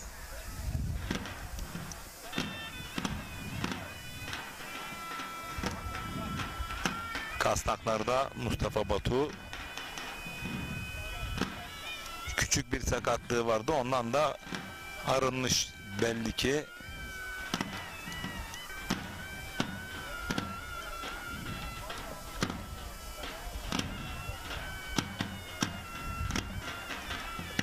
Bu arada Enes Doğan da Mustafa Taş da kenarda kısmetli bir şekilde madalya seremonisini bekliyorlar. Bakın işte Sayın İbrahim Türkücü Başkanımız dedi, bizi kurallar ve ilkeler yönetecek. İşte kurallar, işte baş pehlivanlarımız kurallara uyuyorlar. Kim? Enes Doğan ve Mustafa Taş. Bekliyorlar. Podyuma, madalya seremonisine kısmetli bir şekilde talimatname ve yönetmelikte belirtildiği şekilde çıkmak üzere bekliyorlar. Evet, kurallar ve ilkeler kesinlikle olması gereken bir şey. Tabii ki bunları yaparken işte gerek yönetmenlikler, gerek işte bir senenin programını yaparken tabii ki hep istişareler üzerinde yapılıyor. Alınan kararlar hep bütün yağlı güreş sporcuları, basını, kamuoyu, televizyoncusu, hakemleri hep birlikte istişare ederek bir yılın nasıl geçeceğiyle ilgili, faaliyetiyle ilgili, kurallarıyla alakalı bilgiler paylaşılıyor ve bu doğrultuda bu organizasyonlar bir sezon boyunca böyle devam ediyor. Onu belirtmekte fayda var Recep Tosun. Evet.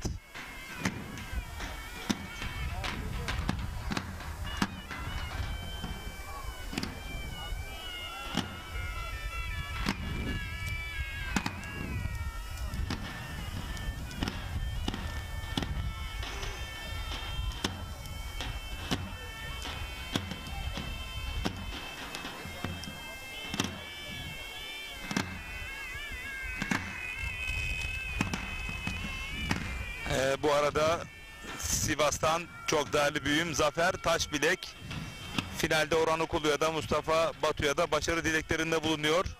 Zafer Taşbilek hocama Sivas'a kucak dolusu sevgiler yolluyorum.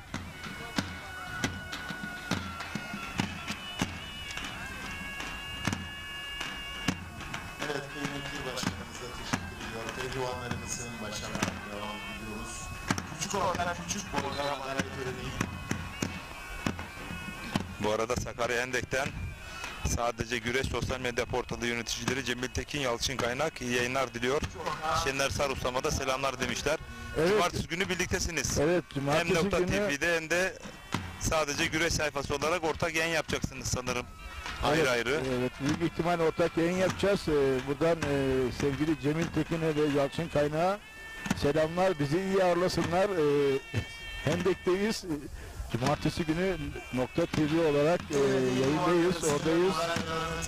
Kucak dolusu selamlar. Selman Dede güreşlerinde burada belirtelim. Ramazan Seren bu arada Alperen Seren ve Muhammed Ali Seren ile birlikte izliyormuş. Değerli dostuma kucak dolusu sevgiler yolluyorum Ramazan Seren'e.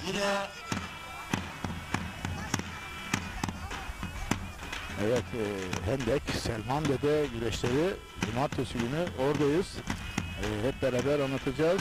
Tabii ki sadece güreş sayfası direktörü Cemil Tekin ve yorumcusu Yalçın Kaynak'la beraber Yine üçüncü Aksu Belediye Başkanımız Sayın TV 164 ve Nokta TV ortak yayını Manyakçılık. Hendek, Selman Dede'de. Bu arada Volkan Bulut'un çok selam var İzmir'den. Değerli editörümüz, değerli dostum, 35 yıllık kadim dostum. İkinci Volkan Bulut'a selamlar. Serit Belediye Biz de Başkanımız selamlarımızı iletiyoruz Volkan Bulut'a. Antalya Kepez Odabaşı köyünden köyümüzün gurur başkanı Mustafa Batu'ya başarılar diliyoruz demiş. Mustafa Batu fan. İsmet Kaplan'ın Bizlere de selam yolluyoruz. Mustafa Akman ikinci. Birinci Antalya Büyükşehir Belediye Başkanımız Sayın Muhittin Böceğin Pehlivanı. Bayram Ben Karaca. Mustafa Batu fan grubu da Antalya Kepez'den. Köyümüzün gururu baş pehlivanı Mustafa Batu'ya başarılar diliyoruz. 84, 89, 94, 99 yıllarında Karadeniz'de belediye başkanlığı yapan değerli büyüğümüz takdim ediyorlar. Evet pehlivanlar, kolları kaldıralım. Evet. Sparta'dan, Yalvaç'tan güreşlerimizi takip ediyorlar. Türkiye'nin her yerinden bizleri takip ediyorlar ve güreşlerimizi takip ediyorlar. Ekin Türk ayrıcalığıyla değerli güreş severler. Bu arada Kocaeli Halıdere'den Halıdere Spor Kulübü Başkanımız Sayın İbrahim Altuntaş selamlar. 40 yıldır güreşleri takip ediyorum. Sizlere de tebrik ediyorum demiş. Teşekkür ederim değerli büyüğüm.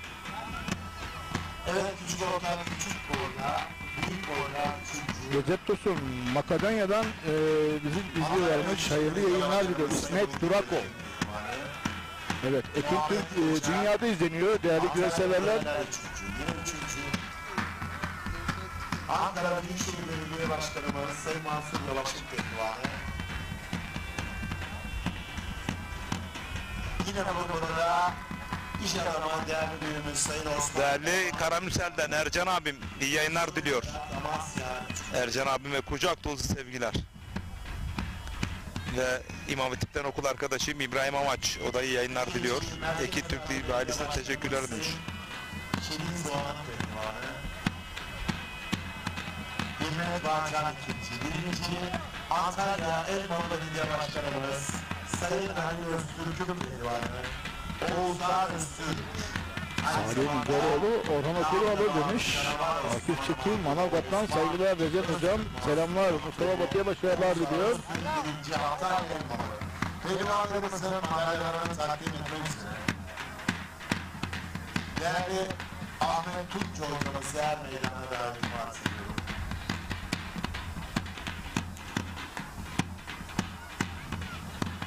Büyük orta ve baş altı pehlivanları hazırlansınlar.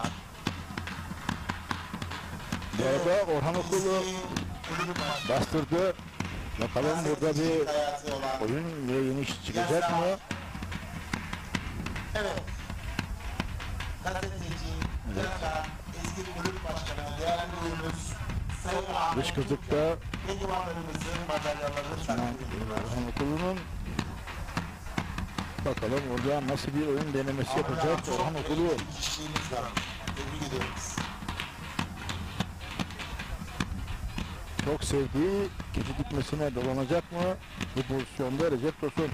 Evet, her an her şey olabilir. Beklemede şu anda Orhan Okulu. Yan kazık, yan paçada bir paça kazık gelebilir mi? Evet, havalandırdı.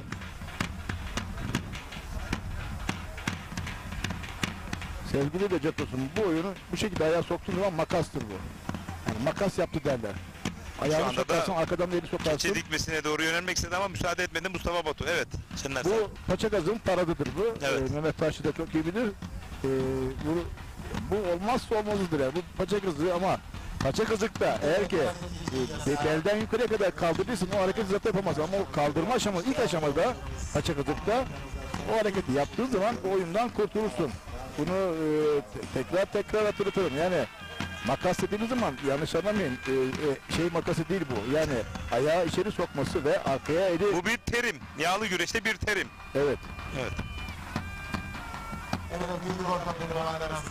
Biz ustalarımızdan, büyüklerimizden, bizi yetiştirenlerden anlattıkları, gösterdikleri oyunları biz değerli seyircilerimize anlatıyoruz. Biz büyüklerimizden öyle gördük. Yani büyüklerimiz derken bizim en büyük, tabii ki bizim güreşe benim özellikle söyleyeyim, ustam yağlı güreşte Sabri Geçer.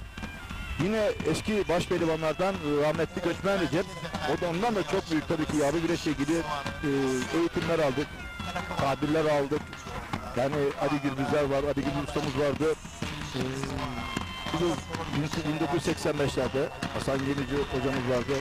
Sizin de Ahmet Taşçı, Kadir Bildik, Sabahattin Kangal gibi, Aydın Demir gibi rahmetli ustamız, ondan dersler aldınız, eğitimler aldınız, antrenmanlar aldınız, öğütler aldınız. Biz bu bir iki beceri donanımlarla değerli güreş severler.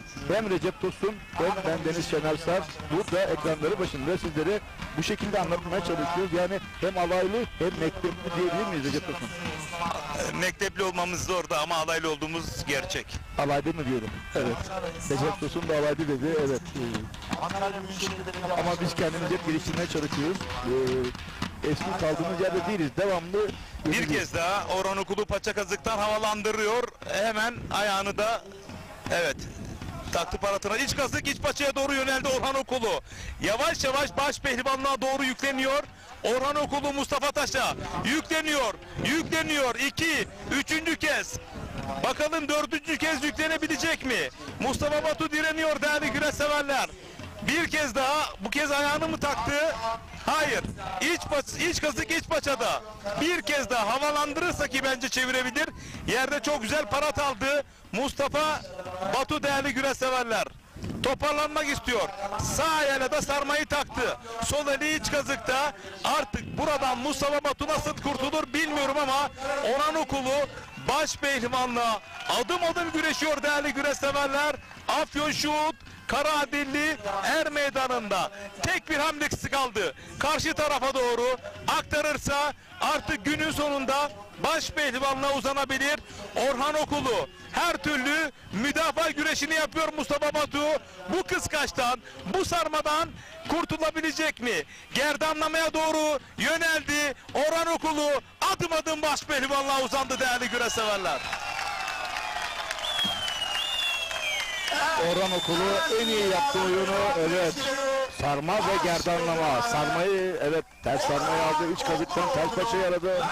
Ters paçayı alamadı. Sarmayı geçirdi. Sarmadan çene bölgesinden gerdanlama dediğimiz tabirle bakın oradan çevirerek adını şampiyonluk kürsüsünün zirvesine çıkardı. Orhan Okulu bugünün şampiyonu oldu Recep Tosun. İkisini de tebrik ediyoruz. Evet, başkanımızın damaları tebrik. Başkanımızın divanları kürsüye. Evet, değerli ustamız, Nihat hocamıza teşekkür ediyoruz. Duvarlarımızın başkanına devam ediyoruz. Yine Pehlivanlar Hoca Başkanımız Sayın Nihat, size teşekkür ediyoruz. Baş altında madalya töreni. Baş altında 3. Antalya Sevgili Belediye Başkanımız Sayın Halil Bulun. Aynı zamanda Antalya Aksu Belediye Başkanımız Sayın İsa Yıldırım'ın Pehlivanı. Hasan Borucu Antalya Aksu 3. Evet, Alboyların madalya seremonisi devam ederken canlı yayın kabinimize günün baş pehlivanı Orhan Okulu'yu bakalım davet edeceğiz.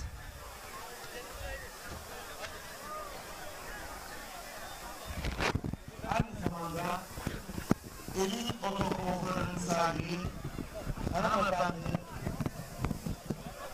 Tünel Uygar'ın pehlivanı Eren Yılmaz. Evet değerli güreş severler. Evet değerli güreş severler. Baş pehlivanlığa uzandı. Orhan Okulu. Öncelikle tebrik ediyoruz Orhan Okulu. Çok teşekkür ederim Recep abi. Canlı yayın röportaj yapıyoruz. Sağ olun, Allah razı olsun. Yani Kırkpınar'a yani çok biraz zaman kaldı. Sayılı zaman kaldı. Evet. Zamanımız kaldı. Tabii burada da şimdi yani kaç yıldır olmayan bir güreşi canlandırdı başkanımız. Başkanımıza ben çok teşekkür ederim. Yani çok seveni var. Biz daha önce de 40 gün önce gelmiştik burada. Yani toprak vardı sadece. Çim yoktu. Nasıl yetiştireceğiz diye şey yapmıştım. Ama çok emek vermiş buranın halkıyla beraber. Buraya güzel bir saha, yani inanılmaz bir atmosfer vardı zaten seyircisiyle falan. Hepsine çok teşekkür ediyorum ben. İnşallah yani geçen hafta da Sekapark'ta bir olayla karşılaşmıştık. Evet, şimdi oraya geleceğiz Orhan Okulu. Bütün Türkiye seni konuştu. Güreşten sonra genç kardeşin yine sarıldın, yine tokalaştın. Çok büyük bir örnek ortaya koydun, gönlünü ortaya koydun. Güreş severler seni çok takdir etti. Bu noktada neler söyleyeceksin? Ya tabii ki atasporumuz, sonuçta biz sahada kavga etsek de yani dışarıda bir oturup arkadaş gibi şeyimiz var, yani dostluğumuz var. Çünkü sahada görüyorlar düşman gibi ama dışarı geçince biz... Ama bu mesajı vermek çok zordu o anlarda. Sen bunu başardın. Gençlere çok büyük bir rol model oldu. Ya tabii ki orada bir yani gençliğinin bir şeyine mi kaldı? Orada bir agresif hareketle karşı. Ama bunları yani ben de bunun bir cezası olmasını yapıyorum yani. Çünkü yönetmelikte var mı bilmiyorum ama orada bir kart çıkması lazımdı yani. Bu aslında senin buradaki şeyin kul hakemlerine biraz da serzenişindi. Ya tabii ki orada bir şey yaptık, itiraz ettik ama hiçbir bizi yani dinleyen falan olmadı. Ama takdir onların tabii ki. İnşallah harika. Ben elimden gelen o alnımızın teriyle biz orada yani Kırkpınar'a giderken moralimizin orada biraz bozulması bizi yani biraz yaptı ama biz ayaktayız şu anda. İnşallah burada da birinci oldum. İnşallah Kırkpınar'a iyi hazırlandık. Hedefim altın kemeri. Tekrardan yani Kırkpınar'da Allah sakatlık vermesin. Ben çok sakatlıklardan geçtim. Yani rakiplerime Allah sakatlık vermeden orada alnımızın hakkıyla Antalya'ya inşallah kemeri götürürüz. Bugün burada Afyonlular, Karaadilliler seni çok özlemişler. Fotoğraf çektirdiler, hiçbirini kırmadın. Hatta bir güreş sever dedi ki ben dua ediyorum inşallah Orhan Okulu Kırkpınar'da altın kemeri kuşanır dedi. Aslında buraya gelmen de bir uhrevi anlamda sana moral ve motivasyon kattı diyebilir miyiz? Ya tabii ki gördüğünüz gibi halkı çok özlemişler. Daha önceler oluyormuş burada ama biz yetişemedik. Daha küçüktük o zamanlar. Burada çok eskilerden güreşler oluyormuş. Ama şimdi dediğiniz gibi burada çok atasporumuza destek veriyorlar ve çok seviyorlar seyircimiz. Hepsi sahadaydı zaten, fotoğraf çekilen var. Hepsinden Allah razı olsun. İnşallah onların dualarıyla Kırkpınar'a buradan çıkacağız. Şimdi bir örnek davranışı daha var değerli güreş severler. Kendi söylemiyor ama ben söyleyeceğim. Normalde Orhan Okulu'nun yerel ve mahalli güreşlerdeki yollukları oldukça yüksek. Bunu fazlasıyla hak ediyor ama bunun belki de 1/4'ine buraya geldi. Neden? Bu güreşe katkı sağlamak için. Burada da örnek olma noktasından neler söyler? Ya tabii ki bu bölgelerimizde yani güreşlerimiz ölmüş şimdi olmadığı için. Daha bu seyircimiz de bizleri görmek istiyor. Sadece güreşmesek bile burada görseler onlara yetiyor. Tabii ki biz de elimizden geldiğince yardımcı olmaya çalışıyoruz. Helal olsun. Yani güreşlerimiz tekrardan buralarda olsun diye. Ustan Kemal Yılmaz da çok her şeyini ortaya koydu. Ya sağ Sayın olsun, Başkanımız tabii, özelinde de. Tabii o da yardımcı oldu burada. Başkanımıza elimizden geldiğince yardımcı olduk. Ve burada tekrardan güreşlerimiz oldu. Seyirci de zaten seneye Çok de mutlu. olsun diye. Evet. Şimdi çevre köylerde falan da beldelerde de olacağını umut ediyorum ben. Allah yolunu açık etsin. Şu anda madalya servisi seni Teşekkür ederim. bekliyorlar. Ekranlar başında bizleri izleyen herkese buradan sevgiler veriyorum. İnşallah dualarını bekliyorum. İnşallah, inşallah. Evet, kapanışı yapacağız Şener Sar. Gel, değerli yorumcum Şener Sar. Orhan Okulu'ya inanılmaz bir sevgi seli söz konusu. Moral buldu. Seka Park'ta genç güreşi kardeşim, evet sertlik yaptı ama ona sarıldın dedi. O olabilir ama kul hakemleri bu noktada talimatname ve yönetmelikte var olan işleyişi uygulamalarını arzu ederdim dedi. Serzenişim bu doğrultudaydı dedi. Onlar da ama büyüklerim dedi. Saygı duyuyorum vermiş oldukları karara dedi. Bu güreşlere çok yüksek miktarda gelebilirdi ama 1/4 fiyatına geldi. Yani mesaj üstüne mesaj. Evet. Açıklama üstüne açıklama. Şu anki tansiyonu, ülkemizde güreş tansiyonunu o kadar aşağı çekti ki, indirdi ki ben bu Orhan Okulu'nu hakikaten alnından öpsek, gözünden öpsek az. Neler söyleyeceksin Şener Sar? Evet, Orhan Okulu Seka Park güreşleriyle alakalı Osmanlı kanlı mücadelesindeki sıkıntılarda ve sistemlerde bulundu. Ekranı ikiye bölerek madalya seremonisini ekranlara getirebiliriz değerli öğretmenim. Evet. Sistemlerde bulundu. Bir kart beklentisi vardı ama her şeye rağmen Osman Kan geldi, ona sarıldı. Belki güreş faulü oldu, sert mücadeleler oldu ama ne kadar centilmen bir baş pehlivan olduğunu, ne kadar yufka yürekli bir baş pehlivan olduğunu, merhametli olduğunu. Evet, merhametli olduğunu gösterdi, sarıldı, elini öpmeye kalktı ama tabii ki de üzüldü ama bugün de bakıyorsunuz. Ne mesajlar verdi ama? Bugün geldi buraya, dediğiniz gibi bu organizasyona, dediğiniz gibi yollukları, yüksek mevlada bir yoklukları var ama buraya dedi ki bu güreşi dedi bizim için aradılar. İnan ki yani başkanı olsun, halkı olsun, yani çok cüzi bir şeylere burada mücadele Orhan Okulu'nun yolu ne kadar biliyor musunuz? Yerel ve mali güreş. O bilenler biliyor. 400-450 bin lira. Bak açık söylüyorum. Burada gelirken ne dedi biliyor musun Sayın Başkan'a? Siz ne takdir edersiniz? Fiyat asla konuşmayacağız. Çünkü bu güreşte bizim katkı sağlamamız lazım dedi. Orhan Okulu böyle bir yüreğe sahip. 2 hafta önce ne oldu? Kabul Baba'da Yusufcan Zeybek ne dedi? Ben dedi buraya katkı sağlamak durumundayım dedi. Buranın organizatörleri odun keserek güreş tertip ediyorlar dedi. Bu gençlerimiz, bu yiğitlerimiz kolay kolay bu yerlere gelmiyor demektir. Allah yollarını açık etsin. Kesinlikle. Gördünüz burada taraftar olsun, insanlar olsun. Belki Orhan Okulu ilk defa görenler var burada. Bir yumak oldular, sevinç yumağı oldular. Orhan Okulu'ya büyük destek verdiler. Zaten yanımızda da gördünüz zaten kalabalığı. Ne diyelim şimdi, artık önümüz Kırkpınar. Biz bütün baş pehlivanları hepsini seviyoruz. Hepsi bizim kardeşlerimiz. Özel Mustafa Taş, Batu, hepsini de görüştüm orada. Yani onlar bizim kardeşlerimiz, çıraklarımız. Hepsini ayrı seviyoruz ama dediğiniz gibi böyle duygusal olan şeyler var, doğal olan şeyler var. Biz bunları yaşadık. Hem doğal hem duygusal olanları yaşadık burada. Orhan Okulu bugün geldi, burada selamladı ve güreşlerini yaptı, halkı selamladı. Burada bir müthiş bir şekilde karşılandı, sevgi çemberi içinde karşılandı ve elinden gelenin en iyisini yaptı. Zaten Orhan Okulu baş pehlivan olarak da söylemek istiyorum. Centilmenliği ön planda, çok duygusal ve sade, yalın bir baş pehlivanımız. Tabii ki o da istiyor ki eksiklerim var abi diyor. Hatalarım da tekniksel olarak, taktiksel olarak hatalarım elbette ki var diyor ama diyor bunları diyor ben diyor gidereceğim abi diyor. Hedefim diyor inşallah diyor, burada bana moral oldu burada diyor. Hedefim de inşallah Kırkpınar'da en iyi neticeyi almak istiyorum diyor. Hatalarımdan ders çıkardım diyor. Tabii ki Orhan Okulu'ya biz de Kırkpınar'da başarılar diliyoruz. Allah yar ve yardımcısı olsun. Hem onun olsun hem diğer baş pehlivanlarımız olsun. Emek veren, gönül veren, yürek veren baş pehlivanlarımız var. Mücadele eden bir sezon boyunca tarihi Kırkpınar güreşlerine hazırlanan baş pehlivanlarımız var. Bu baş pehlivanlarımızın da tabii ki hedefleri en iyi başarıyı Kırkpınar'da Edirne güreşlerinde almak. Evet, bu arada Muğla Seydi Kemer Belediye Başkanımız Sayın Bayram Önder Akdenizli ve Fahri abimiz bu görmüş olduğunuz yiğitleri diyor Tarih Edirne Kırkpınar'ın baş pehlivanları ve tamamını 25 Ağustos Pazar günü Muğla Seydi Kemer 8 Zümrüt Çayırı Er Meydanı'nda kol ballatacağız. Bu müjdeyi anons et lütfen diyor. Seydi Kemer, Fahri abimizi çok iyi tanıyorum. Seydi Kemer bizim daha önce eski belediye başkanımız Veli abimiz orada belediye başkanlığı yapmıştı biliyorsunuz. Evet. Bu arada belediye başkanımızla kapanışı birlikte yapacağız. Evet, Müsaade edersen evet, Şener Sar. Evet değerli güreş severler. Madalya seremonisi de bitti. Çok değerli belediye başkanımız Sayın Hüseyin Şahin. Başkanım geçmiş olsun. Teşekkür Şöyle ederim. ekrana doğru Çok dönelim. sağ olun. Bu gurur, bu onur sizin. Evet.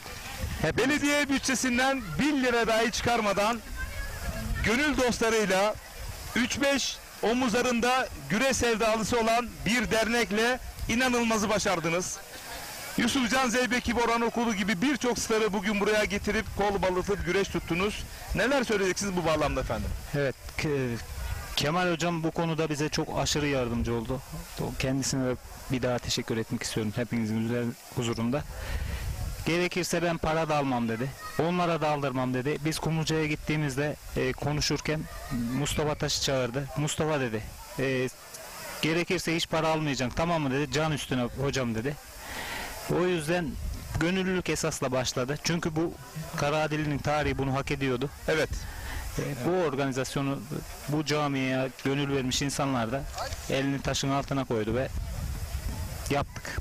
Evet Sayın Afyonkarahisar Belediye Başkanımız Avukat Burcu Köksal geldi canlı yayında dedi ki bu misyonu burası fazlasıyla hak ediyor. Biz de üzerimize düşen ne gerekiyorsa fazlasıyla yaptık ve yapmaya da devam edeceğiz dedi. Protokolde de oldukça değerli büyüklerimiz buraya geldi, onurlandırdılar sizi. Bu bağlamda onların destekleri özelinde neler söylersiniz? Hepsi hem buraya gelerek bizi şereflendirdiler. Bundan önce de bu yolda bize destekçi de oldular.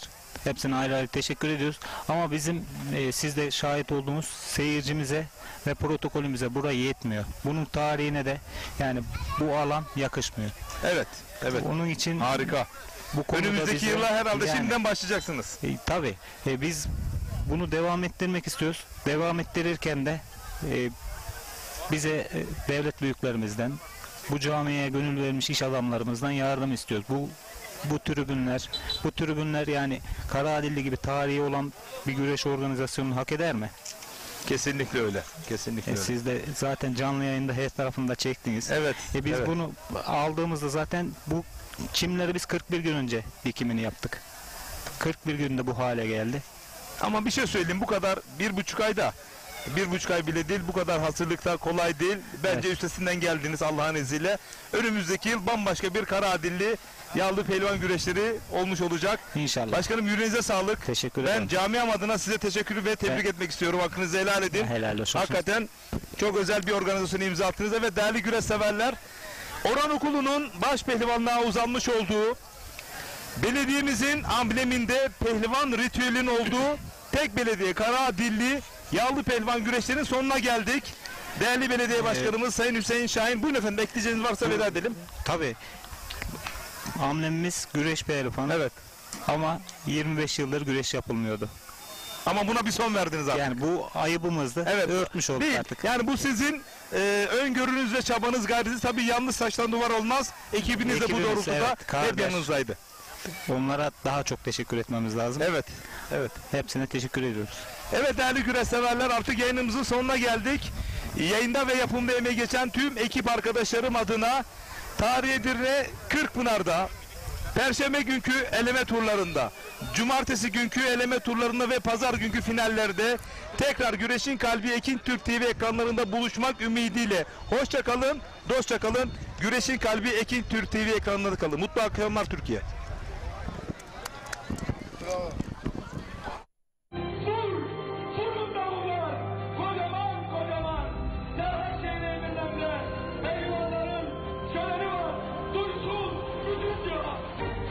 Mehmet Evet, yeşil yeşil arasında güreş Recep Kara'ya doğru yükselmeye başladı. Eğer oradan koltuk altı tekrarlarsa tekrarladı. Bastırabilir. Kafayı sokup bastırdı, bırak yetti.